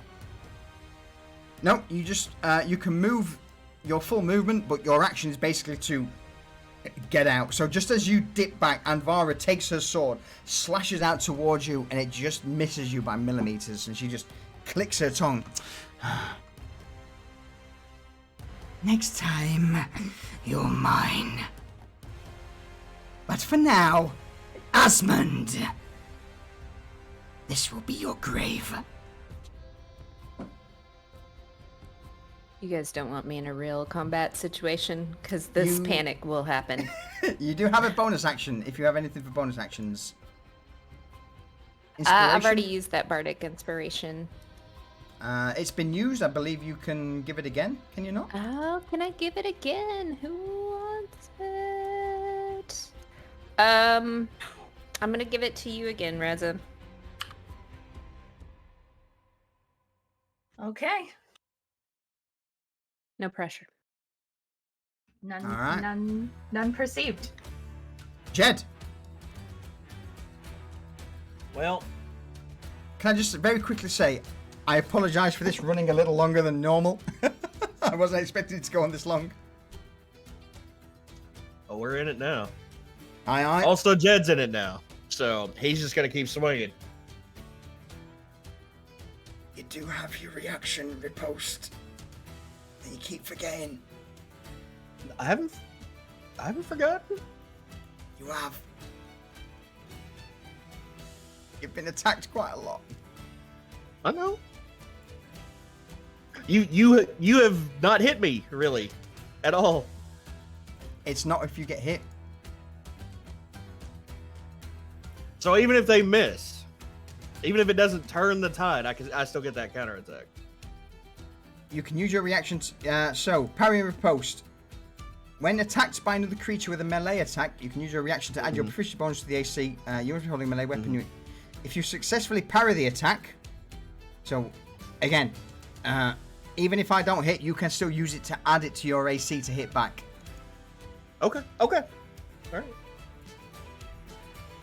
Yeah, you But- can still use it as a reaction if you wish.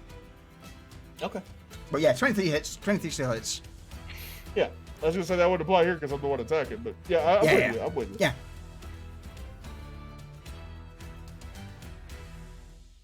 So as you crack the cudgel over the Anvara's elite's guard head, you see the skull cap just immediately shatter inwards. He steps back for a moment, just blooded and bruised, near death. Oh, I didn't realize he was that close to death. He'll be dead soon. Fair. All right. I think I see it in my turn. Yeah? Okay. Yeah. Thugs are then going to... first guy next to Jed's going to strike out towards him with a short sword. Nope, not the long sword. My bad. We'll go ahead and parry that one. S- Another thing, solution. yeah. You don't have to. I've been saving my shit in case somebody got close to me. So Yeah. I could taunt or whatever. And end of the turn though, so you may as well yeah. throw in a parry and riposte. reaction. Alright. Roll your d4. Which dude was this? This guy there. Okay. So as he strikes him with his short sword, I mean, you're already AC 20, 24.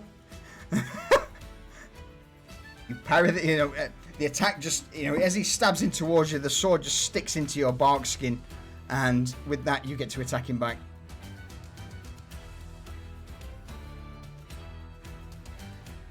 Yep. 4, that's pretty Four good. damage. I mean, it's good for the normal guys. As you take the short sword, you lash out towards him, crack him in the side of the chest with a cudgel, and immediately hear the sound of ribs cracking. And another blow like that would be enough to drop him. The other thugs will... one with a pitchfork's going to stab towards Jed, because it'd be rude not to. Come, break yourself upon my body. He fails miserably. The other one will strike towards Jed with his short sword. Not Jed, sorry, towards Garrett. That hits. So with a flash of blades towards Garrett, the guard behind you the thug, while you're trying to deal with one of the elite, just sweeps under with the short sword and ending up. Wait, this guy here? Yes. He's our guy, isn't he? Yeah, he's one of our guards. He is. What the fuck? That's my bad. In that case, get rid of that. Do I get my healing back then? You do. It's pitch. How Pitchfork much Fire damage is did I dead. take? Yeah, right. Yeah, no, they're dead. That's my bad. I completely misjudged that. I thought he was a friend. He was an enemy. But yeah, no, he's one of your guys. He's helping. Yeah, so you get the HP back. Is it 4? 4, yes. Right. With that, Reza, over to you. Alrighty, so Reza sees the tide turning in front of Jed, and she just wants to clear the way so he can go mano a mano against the bitch with the horns. So she is going to kind of plant and do a split shot. All right, okay. Targeting the two, the one directly in front and then the one badly injured next to him. Yep.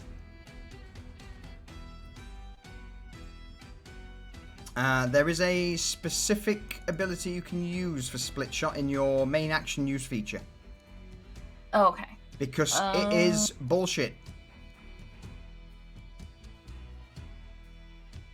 I'm looking for it, alright. It's alright. So yeah, main action, use feature, thicket, split shot. Oh, there it is. So this basically the way it works is you roll an attack and that goes against both of them. Okay, perfect. So, and I'm also going to use my inspiration die on the attack roll. Alright, so add 1d6 to the bonus. It's giving me that ammunition message again. That is my bad.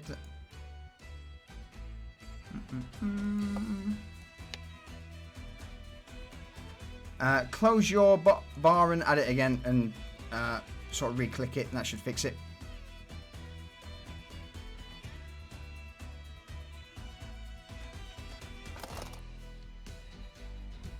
Oh, it says... Okay, hang on. Yeah, I get it. I know what I fucked up. And no, it's okay. I just won't have it consumed. Yeah. Alright, there it is again. Okay. Alright, cool. We're learning as we go. 1d6. Rangers, guys. Yeah. So as you pull back on the string, knock 2 arrows.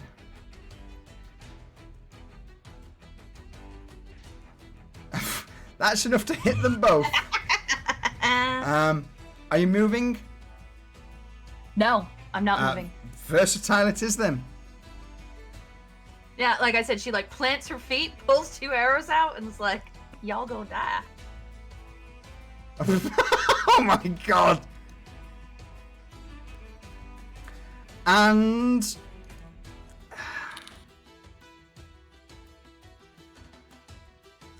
what happens to them both?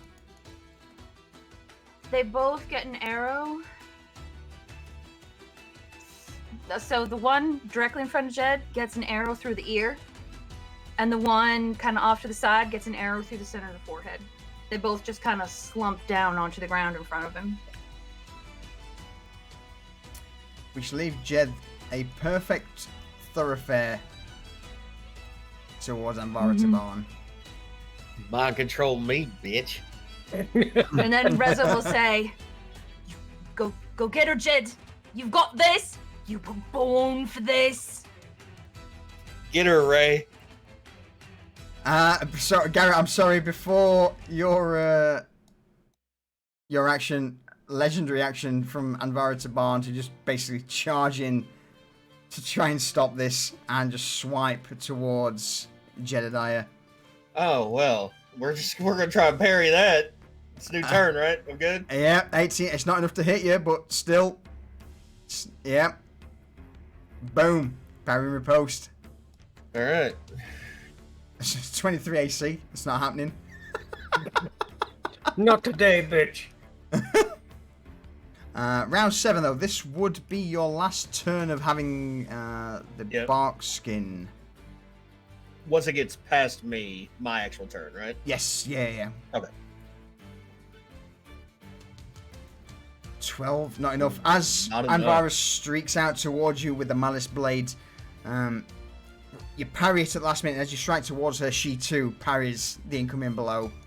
And just with a horrific grimace on her face, you should just fucking die, all of you. You have the orb. I feel it. If I kill you and get it, then this is over. Jed looks at her and just puts this fake grin on his face and renews his attack on her.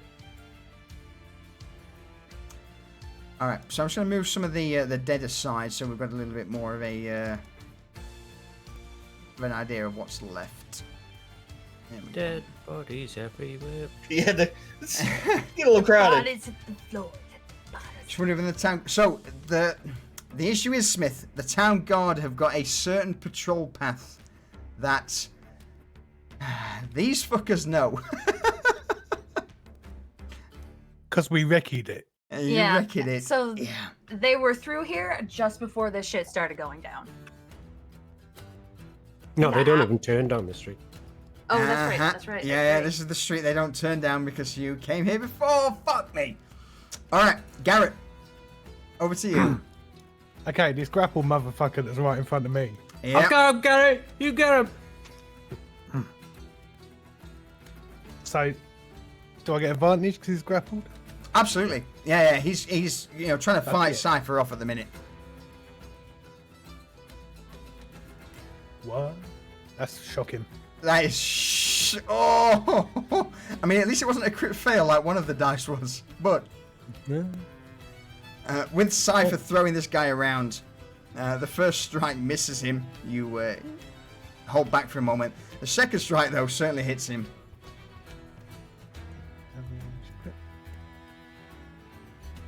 And you have advantage. 12. Oh, I know. I'm just finding where I put the button.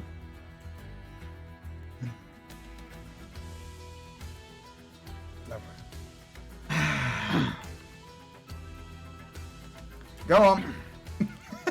Okay. I sit. I take one swipe and miss. With my second dagger, I wait for the perfect moment. And as the back of his head shows itself, I ram my dagger where the neck joins the skull and just sever his spine. And there's a horrible crunch as the knife goes in. Cypher, roll me a acrobatics check. Acrobatics. Nice. 10 or more. Let's see it.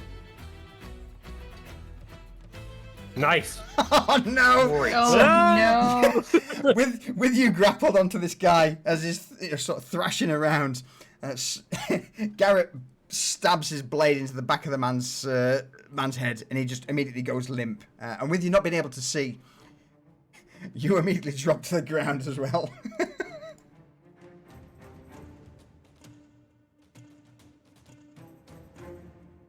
Any bonus actions, Garrett? I'm going to step forward, so I'm right behind old Jedi boy.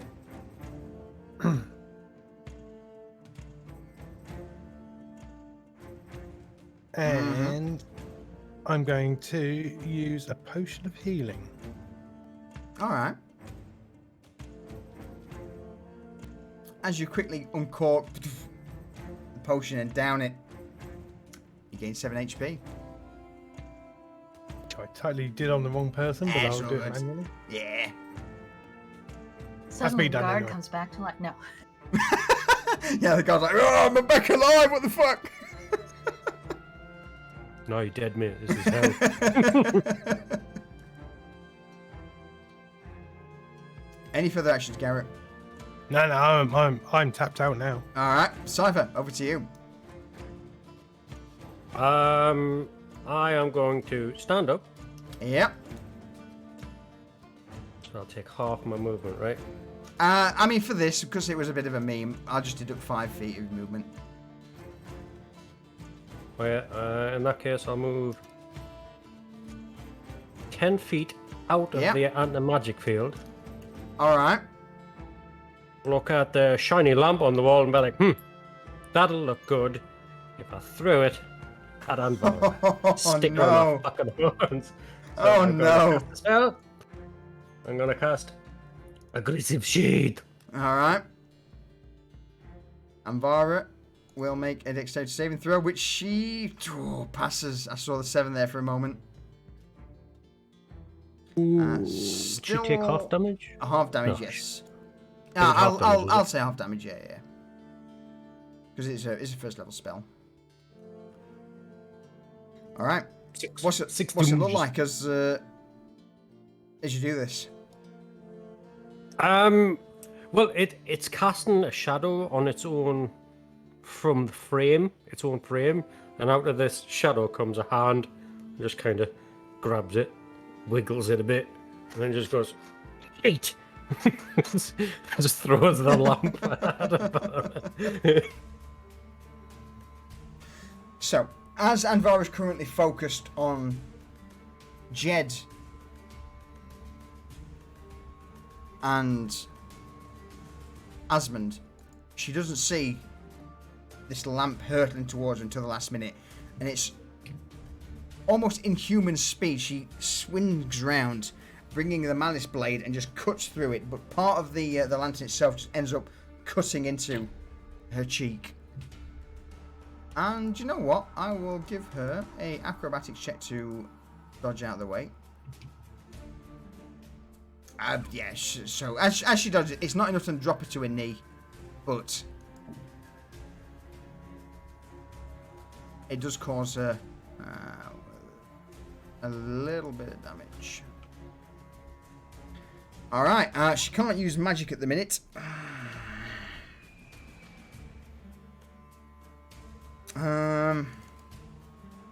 Is that you done, by the way, Cypher? Yeah, I moved back into the anti-magic Yep, field with okay. the rest of my movement, and I'm good.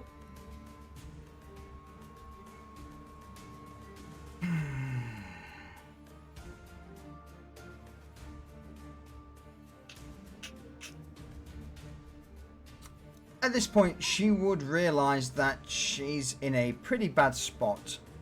Her main goal is to get rid of Asmund and grab the orb. Jed has been a unmovable mountain, so instead she's going to turn the malice blade towards Asmund and strike out towards him. Oh my god! Wait, I used my reaction, didn't I? Yeah. Fuck. No, it's a fresh turn. Is it? I don't. I don't. No, remember. you used it against her legendary action. Yes. Her legendary. That's right. Fuck. Yeah, it doesn't matter. She ends up missing as Asmund just dips low away from Anvara's blade. Her guard. Are there any left? No. No, it's just a shout bag with a pitchfork. Yeah. Vanya, over to you.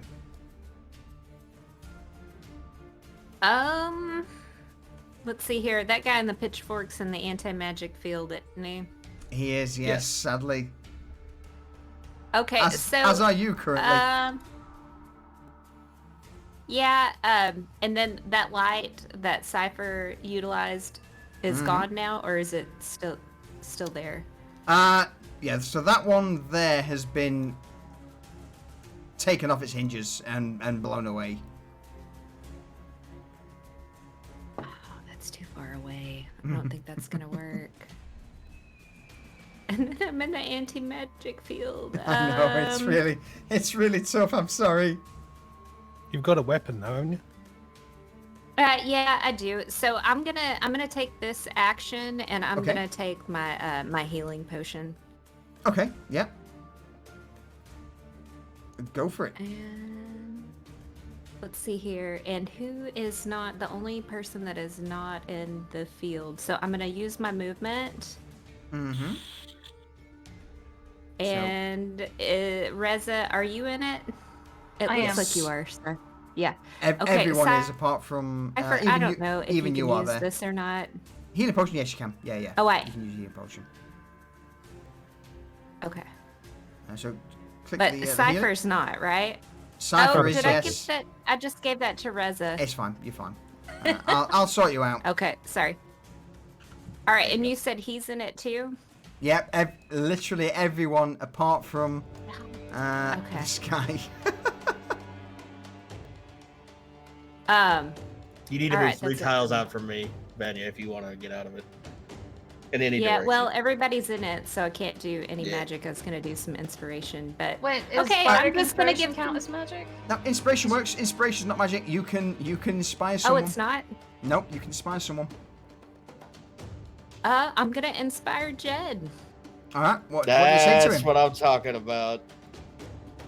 I thought that was magical. So Nope. I will let you use your inspiration. What do you say to him? That's all I'm going to ask. So, because she was gonna say this to the group anyways, but fairy tales are more than true. Not because they tell us that dragons exist, but because they tell us that dragons can be beaten. You can beat her, Jed. What the fuck are you on? Oh, I'm done. She's on happiness. Get a face full of it. All right, Jed, you have. Do you want to throw up inspiration, Vanya?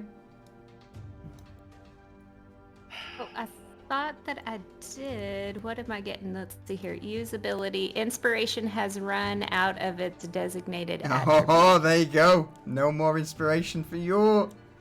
No inspiration Oh for no, Jed. did I do it too many times? Yeah. Okay, so I don't That's have all right. inspiration. No, All right. you have it 4 times. But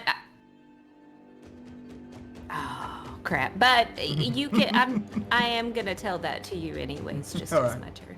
Yeah, thank you. All right. So do you want me to go ahead and remove the bark skin potion now or after this turn? After this turn. Okay, all right. So I'm just gonna attack her then. Yep. Actually, yeah, I'm just gonna attack her. Okay.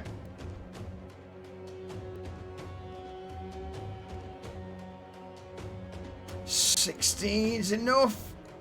Oh, is it? It's just. Oh, it's not a bad roll. As the cudgel slams into Anvara, she just coughs out blood as you hit her in the chest. Her armor takes most of the impact, but it's even so. At this point, she's starting to look a little rough. Good. I'm gonna hit her again. Oh, action surge kicks in.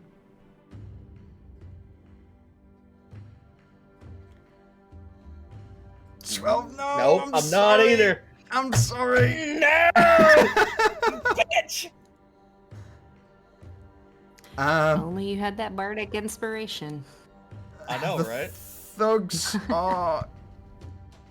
The last guy is gonna drop his fucking trident and run. This is well out of his wheelhouse now. Shit's turned pretty bad. His friends are either knocked out, incapacitated, or dead. He's gonna move and dash 60 feet to get out of dodge. What? Through both of the puddles of spikes? Yep. Yep. Do I get an opportunity attack on you- him? Yep. opportunity You attacks. both get opportunity attacks against him as he turns to flee. So let's see if he gets that far to worry about the traps. I haven't even seen. I mean,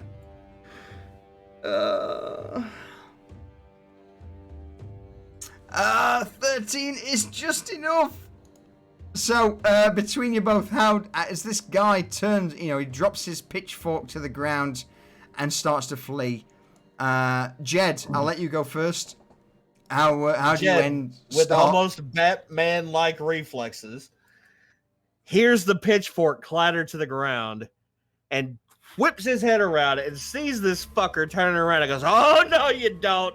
and bashes him in the back of the. Just reaches across and bashes him in the back of the head with his cudgel. As that's happening, Garrett, how do you finish it? As it's collapsing, Garrett just swishes out with his knife and cuts him across the jugular. And there's a fountain of blood. Savage. And then Garrett and Jed high five and say, "That's fucking teamwork."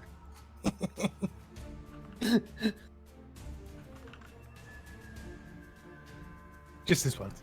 As this guy just drops to the ground, blood spilling out across the cobbles. Anvara's left on her own. Oh, she's not gonna be happy with this. Legendary action, these nuts.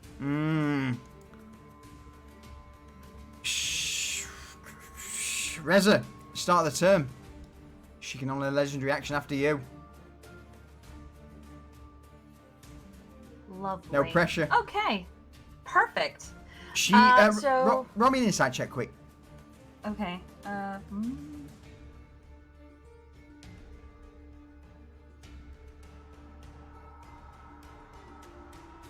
You quickly glancing over Anvara, you notice that she, while defending blows from Asmund, the guard, and Jed, she just seems to glance over her shoulder for a moment as if looking for an escape.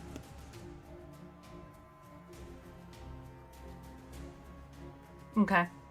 So Reza will say she's going to make a run for it, and we'll try a pinning shot on her. Okay. Actually, no, fuck it. I want to do damage. You're gonna straight damage? Alright. We're gonna do 3. Throw the thicket in. This is gonna be an aim shot because she's not moving. No pressure. Oh! Son of a bitch. 16's enough. The arrow just passes between Asmund and Jed straight into Anvara's chest. 6 damage. Oh! Alright. The arrow impacts through her bodice into her chest and she just stumbles back momentarily. And you notice that for a moment she just coughs. Blood just bursts out of her mouth as she stumbles forward. Fuck.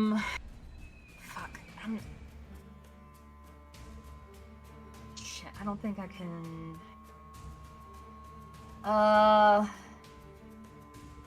Shit, I shot her from with a ranged weapon. I don't think I can do any of my stuff. No, you can't move either. Whee! But what I can do, what I cannot.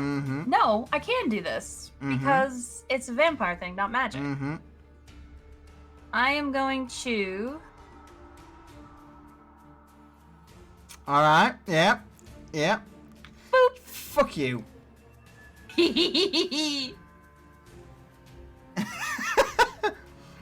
And just hold her dagger out, ready to try and shake her if she runs.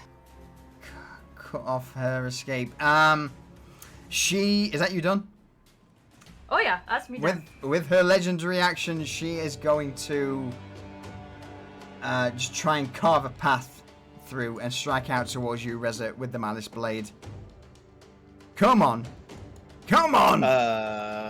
Fuck! Yeah. Fuck! I don't even need to do anything.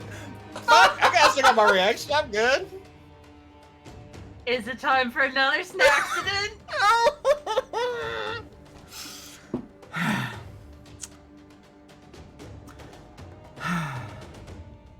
Jed, Reza, What up, dog?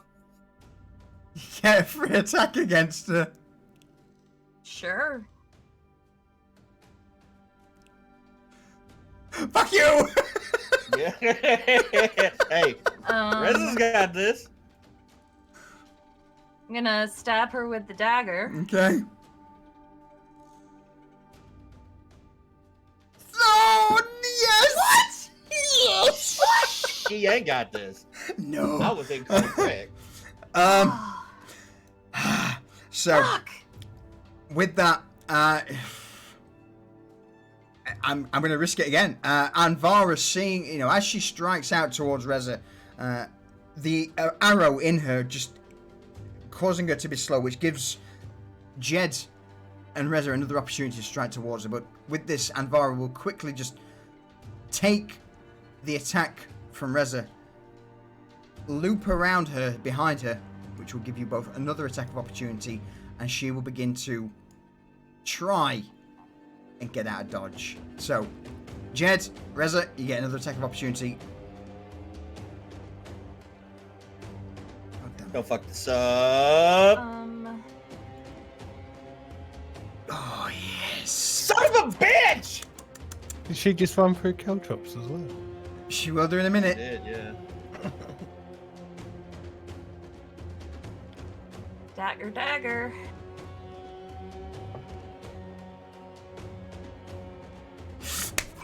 We suck again. Why? So, it comes down to a dexterity saving throw of 10 or more. Dexterity. Oh, fuck off! Fuck off! Yeah. Yes! Fuck! So, as Anvara turns, spins out of both of the attacks from Jed and Reza, she begins to set off in full sprint down the road, and it's not until the last moment where my headset dies. God damn it, bear with me.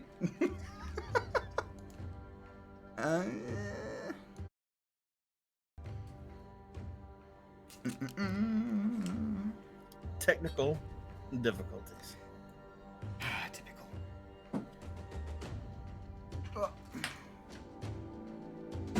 Oh, it's all going wrong. It's all going wrong. What a mess. His fucking headphones died, and we're waiting on him to get his shit together. Does this light go out too? Yes, I no, maybe. Come on. said something like everything's going wrong. The I don't suspense, Yeah. chat. The suspense.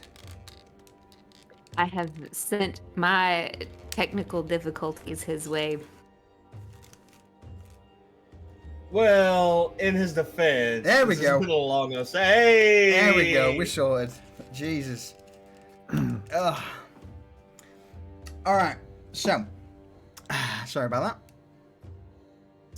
As Anvara begins to sprint down the cobbles towards the main gate, she ends up stepping on a few caltrops that puncture through her boot, and you just notice Anvara take 2, 3, 4, and on the 5th step, she drops to a knee and falls unconscious.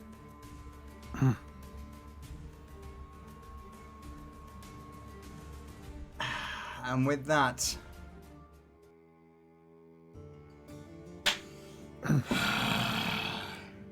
Don't attack her. Reza, give me the water thing. Reza hands him the bottle of water.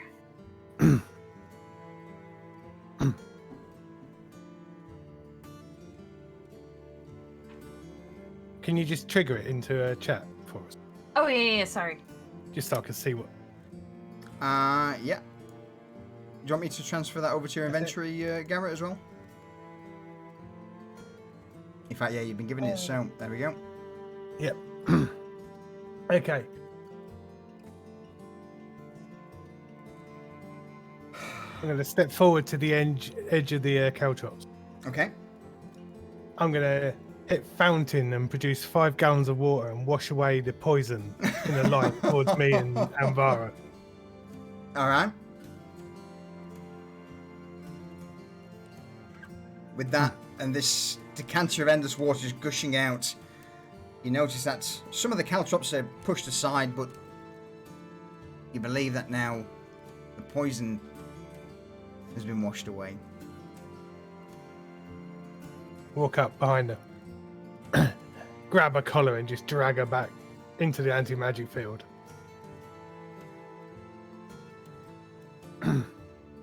Disarm her.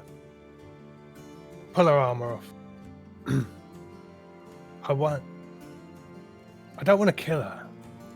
Maybe the coroner can make use of her.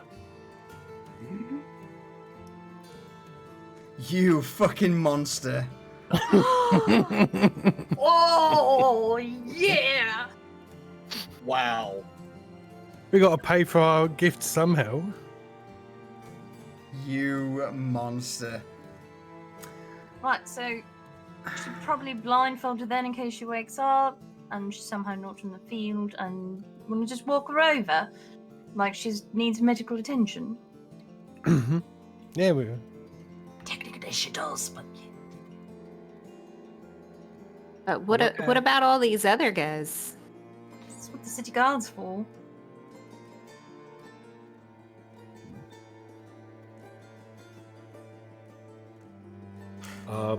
I don't know, Garrett. You got any oil? No. I got oil. Yeah, I've got a oil. jar of oil. Oh no. Oh no. Okay. I think Cypher, I think I got 2 flasks. So. Oh no. wait. Watch Hey. out for the.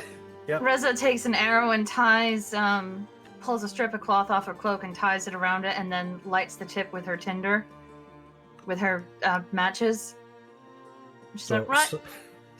Cypher Spread the- takes Vanya by the hand and leads around around all the traps, and he's like, "And we're just splashing around. Look, we're just splashing around, and we cover them all in oil, and yep, Let me know when you're ready. I'm pretty good. Back away, Cypher. Let's back away. Oh yeah, we should probably run." So Reza fires this flaming arrow into the center of where the oil is.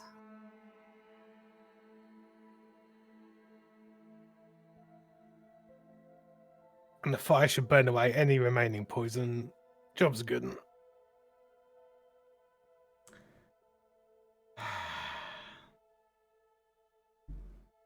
Time to go. At that.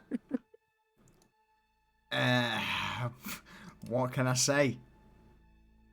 What can I say as Cypher and Vanya just pour oil across the paralyzed and sleeping guards? The Cute arrow baby noises. arcs through the You air, guys can hear that. hits the oil, and immediately just. And with that, the lives of. What's that? 2, 4, 6, 8, 10 of Anvara's crew. We'll toss this guy on as well, just for good measure. 11 of Anvara's crew are put to the torch.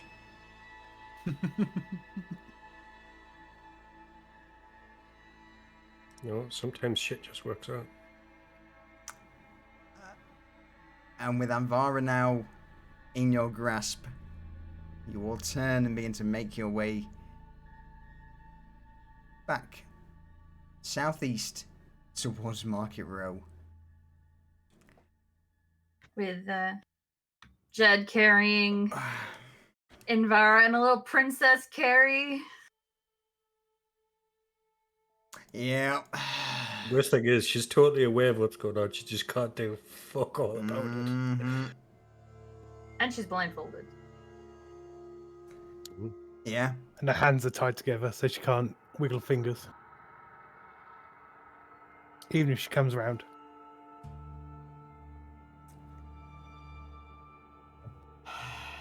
Good stuff. So We with should that, buy a bow to put on her before we go to the society. I dare say, with you all turning and departing with Anvara captured alive, we will end the session there with the glow of burning corpses behind you. Well, corpses by now. Yeah. Asmund, Falco, and the two guards, apart from a odd and single nod from Asmund as a job well done, the journey back to Market Row is pretty quiet. But we shall pick up the aftermath of this next week. Yeah.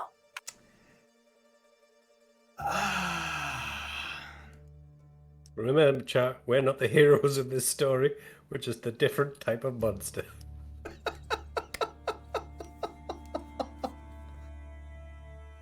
Well done. Well done. Man, you're I didn't even roasting get hit. Must be nice.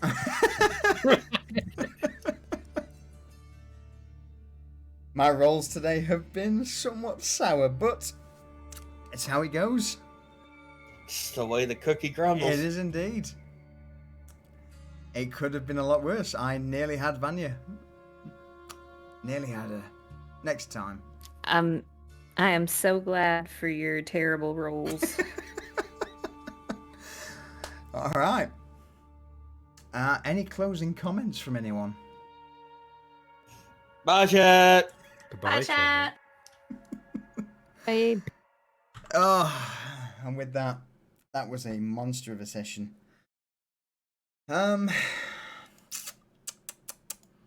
We will end on a few tunes.